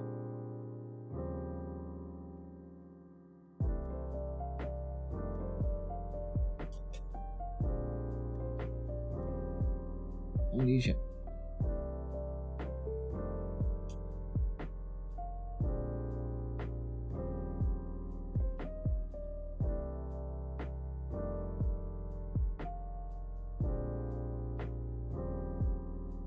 Final score 14. Okay, we'll look at the main menu here. Pop, and it is final score and then plus. We'll call it skips because you're kind of skipping stones.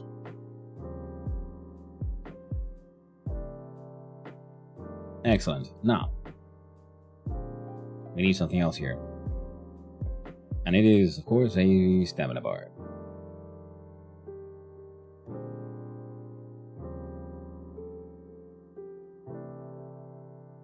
You know what? No, that is not a...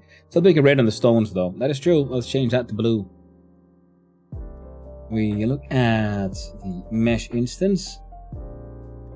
And we'll make that one blue. Sky blue. And that is for the hit flash. And then we'll do a funk burn underscore flash.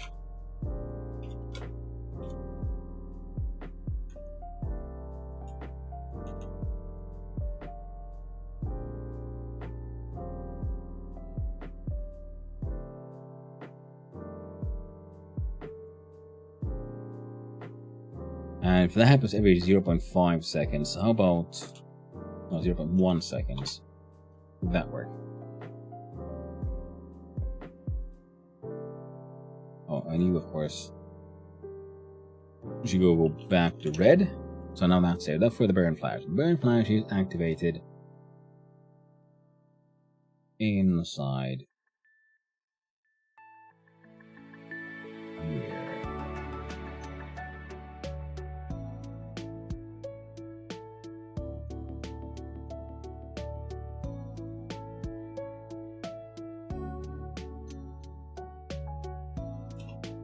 Funk.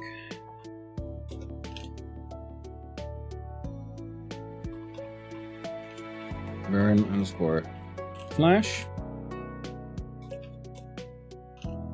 Yeah, I'm making it ugly. I'm gonna make it dumb.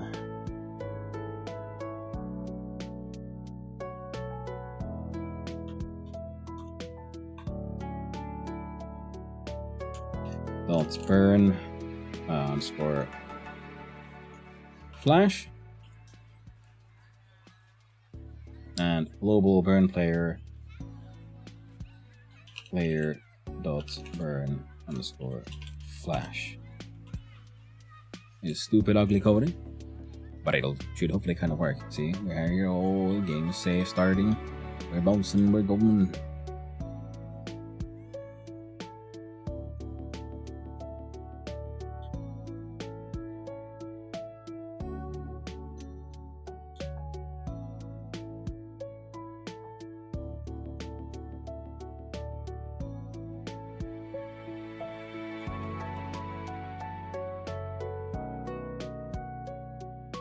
Ah.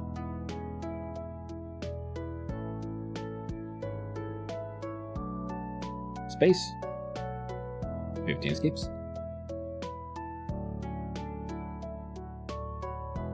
Now level. What is this?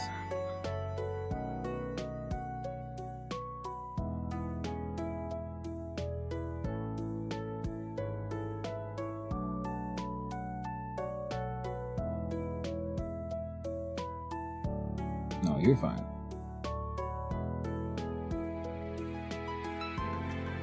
You're the one who's weird. There we go. Now that's fixed. He goes forward. Eventually fail and die. You have... The health bar makes sense. We're gonna have to look at this guy. Start pop-up. Game is starting.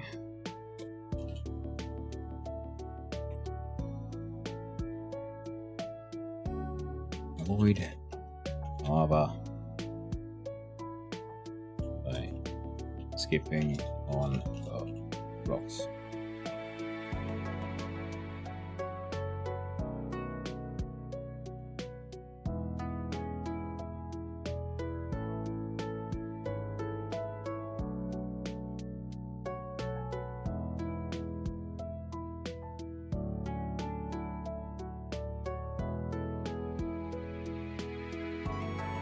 This works, all the other things work, level changes work. Another quick check.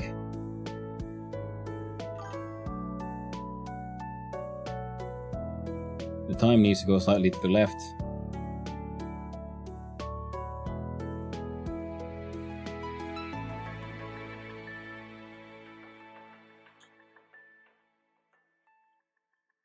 And that's it. I think we could put the timer here as well. Time beneath the health and the skips on the right. And that will be enough.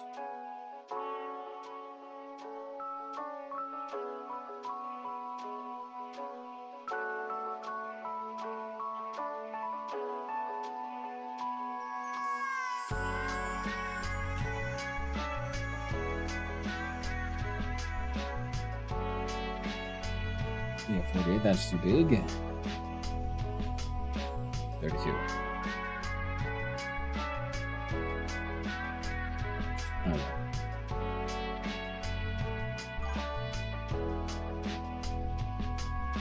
Do center, center, and I'm gonna put you there. We got time.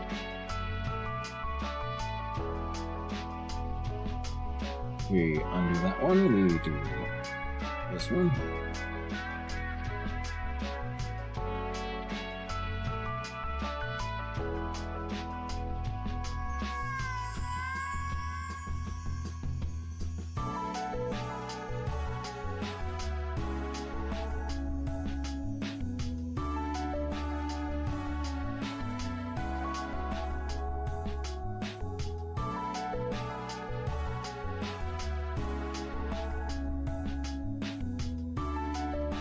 That should work. In quotes, avoid lava. I don't know what you're talking about, man.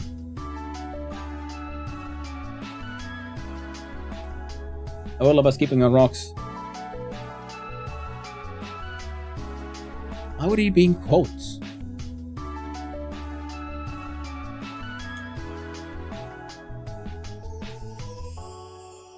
UI looks acceptable. It ain't very good, but it's good enough, I guess.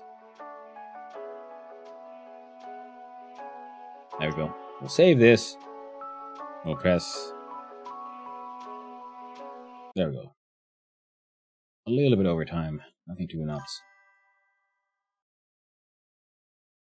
Highway to Heck, start game. We're starting with lava skipping on the rocks. Because I'm not pressing jump to, because every time we hit them, we auto jump.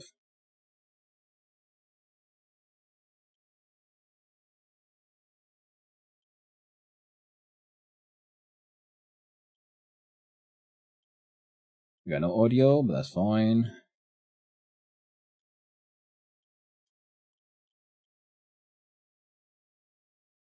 It's sort of cheesy by jumping, and I guess I could remove the jumping function for now, because it would have made more sense if you had a double jump thing.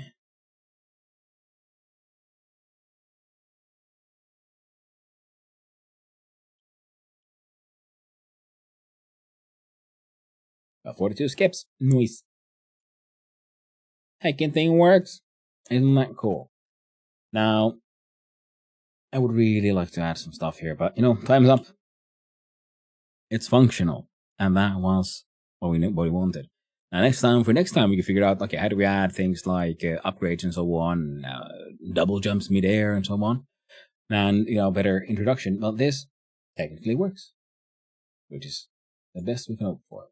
So what we can do now is, we save everything because you don't want to mess up. Not version control, and we project export, and we jump on over here.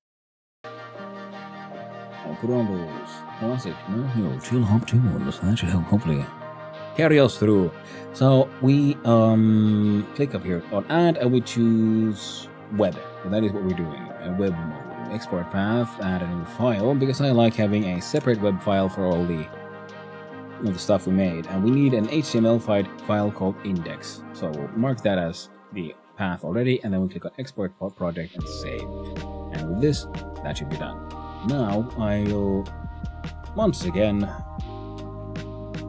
realize that if you keep on forgetting to check the display settings, but you know what? We got them numbers there, so I can get them from here. And it is a-okay. Then we look at folders.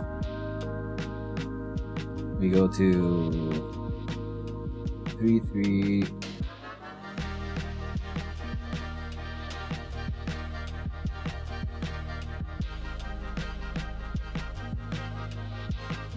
What? Oh, god damn it.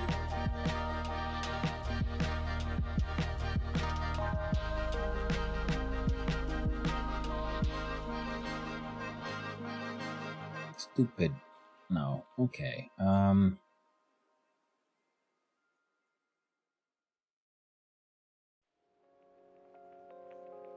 Name is not new game project. Pretty sure try to call you Trijam 333, but sometimes things happen.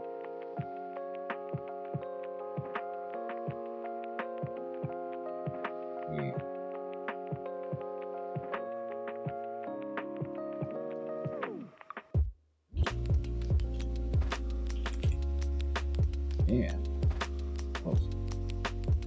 Now, I'm hoping that would have helped.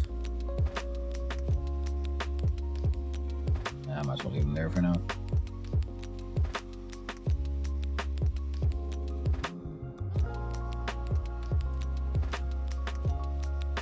No. Still calls yourself new game project. Oh dear. Oh, and it's also the 3rd. What a day for the 3-est of the day. 3-hour game jams. Look inside web here. We see all the files that we made. We right click, and I'm gonna add to archive. It wants you to make a RAR, but we need a zip. So web.zip. There we go. It has that index in it, and that should be everything we need. One thing we need. This doesn't break the rules because this is for the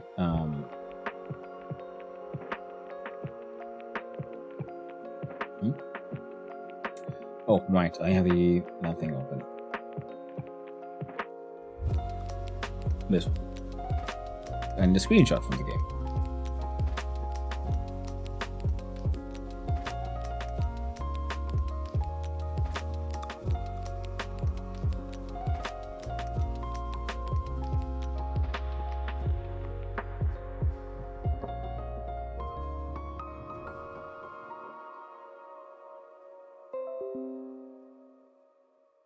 There we go. Do the clackety. Write you down, close you off, project settings, viewport nonsense. Now, there we go. We can go to the Trijam and we open up another one of these. Okay. Shepherd game. Upload new project. Title. It's the highway to heck. We can use...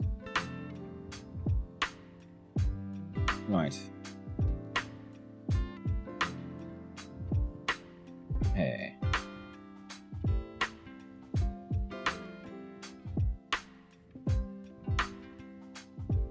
Finish or something, yeah, sure. Come on. Oh yeah, there we go.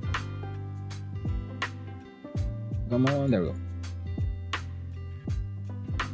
I'll save inside assets, I guess. Let's go to places any. So we'll go new game project. Assets. Screenshot. Ketchup. No.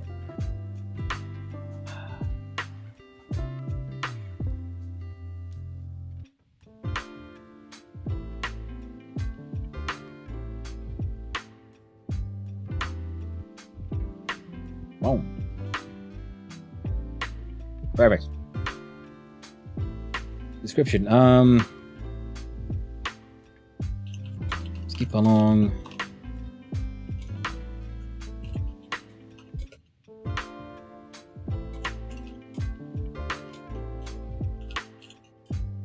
Skip along the lava road to heck, but don't get burned.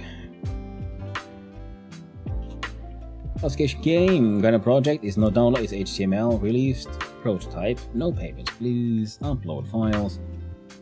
New game project. Web zip. That is 1154, I think. 1152 and 648. 648. No idea what the heck. Genre, no tags. Trijam. No way I'm. Description. Trijam number 33. Submission. Theme. One-way trip.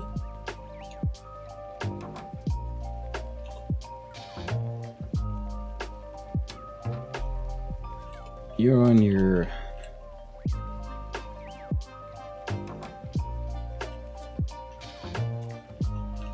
taking the lava road to heck.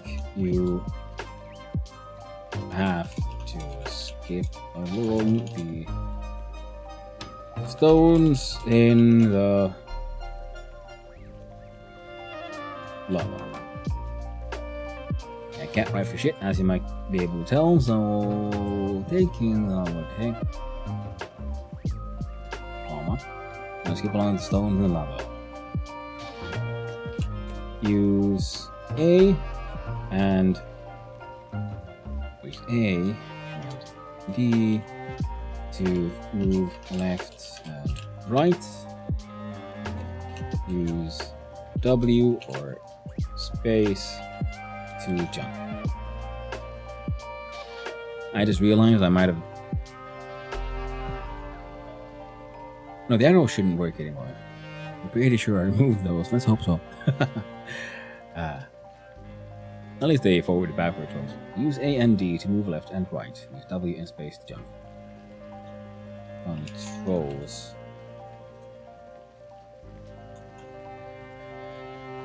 So the lava. Hitting a stone counts as a point and launches you into the air.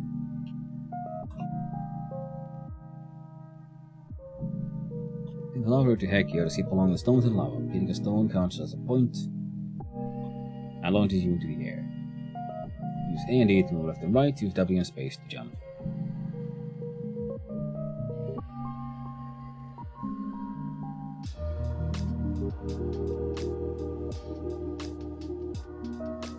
Save a new page.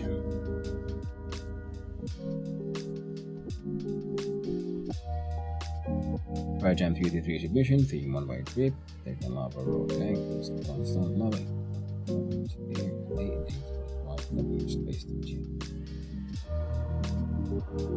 And we'll double check how it all works.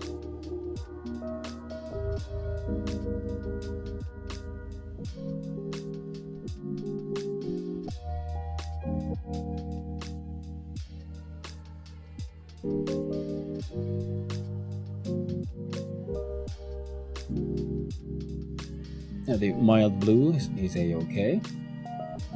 And because it's all driven by RNG, yeah, sometimes you just can't win. And that's the point of these kind of games. And double check. Yeah, W. Okay, yeah, so mouse, the arrows forward and backwards apparently are still there. Unfortunate, but we can't remove them anymore. Just don't tell anyone, okay? Now, edit theme. Let's see.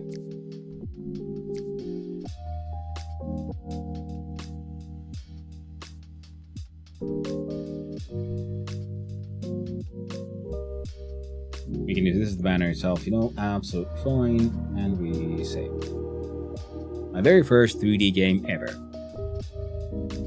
Now I will of course have to be sure that's saved. We go here and we add a little detail here.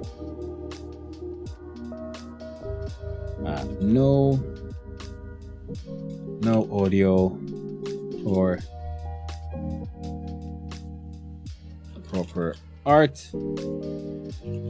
and out of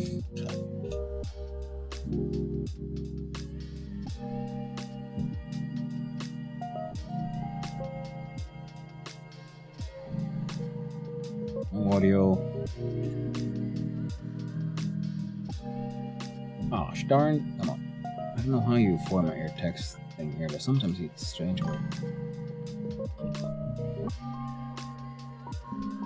And missing features. Ran out of time. No audio, no proper art, and missing features. Ran out of time. Perfect. There we go. Save. Save. 3 game for a pick of the Trijam to went for additions. Thank you, my friend. It hopefully will work out. It seemed okay. No audio, no proper art, and missing features. Trying out them. You see, this is because sometimes I've gotten a comment like, "Hey, yo, the game would be better if you added some audio." I'm like, I know.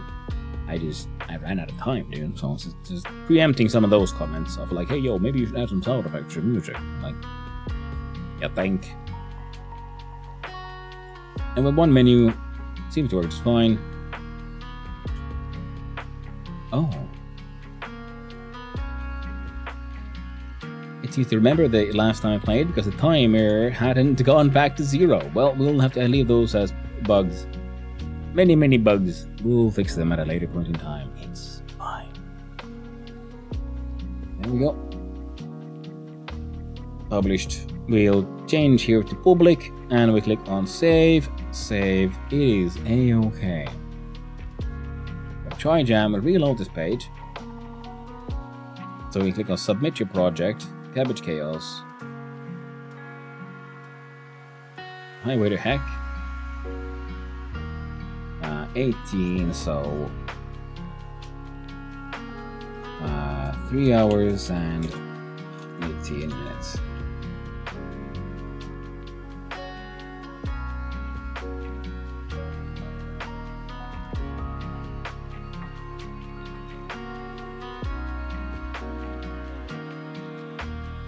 Nice.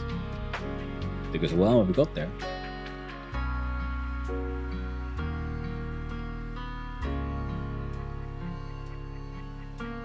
That has been quite the ride, my friends. And educational though. A lot of that time was was spent trying to learn what exactly are the nodes I want, how exactly do they use, and also trying to re-answer old questions of how exactly do I format time. Or the floats. I keep on doing the same one.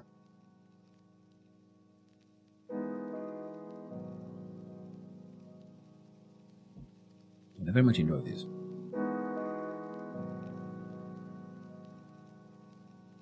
Now I need to have a tiny little break. You give me a new drink. Apparently my my chroma key is picking up all kinds of junk. That's something I need to work on apparently. Gotta change my filters. I'm down OBS camera. Why did you... It worked sort of fine yesterday. I'm not sure what changed. Tragic. And the lighting is the same as well. Ooh, odd. But time for me to have a little break. I'll be right back, guys. Thank you for hanging out. And after this, we'll play some games. maybe we'll play some more Abiotic Factor for a little bit. See where that goes. Because I kind of want to play Valheim, but I'd rather have a full Valheim stream properly. And we'll do that tomorrow. So, be right back. See you soon. Why did you do this? Yep, stupid Goober. Will that make you happy?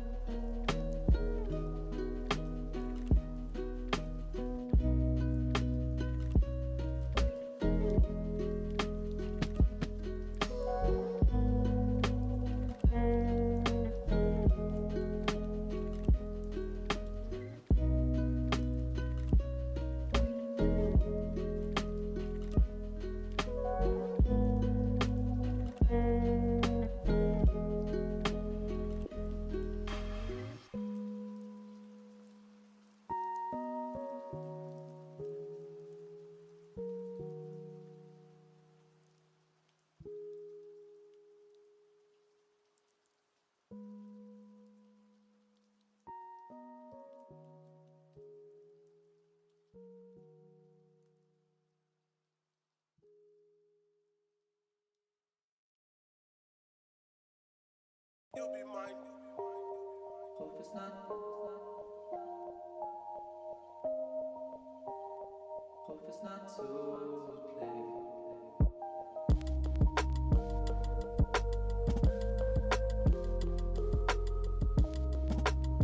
I hope it's not too late.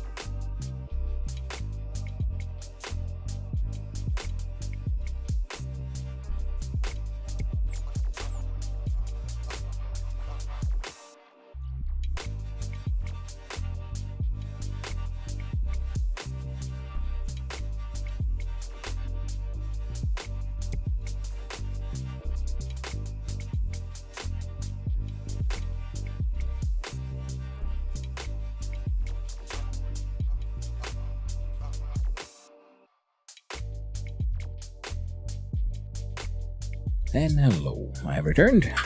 I'll do our best. Let's see here.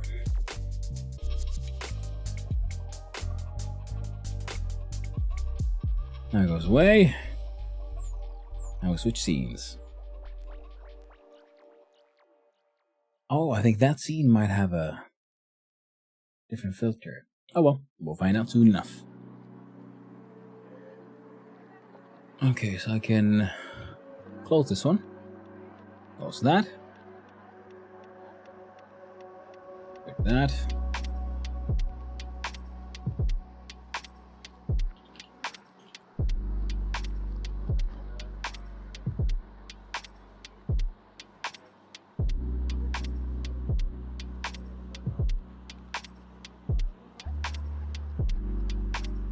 Save the ideation page so we can continue from the save one.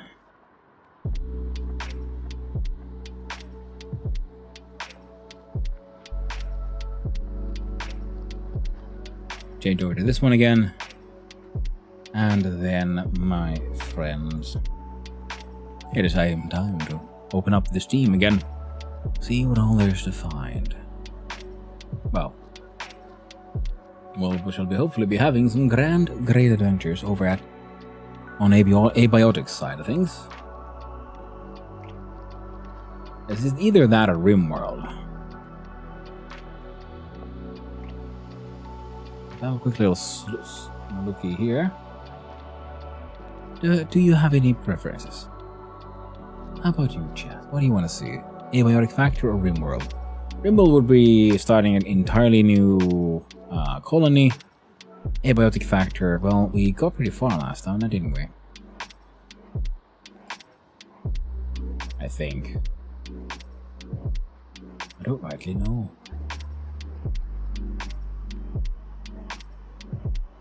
Well, nothing else, I guess. Testing out. Never seen Abiotic? Well, perfect. So I started it last time I played it. I hadn't played it, but I had never played it before. 1.0 came out a little while ago, and I just started playing. I'm having a blast, and the world we're investigating that has just changed. So Abiotic it is. Right, I should probably click the game to start. Starting. We'll do that, and I'll do the category change as well here. So,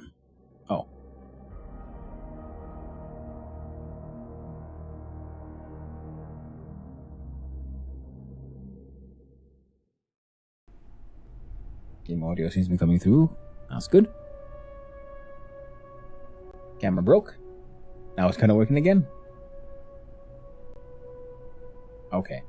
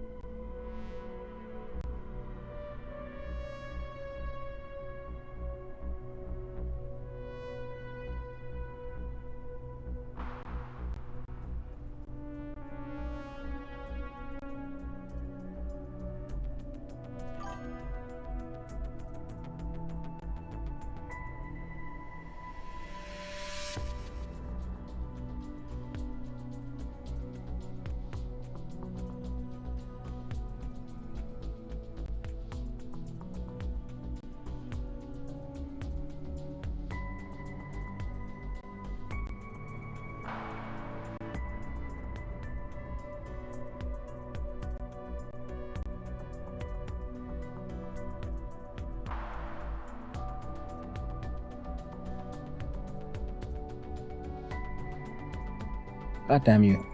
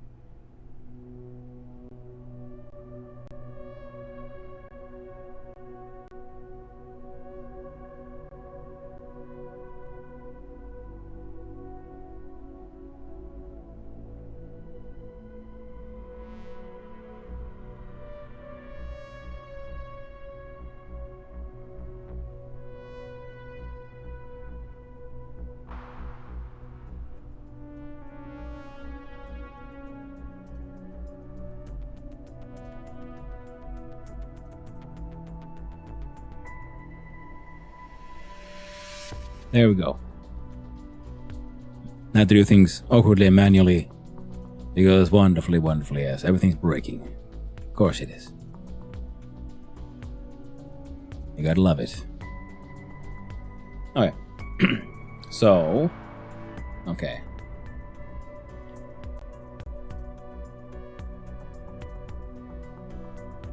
No one? What about?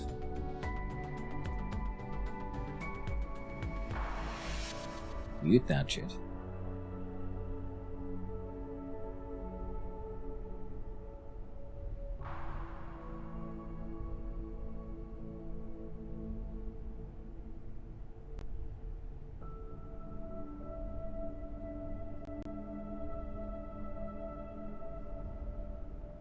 My audios were broken.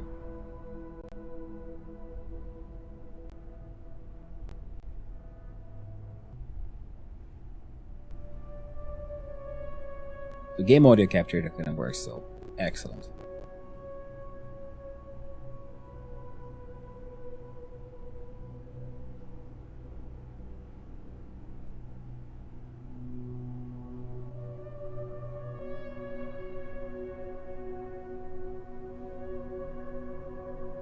But only kinda. It's very annoying. When you finally get some more gear and things should work out, and then they just instead end up just shitting everything up.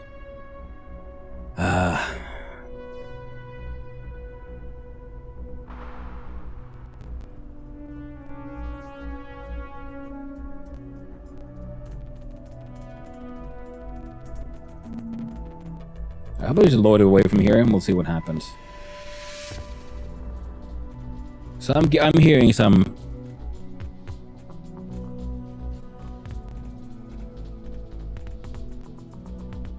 bad fuzz here. I can only assume you guys are hearing the same. Yeah. So we'll quit that one for now. And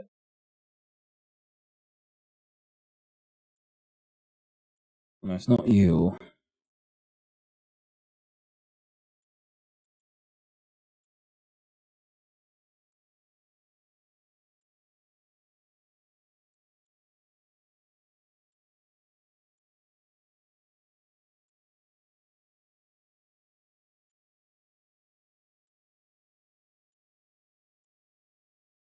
Okay, so that should at least work now. Still problematic? Can you still... Okay, we'll try talking for a little while. Oh. Can you hear this? Maybe I was just too close. Cables plugged in? Yeah. Yeah, it wasn't that thing. Oh, there it is again. Give me a quick sec.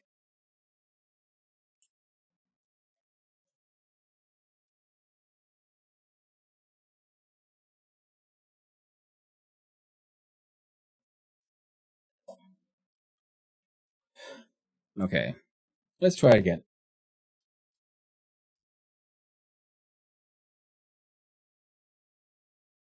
Okay. I muted. Unmuted. What else could it be?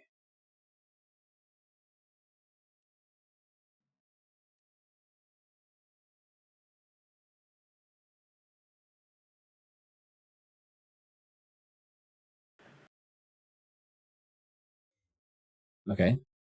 No, it's still there.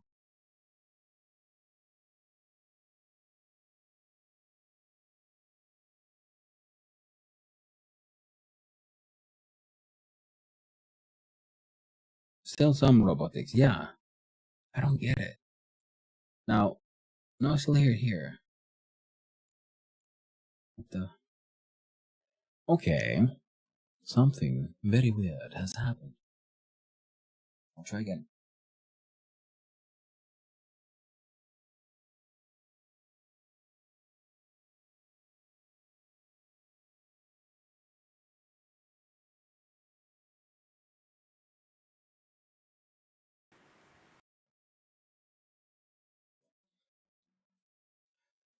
Okay.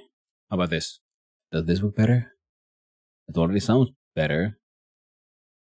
I changed the USB slot it's in, and I think that might... No, there it's back. It's back again. Do you have to be just further away from the microphone? Would that help? Well, then the issue... No, there it is.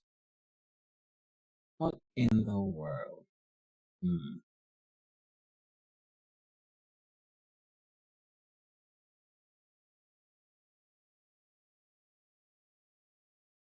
I don't think it's any of the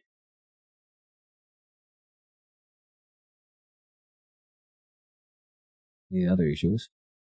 No?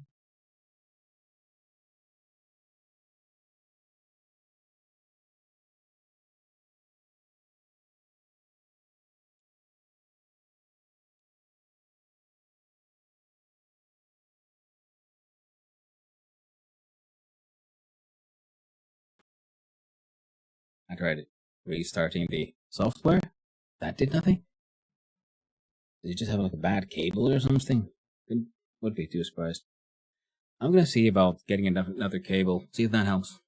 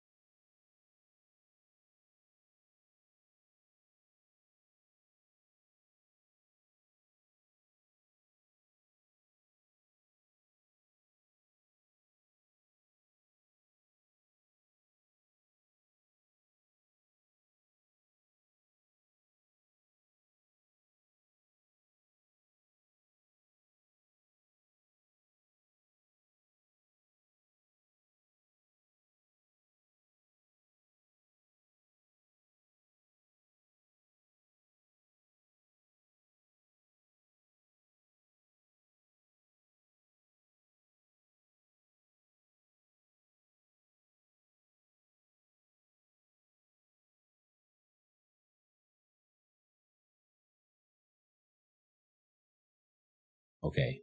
Did this affect anything? So far, it's no. There it is. Spent a lot of money on this. It really sucks. Now, if I do this and keep on talking, that seems to be sort of okay. How about here? If I keep on doing this and start talking, that seems to sort of work. And if I do here, everything working?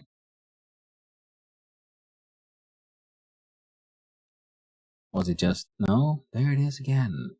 Why does it do that? So it works for like a little bit, and then it starts getting all robotic. And it worked yesterday when I was trying stuff out, then it worked today mostly. Is it just the cable attachment that is poor? Because apparently if I hold it in here a little bit, it seems to work slightly better. No, there it is again. It comes and goes in waves, my friends. It is very, very strange.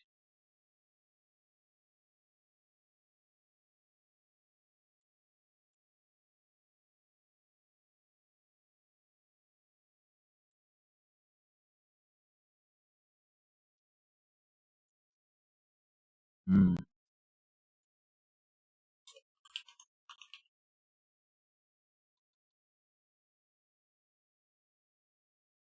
I was hearing a lot of water nonsense as well. Now let's see.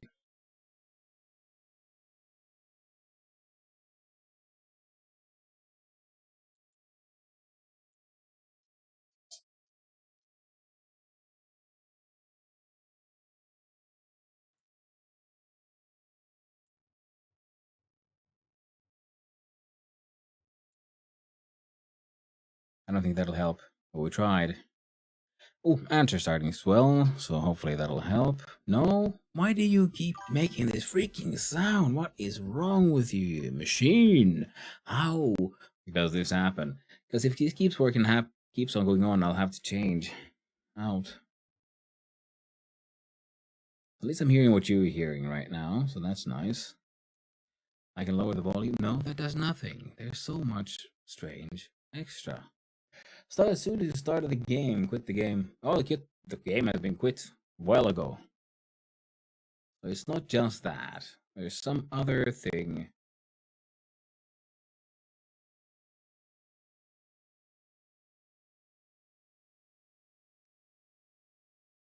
Let's check out the sound settings here.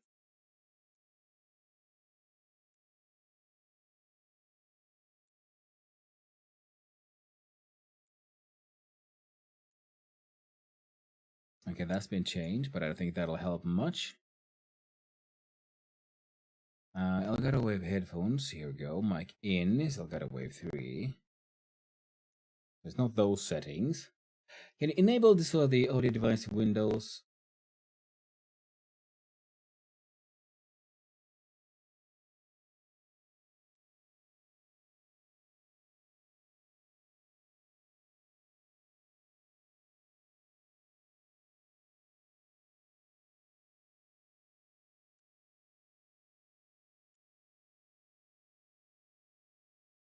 That was loud. Now let's see. If I, because it works for a little bit, then suddenly it goes all nuts.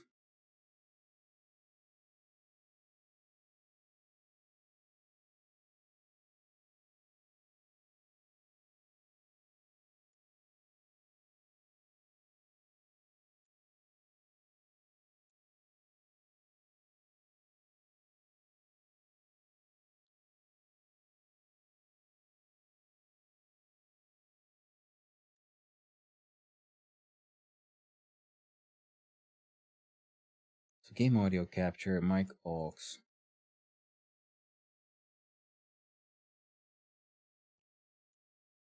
Now the OBS side, everything should be fine. It looks okay. We changed for the audio capture for the for that thing as well. Now let's see your suggestions.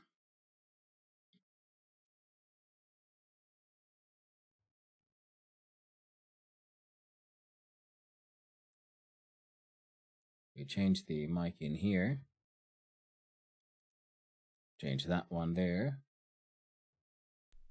Indeed.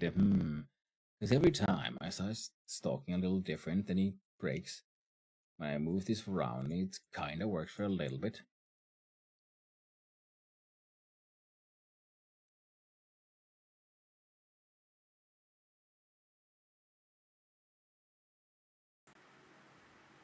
If I speak like this, okay, so now I remove the audio in between and I can't hear this.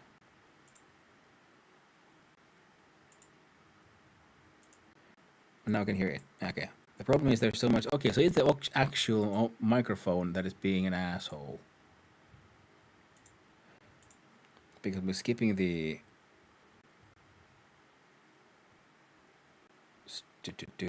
Elgato stream output.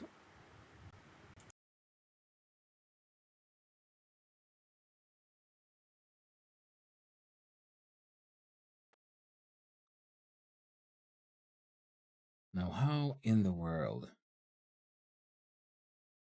is the microphone causing so much issues?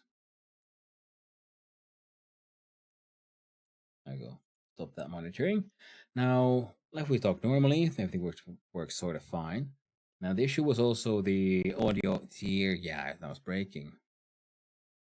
So, I can only assume it's something internal to the microphone, I guess. I can push these buttons.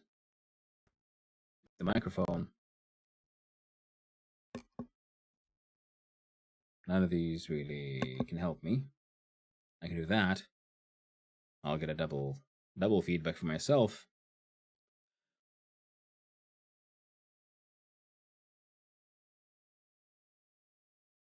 But that won't really help anyone. So okay, when I talk quiet for a while, then it goes also all going all nuts as well.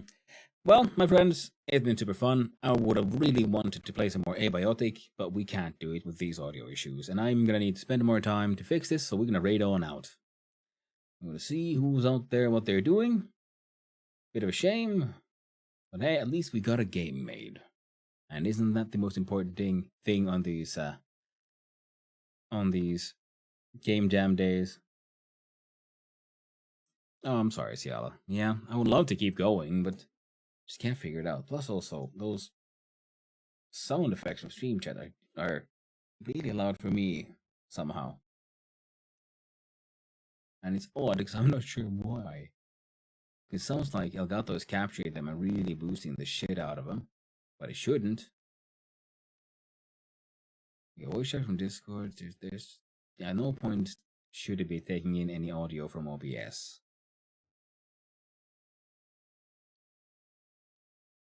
Lava Lakes is awesome. Ah, I'm sorry, friend. I really tried. Thank you for your sympathy, but I'm hoping we get everything fixed up as soon as possible. And if you want, we can do an Abiotics. Well, I mean, I'll be playing more Abiotic in the coming days, no matter what. Tomorrow should be a Valheim day. Then we can do an Abiotic Tuesday if you want. Hopefully you like that. Now, until then, this very expensive microphone is crap. Well, no, but it's probably awesome. Well, let's see who's on or what are they doing, who have not been raiding. I know it's software 100%. Yeah, but that's interesting because then I changed the input to be on OBS into be the microphone purely, and then it's still bugged out. So it could be like a software inside the microphone that is doing shit, because I think he might have overreacted to having audio being handled from multiple inputs, because he kept trying to then shove them through the microphone partly. Elgato microphone. Most likely a user error. Some setting I haven't figured out properly. It is brand new after all. And it is a very famous and good brand.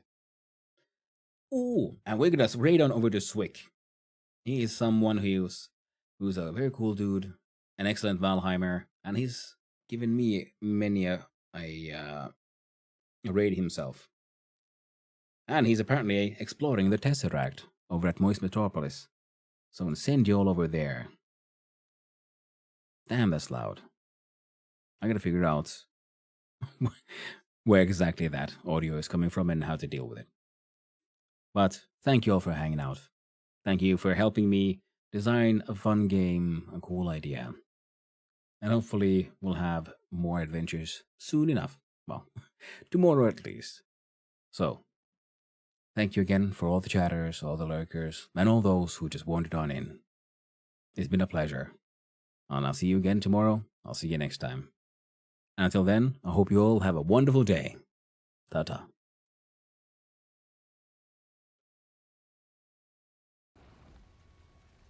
Oh yeah, I remember seeing this fucking roof on someone's stream. That's so cool.